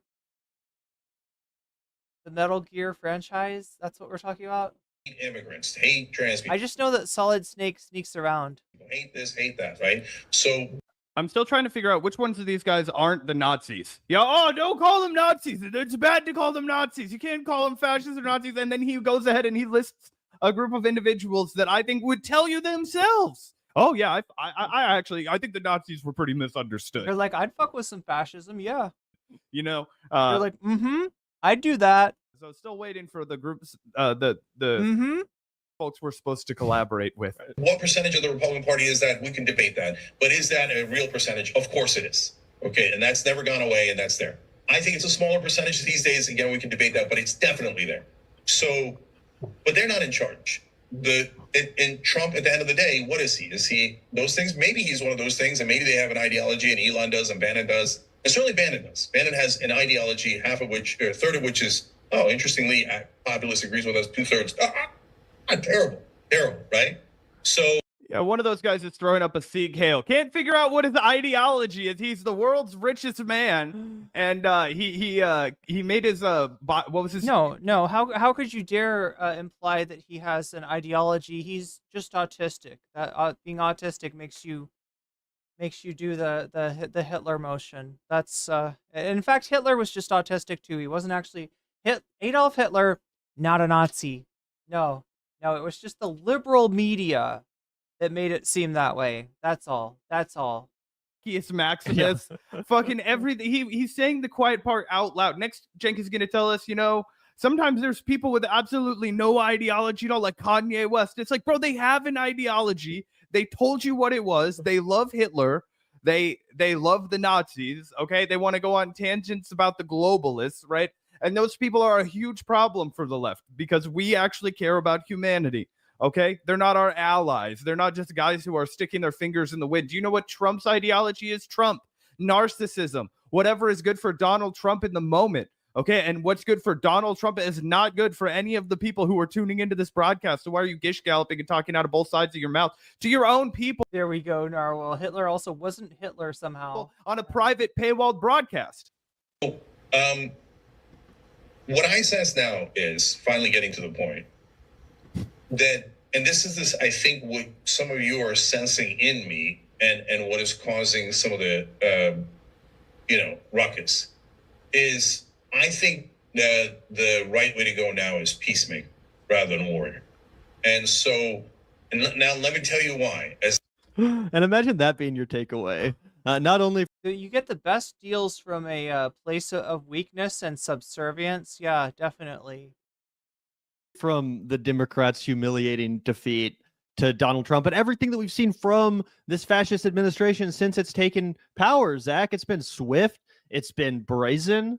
There's been no regard for norms, laws, the Constitution, etc. And Cenk's notion, his big idea now is that, it's time to lay down the weapons. Now it's time to be a peacemaker, not a warrior. Now, after suffering this great defeat, he's decided to adopt the ideology that to win, you actually don't have to fight. No, in order to win, you must fight. You must fight to win. That's like the number one rule of war, but also politics, to be honest. I mean, that's crazy to say that, by surrendering, by laying down our weapons, and let's try the peacemaker approach. That somehow of all the words to choose, ruckus, that's a choice as to where we need to be in defeating this fascist administration. This is why you cannot trust Cenk. This is why you cannot take Cenk at face value. I used to for a long time sit in this chair and be like, well, Cenk is a mixed bag. He's 50-50. If you get him on Piers Morgan and he's talking about Palestine, he's really good. No, you cannot trust Cenk further than you could throw him, and I can't pick his heavy ass up. Okay, I don't trust him at all. The reality is that this is an entirely incoherent political message that has only accomplished one thing, and that is to denigrate the left. That is to fracture the left. That is to impede the left from progress. First, he did that by dismissing and diminishing the horrors and the threat of Donald Trump and his rise and his fascist impulses. He did that over and over and over and over again. And he went on a right-wing media tour where he talked shit on the people who were doing the most to stand up to Donald Trump, like Sam Cedar and everybody else on the left. Oh, I can't talk to Mike Figueredo. Oh, I can't talk to the Humanist Report and Rational National and Kyle Kalinske. They're all scum, There we go. right? But who can I talk to? Patrick Bet David. Who can I talk to? Ben Shapiro. Who can I talk to? Glenn Beck. All these horrible monsters. Jillian Michaels. He's willing to break bread with them. And then on a dime, guys, on an absolute fucking dime, last night, Anna Kasparian is going to pretend that she knew that Donald Trump was going to do all of this evil shit all along, and it's actually the Democrats who aren't doing the right kind of resistance now. Now, Cenk has decided to abandon his he's not a Nazi, and let's give us everybody the Hakeem Jeffries response, which is, what are we supposed to do? Do we just have to twiddle our thumbs and let fascism overrun us, right? All he's doing is being like, okay, it didn't work when I just tried to jerk off the Republicans. Now I'm going to go for the second dumbest group of people who just want to hear me stroke off the Democrats. And I'm just going to rebuild from scratch and pretend I never, gratified and laundered the reputation of all these dopey, insincere Republicans, right? Like he did. And now I'm just going to go back to being like a lazy pantsuit nation resistance liberal. Yeah, well, we'll see. We'll see, because it's kind of bizarre and incoherent. He makes this statement, right? Basically admitting defeat, saying that, I've spent all these years as a warrior, but no longer. Now it's time to be a peacemaker, which really just means, going to dinner with RFK and hanging out with Dr. Phil. That's what it actually means, guys, being a peacemaker. Getting an invite to some cocktail party with Ben Shapiro so he can make peace, right? Pathetic, right? But so he's just said that. A pretty weird preface to the announcement that's coming. Let's keep listening. The guy who started the war in a lot of ways initially, right? Yes, but okay, we've been talking on Operation Hope, especially for the diehards here that have been here for over a year. Or like, okay, yes, but what do we do next? What do we do? How do we put this into action, right? Well, I didn't want to do it. I didn't want to do Justice Democrats again because it was so hard and we pulled off miracles and then it got misdirected, right?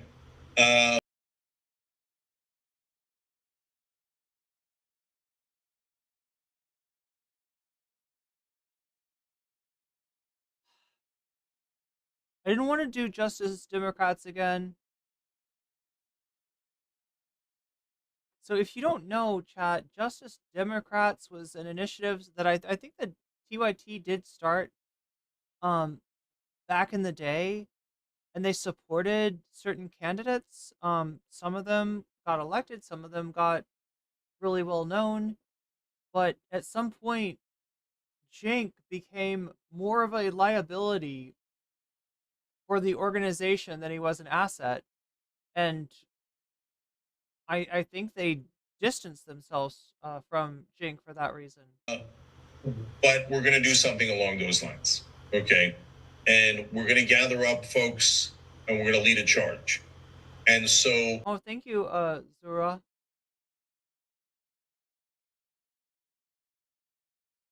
And here's how that's going to work. We're going to plant our flag, and we're going to say, this is what we stand for. And if you like it, come over here. So it's Ethan's like, I'm just gonna do this instead of my show, instead of the goofs and gaffs. We're gonna do, bang my head against the wall, sound like a danger to myself and others, threaten, Reddit staff, and we're just gonna do this. If you don't like it, you can go somewhere else. It's not over yet. We still have several minutes left of this audio. MSNBC is a Venezuelan gang. Yes, they are. But that's I guess the announcement. He's restarting a new Justice Democrats. But yeah, so in other words, the other one got away from me. They don't want to talk to me anymore. I'm gonna start another Justice Democrats of what, candidates that will be beholden to me. Another stab at the Justice Democrats concept. Let's get some populists in Congress, not progressives this time. Let's get some populists in Congress. That'll really change everything, I'm sure. It's crazy because how many of these different PACs, groups, fundraising efforts is Cenk going to lead over the course of his year? Obviously, for people who don't know. Yeah, what does he have? He's got Justice Democrats, Rebellion PAC, Progressive Victory? Were they involved in that too?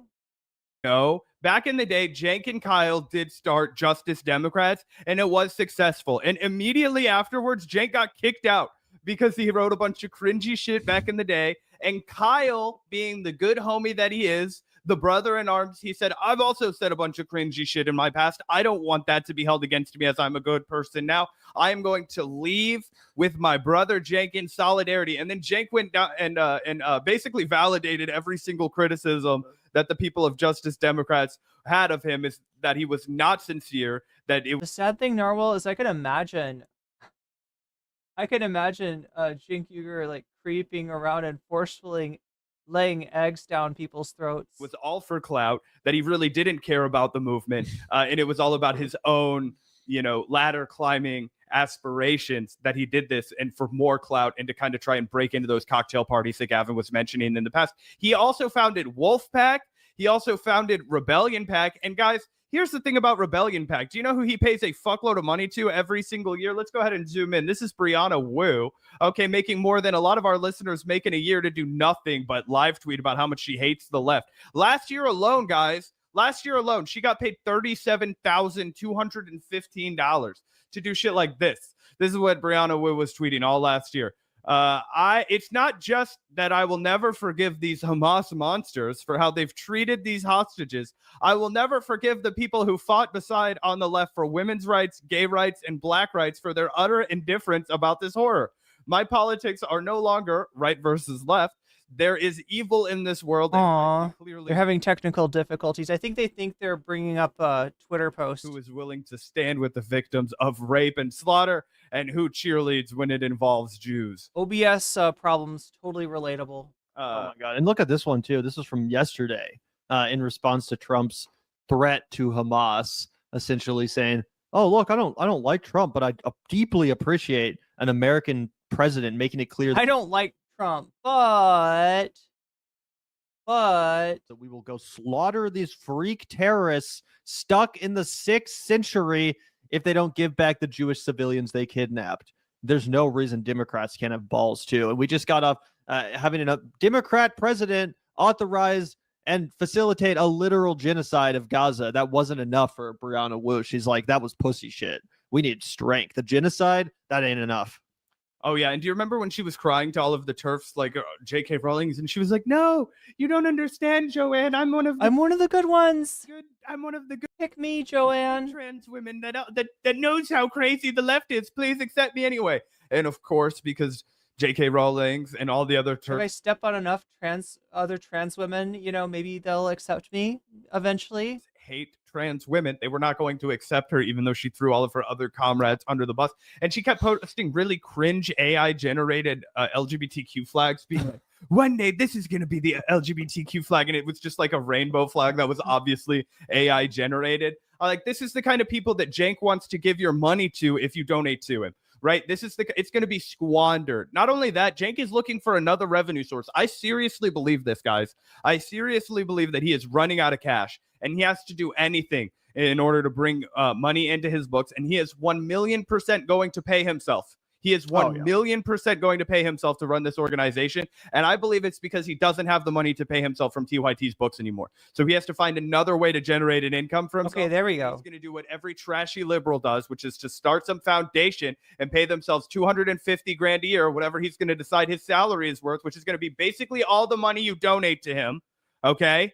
And then he's going to use that to basically pad his bottom line as he pretends to do activism. Yep. Right. 100%. So yeah, the TYT's strategy at this point is like it's like this. They have to cross a chasm or something, right? They have to cross a canyon. And on this side of it is TYT, the home of the progressives, and on this side of it is some kind of weird right-wing shit.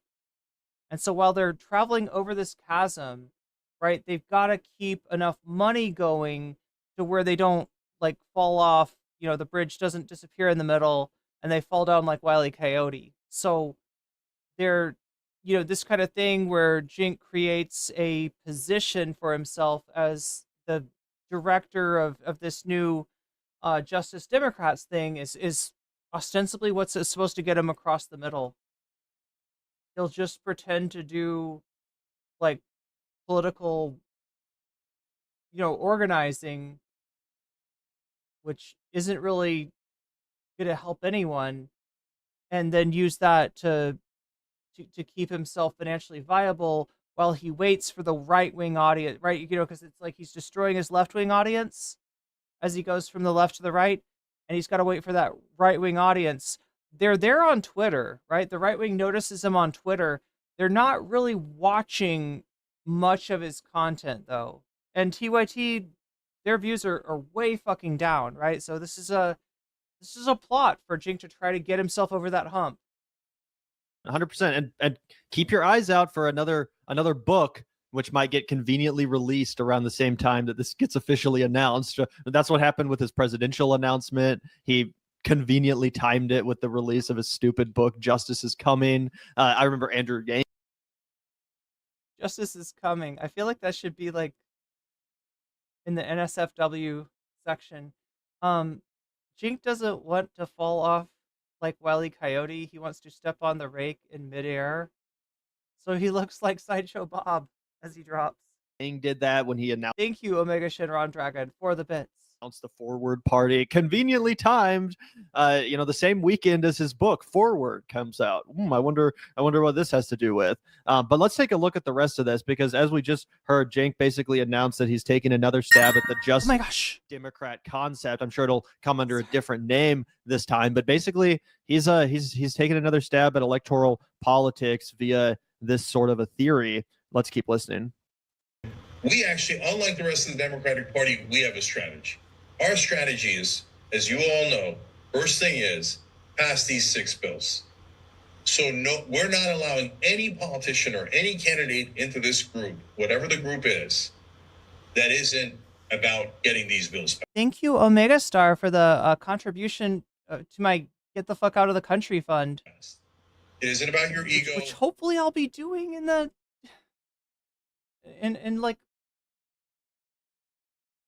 hopefully if I can get this this passport that's been such a thing since Trump made it weird. Since Trump made it a weird thing to get passports, right? Hopefully I can make that happen in the next 2 weeks or so. It isn't about anything else. It's about, if you haven't gotten this done, you haven't gotten anything done. Okay? So we're gonna take it to the voters. We're going to take it to them in Republican districts, in Democratic districts, and districts in the middle. And we're going to say, do you want fighters now that fight for you, all of you? Wait, I'm sorry. Didn't you just say we don't need fighters, we need peacemakers? Isn't that his whole thing? He's not going to fight them anymore. He's going to try to make a deal. He's going to try to find the elites, the Republicans with the least amount of Hitler particles, and he's going to make a deal with them. Who wants to pay for that? Honestly. Who wants to support his organization for that? The whole country agrees to these. Did you have to renew it? Well, mine was actually, yeah, I had to, yeah, unfortunately, no, they do have my, Zora, they do have my name on file, or my, my old information on file. It's harder for me. I mean, like, I don't know. I would assume that it takes longer for them to get to you. But I don't know. I'm going to try to use, like, I got my representative of Congress to back my passport up to hopefully get it sooner, but it's an issue. There's issues for trans people getting passports now. 6 thing.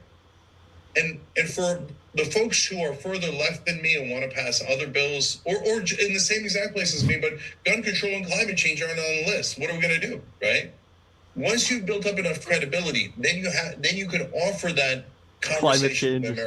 Climate change isn't on the list. Like, I can sort of see being like, all right, we have to shut the fuck up about banning people's guns. But climate change is like, that's a real threat. Like, that's an impending doom. What are you even involved in politics or activism in the first place for, if not to try to stop climate change? Like, none of these other issues are going to matter. You think Social Security is going to matter if we don't do anything about climate change? Who gives a fuck what's going to go on in 50, 60 years with gay rights if we all get destroyed by climate change? You know what I'm saying? Oh, yeah, dude, it's an urgency. It's something that we had to deal with years and years ago. The fact that we haven't is it's going to be devastating for us all down the line. But here's what it really boils down to: is what he's telling you is he doesn't have a message. What is he saying that is hard line? What is he saying that's different? What has Jank said that I could not find? It's incoherent. It's incoherent. Nothing that he's saying makes sense. But at first he's talking about we don't need warriors, we need peacemakers. And he's like, I'm going to be a warrior for you. A warrior against the Democratic establishment who is doing what? Making deals with the Republicans. I'm going to be a warrior with the people that I complete. This is just the thing about Cenk Uygur and his populism. He's basically reinvented Reagan Democrats. He's basically reinvented, the Democratic third way strain that is like, I know what we'll do. We'll be Republican light. That'll work, right? We'll be just like the Republicans, but a few centimeters to the left. He thinks he's coming up with something here, and it's the same shit. The same shit that the loser liberals have been doing since the 80s. It's so frustrating. Devi Cliff with the another Kingdom Hearts 2 reference. Jinx nobody name would be Henexa. Any dozens of congressional Democrats from the House. I'm talking about people who would not put their neck out for Medicare for all. I'm talking about people who would not put their neck out for a Green New Deal. I'm talking about people who would not put their necks out for any kind of progressive politics, saying exactly what Cenk Uygur is saying here. Hell, I've heard Hakeem Jeffries say everything that Cenk... It's the same shit, and they've tried this. They've tried this for the last, 50 years? Cenk Uygur is saying here. So why would I believe Cenk, a guy who has failed at this mission not once, not twice, but 3 times before, a guy who got humiliated in a congressional run? He couldn't even make a meaningful splash in the primary, let alone a general election. He then went and got humiliated again in a presidential run that nobody could take seriously because he does not meet the qualifications to be a United States president, right? This is the guy that somehow people are going to just decide to fork over their cash to. He's so stuck in 2016, guys. What happened is Cenk and Anna came up on YouTube at a time where just being there and saying the right thing was enough, right? Now there's competition and they do not know how to compete. So what they're doing is they're just constantly begging for more cash because they remember a time when if you put Bernie Sanders' name on something, you could fundraise off of it.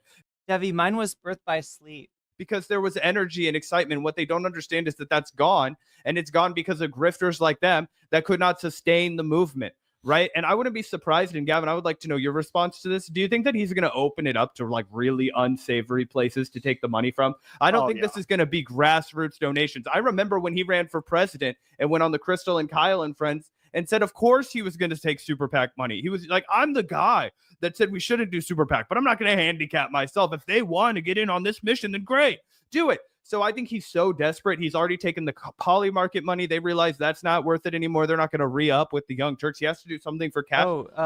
Jessica Bell is proposing maybe even more than 50 years. He starts taking billionaire money and funneling it through this this little project of his. 100%. I think that, him teasing that he would have taken billionaire money if it was offered to him on the presidential campaign trail is pretty clear proof that he's not going to somehow find his principles all of a sudden. Oops, I actually regained my suspicion of billionaire money in politics now that I'm starting this venture. No, he's going to be taking money from anyone and everyone that gives it to him. And I think that kind of goes back to what you were saying about. Yeah, it's just another way that people can put money in his hand. And since he needs that, right? Since he's alienated his audience. He does not have the kind of support. He does not have the kind of reach that he used to have. Instead, he's going to need to be astroturfed. He's asking for some of that right-wing grift money. That's just being a grift in order for him and the Young Turks stay in business a little bit longer, just to get more sponsorships, invites, speaking fees, whatever. But let's hear some more details about this plan. American people. And we might not win on gun control. And gun control is one of my top issues. I think the massacres are insane. I think they're insane. I think we terrorize ourselves. But I've got to win over the American people to that. You can't force it on them. You've got to win the debate. You've got to win them over to your side. You got to have the polling on your side, and then you win. We're much closer on climate change. Ooh, that's proposing like maybe even a motivation for their heel turn, right?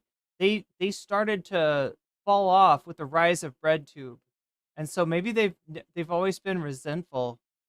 I'm much closer on other policies that the great majority of us all agree on, and then there's the policies I don't agree on, but those are tiny.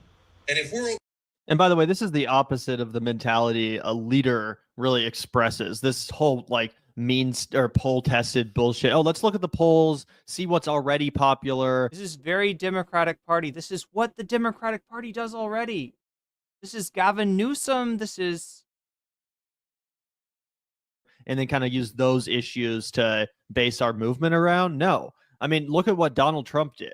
Most of the issues he ran on in 2016. Wait, do our shaky Gurgas work? The Republican Party, they weren't accepted by the country at large. Like most of Donald Trump's issues, his key tentpole issues, polled at 20-30%. I remember this was a big talking point with the mainstream media when he announced. They're like, oh, he's making news because he's controversial, but the actual issues he's running on, they're not popular and they will be rejected. Guess what? That's not what happened. The people actually heard out Donald Trump. They heard his explanations and they said, oh, you know what? That actually sounds kind of cool. You're making a compelling case. That's what the left needs to do. That's what the left needs to do for the issues that it champions that are currently unpopular. Yeah, you know how when I'm sure you've heard this before, where Trump fans say that they like him because he's honest. And if you hear that, it sounds kind of weird. It sounds really weird, right? He's anything but honest. He's extremely dishonest. He's like phenomenally dishonest. He's a record-setting liar. But I think when they say that, what they mean is that he's honest about what he believes, right? Shit that other people wouldn't say because they'd be like, oh shit, that's a little bit racist. Let me not say that. He goes ahead and he says they're poisoning the blood. They're eating the dogs. They're eating the cats. He just says what it like. So that's what right-wingers consider honest, and it's not honest, but it is in a way authentic in a way that the Democrats are not. He's blunt. Yeah, exactly. He says what he means. That's what they're saying there, and what Jink is showing is the opposite, which is kind of what Democrats are known for. There's nothing real about you. You know, see which direction the wind is blowing, and then try to repeat those talking points. To be like, oh, I'm saying the popular thing, and it doesn't work because you're just coming off as inauthentic. Champions that don't currently poll where we want them to poll, we have to fight to win. We have to change people's mind. But to change people's mind, we have to start by actually, holding that position, not backing away from it. Oh, 100%. What did Donald Trump do when he and the rest of the Republican Party were flirting with? Yeah, I think it's beyond the Bill Clinton paradox. A national federal abortion ban. And what was that polling at? Like 20% favorability? Yep. He was like, okay, well, states are going to decide. States are going to decide. We're going to let the states decide. States are going to decide, folks. And that was his olive branch to his base of people who were like, fine, It's as if Bill Clinton was like, yeah, that's right. I put the cigar there. What are you going to do about it? Yeah, that's my DNA on the dress. What are you going to, it's as if Bill Clinton was just, I don't even know. That means if I'm rich, I can fly to another state and get my abortion there. But I can also virtue signal to all of my, puritanical friends that I, support this. And that was enough to win over the Republican base. Never did he walk back his commitment to making it more difficult to get an abortion and basically banning it completely throughout the entire South. Yep, 100%. 100%. Let's keep listening. If we got, okay, so I'll do a Ben Mankiewicz and Jenkins circa 2002 here. If we've gotten to the point where we might or might not pass policies that are so far left that I don't necessarily agree with them, that means we won spectacularly. Oh my God, we won so much. We got tired of winning. And then we got to the parts where we internally disagree, right? Oh, please let us get there, please, right? So this is the strategy to get there. And I will say one other thing before I take the questions. I've already talked to a handful of potential candidates, and they love it. Oh, God. Okay. Here, can we pause it one more time? And they see how this can win. This is not an inspiring message. To Gavin's point, this demonstrates no leadership and no conviction, but at the baseline, it's not fun to listen to. Do you feel at all more excited, Gavin? Do you feel better about the world? Do you feel like you can really conquer something? Do you feel like a change maker? Do you feel like you want to participate at all? We are in this podcast community among the most minority individuals committed to these ideas. We are more passionate about these ideas than I would say the vast majority of Americans. We think about it all the time. We talk about it. Demi Cliff says Trump actively insults his supporters, and everyone assumes politicians do that behind closed doors, but he will say it right to their face. And he thinks that they're gross and weird. I mean, does he admit that? All the time. We go out of our way to engage. With Trump, it's just mainly that he will say racist, sexist, fascist stuff with no filter, right? And they, that is, he's being authentic. He really does, feel those things. Omega Star, thank you for the gift sub to Omega Shinron Dragon. Omega Shinron Dragon, you just got weaseled, and that's a good thing. With these concepts and ideas constantly, right? And I couldn't even muster a smile. If I'm in that Zoom call, I'm falling asleep. I'm thinking, man, this feels like work. I should be getting paid to listen to this. You know what I mean? That's the opposite of the inspiration that I used to get when I would watch Bernie Sanders speakers line up. I would actually watch them on YouTube. I know Gavin would do the same thing. When Bernie Sanders was giving rallies across the country, it was actually fun to listen to Cornel West go up and speak before him. It was actually fun to listen to Nina Turner go up and speak before him. It was actually fun to watch people get excited and make you believe in something. Cenk does not have that rhetorical gift anymore. Yeah, no, I agree 100%. It doesn't even seem all that convinced himself. It doesn't seem all that excited himself. To be fair, this is the fact that he negs his fans is a factor. I mean, I have no doubt that he looks down on his fans. I just don't know if they're perceptive enough to see that. I feel like they have a strange way of just ignoring that. This is just obviously the leaked audio from the Zoom call. It's possible that when he actually officially announces this to the public, he has a little bit more pep in his step. It's maybe he writes a script and a little more zip in his skip. Actually is able to deliver this in a compelling way. But you're right. On this Zoom call, I don't even know why he decided to announce this. It just seems like by the way, I'm also restarting Justice Democrats, but it's going to be shittier this time. Yeah. Like, okay. I'm kind of broke, guys. Could you, send me another check for something? I don't know. I'm working on it. I'll figure it out later. And also, again, I hate to, I'm not going to name any names because there's a lot of great people that have run for office in the progressive community that didn't succeed. And I can just imagine it's those people that Cenk has reached out to, right? As far as drafting this new slate of candidates, I can already picture the people, and I'm sorry, but they're losers. They're not people that are going to win. They've already proven. I feel like this is a setup. I do feel like Cenk and Anna on some level are taking their marching orders from the right wing, right? I feel like Cenk and Anna are too damn useful as infiltrators into the left, and this is where MAGA is really dangerous. Its ability to project itself out into, candidates and pundits that are ostensibly against it, that they can't win an election, much like Cenk himself. But you know what I'm saying? These friends of Cenk's, these kind of TYT associates that have maybe stepped into the ring before, it didn't go so well. Who else is he really going to ask to join this project? I just can't see it being anyone who's not already a kind of low-key a proven loser. Oh, yeah, because why else would they associate with Cenk, right? The reality is, if we've learned anything from Justice Democrats and the failures of the past, it's that you have to be locked the fuck into your local community, right? People love to lob criticisms at AOC, and sometimes they're warranted, and most of the time they're not. One thing you cannot fucking take from AOC is that she is beloved by her district. She is plugged the fuck into her district, and that's why she is a safe candidate, right? That's why she won. That's why she was able to overthrow Joe Crowley. That's why she was able to unseat the guy, right? Because the Puerto Rican community in her district, the working class community in her district, they believed in her and she believed in them, and they had a relationship that was a symbiotic one.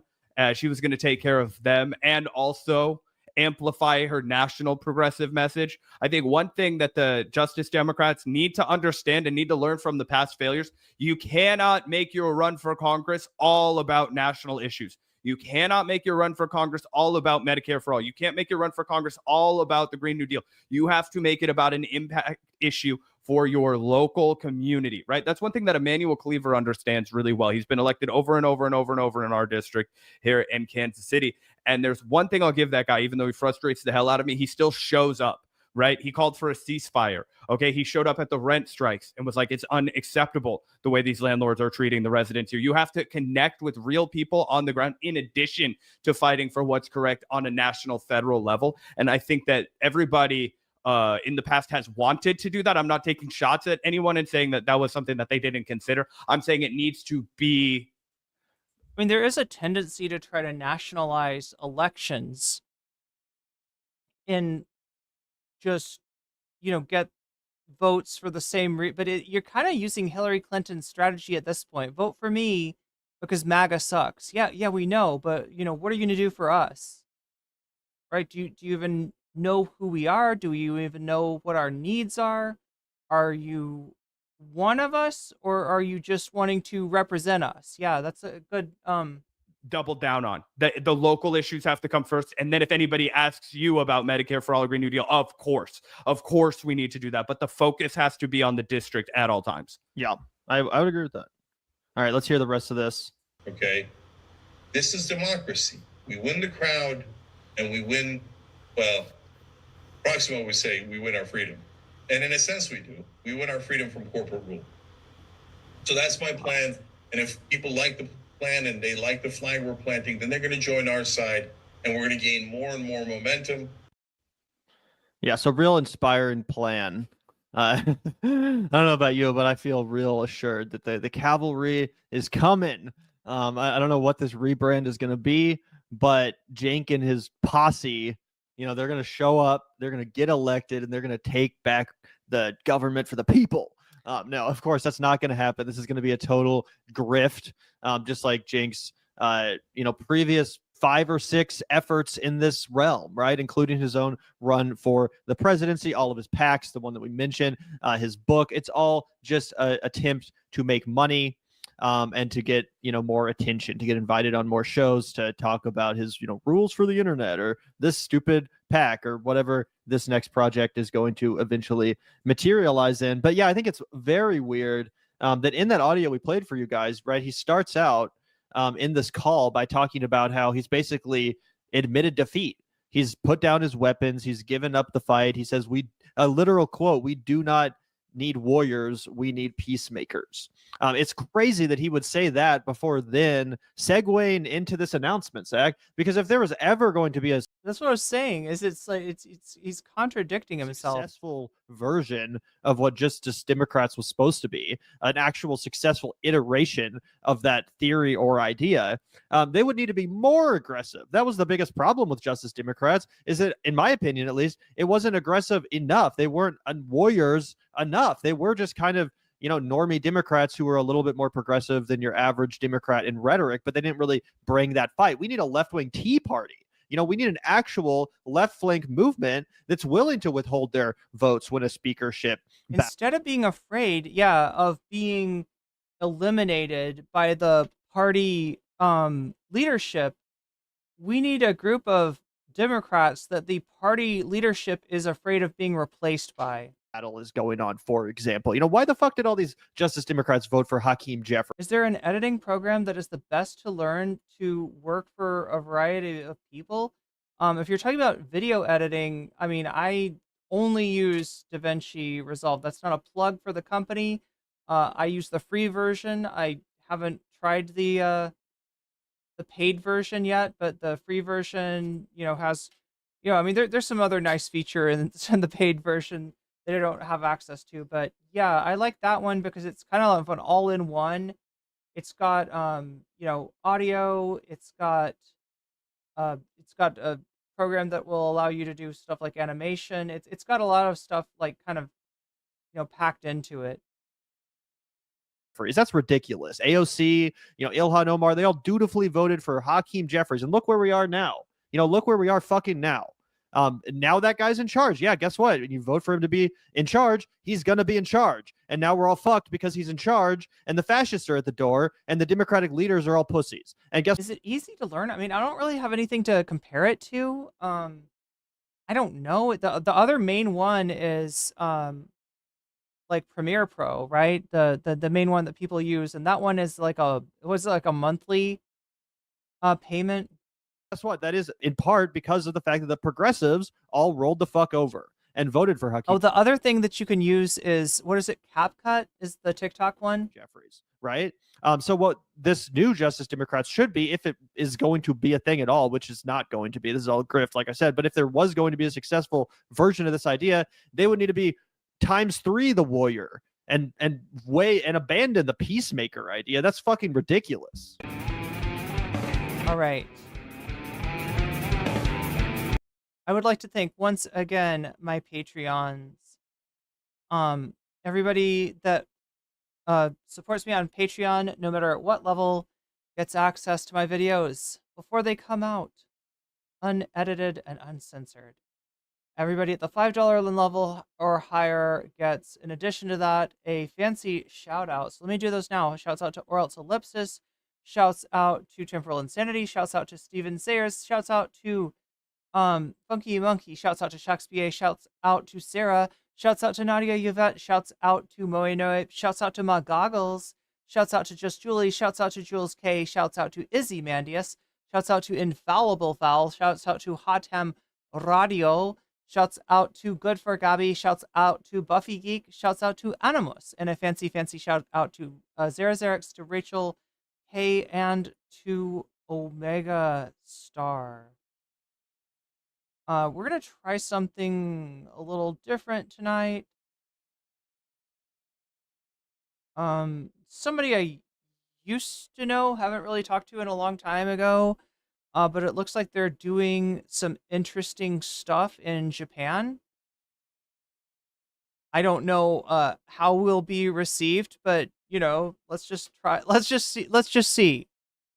I have not this person used to stream in the mornings, and I just haven't seen them on in forever. I don't know if that's because they do mornings or if that's for some other reason. But anyway, thank you chat for supporting me tonight. Thank you for being here. Thank you, mods. Let me give you the link. TV/nocommentchick. Yeah, if you want to join on this Twitch raid, you can click that link. Otherwise, I will see you all tomorrow. Much love to everyone. Thank you for liking the stream. Thank you, Thumb Gang. And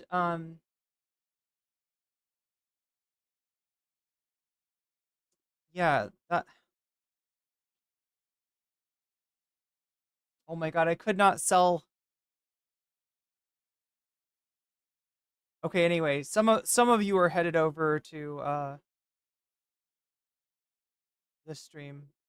What is this? Muscle Mommy Bar in Japan. That's where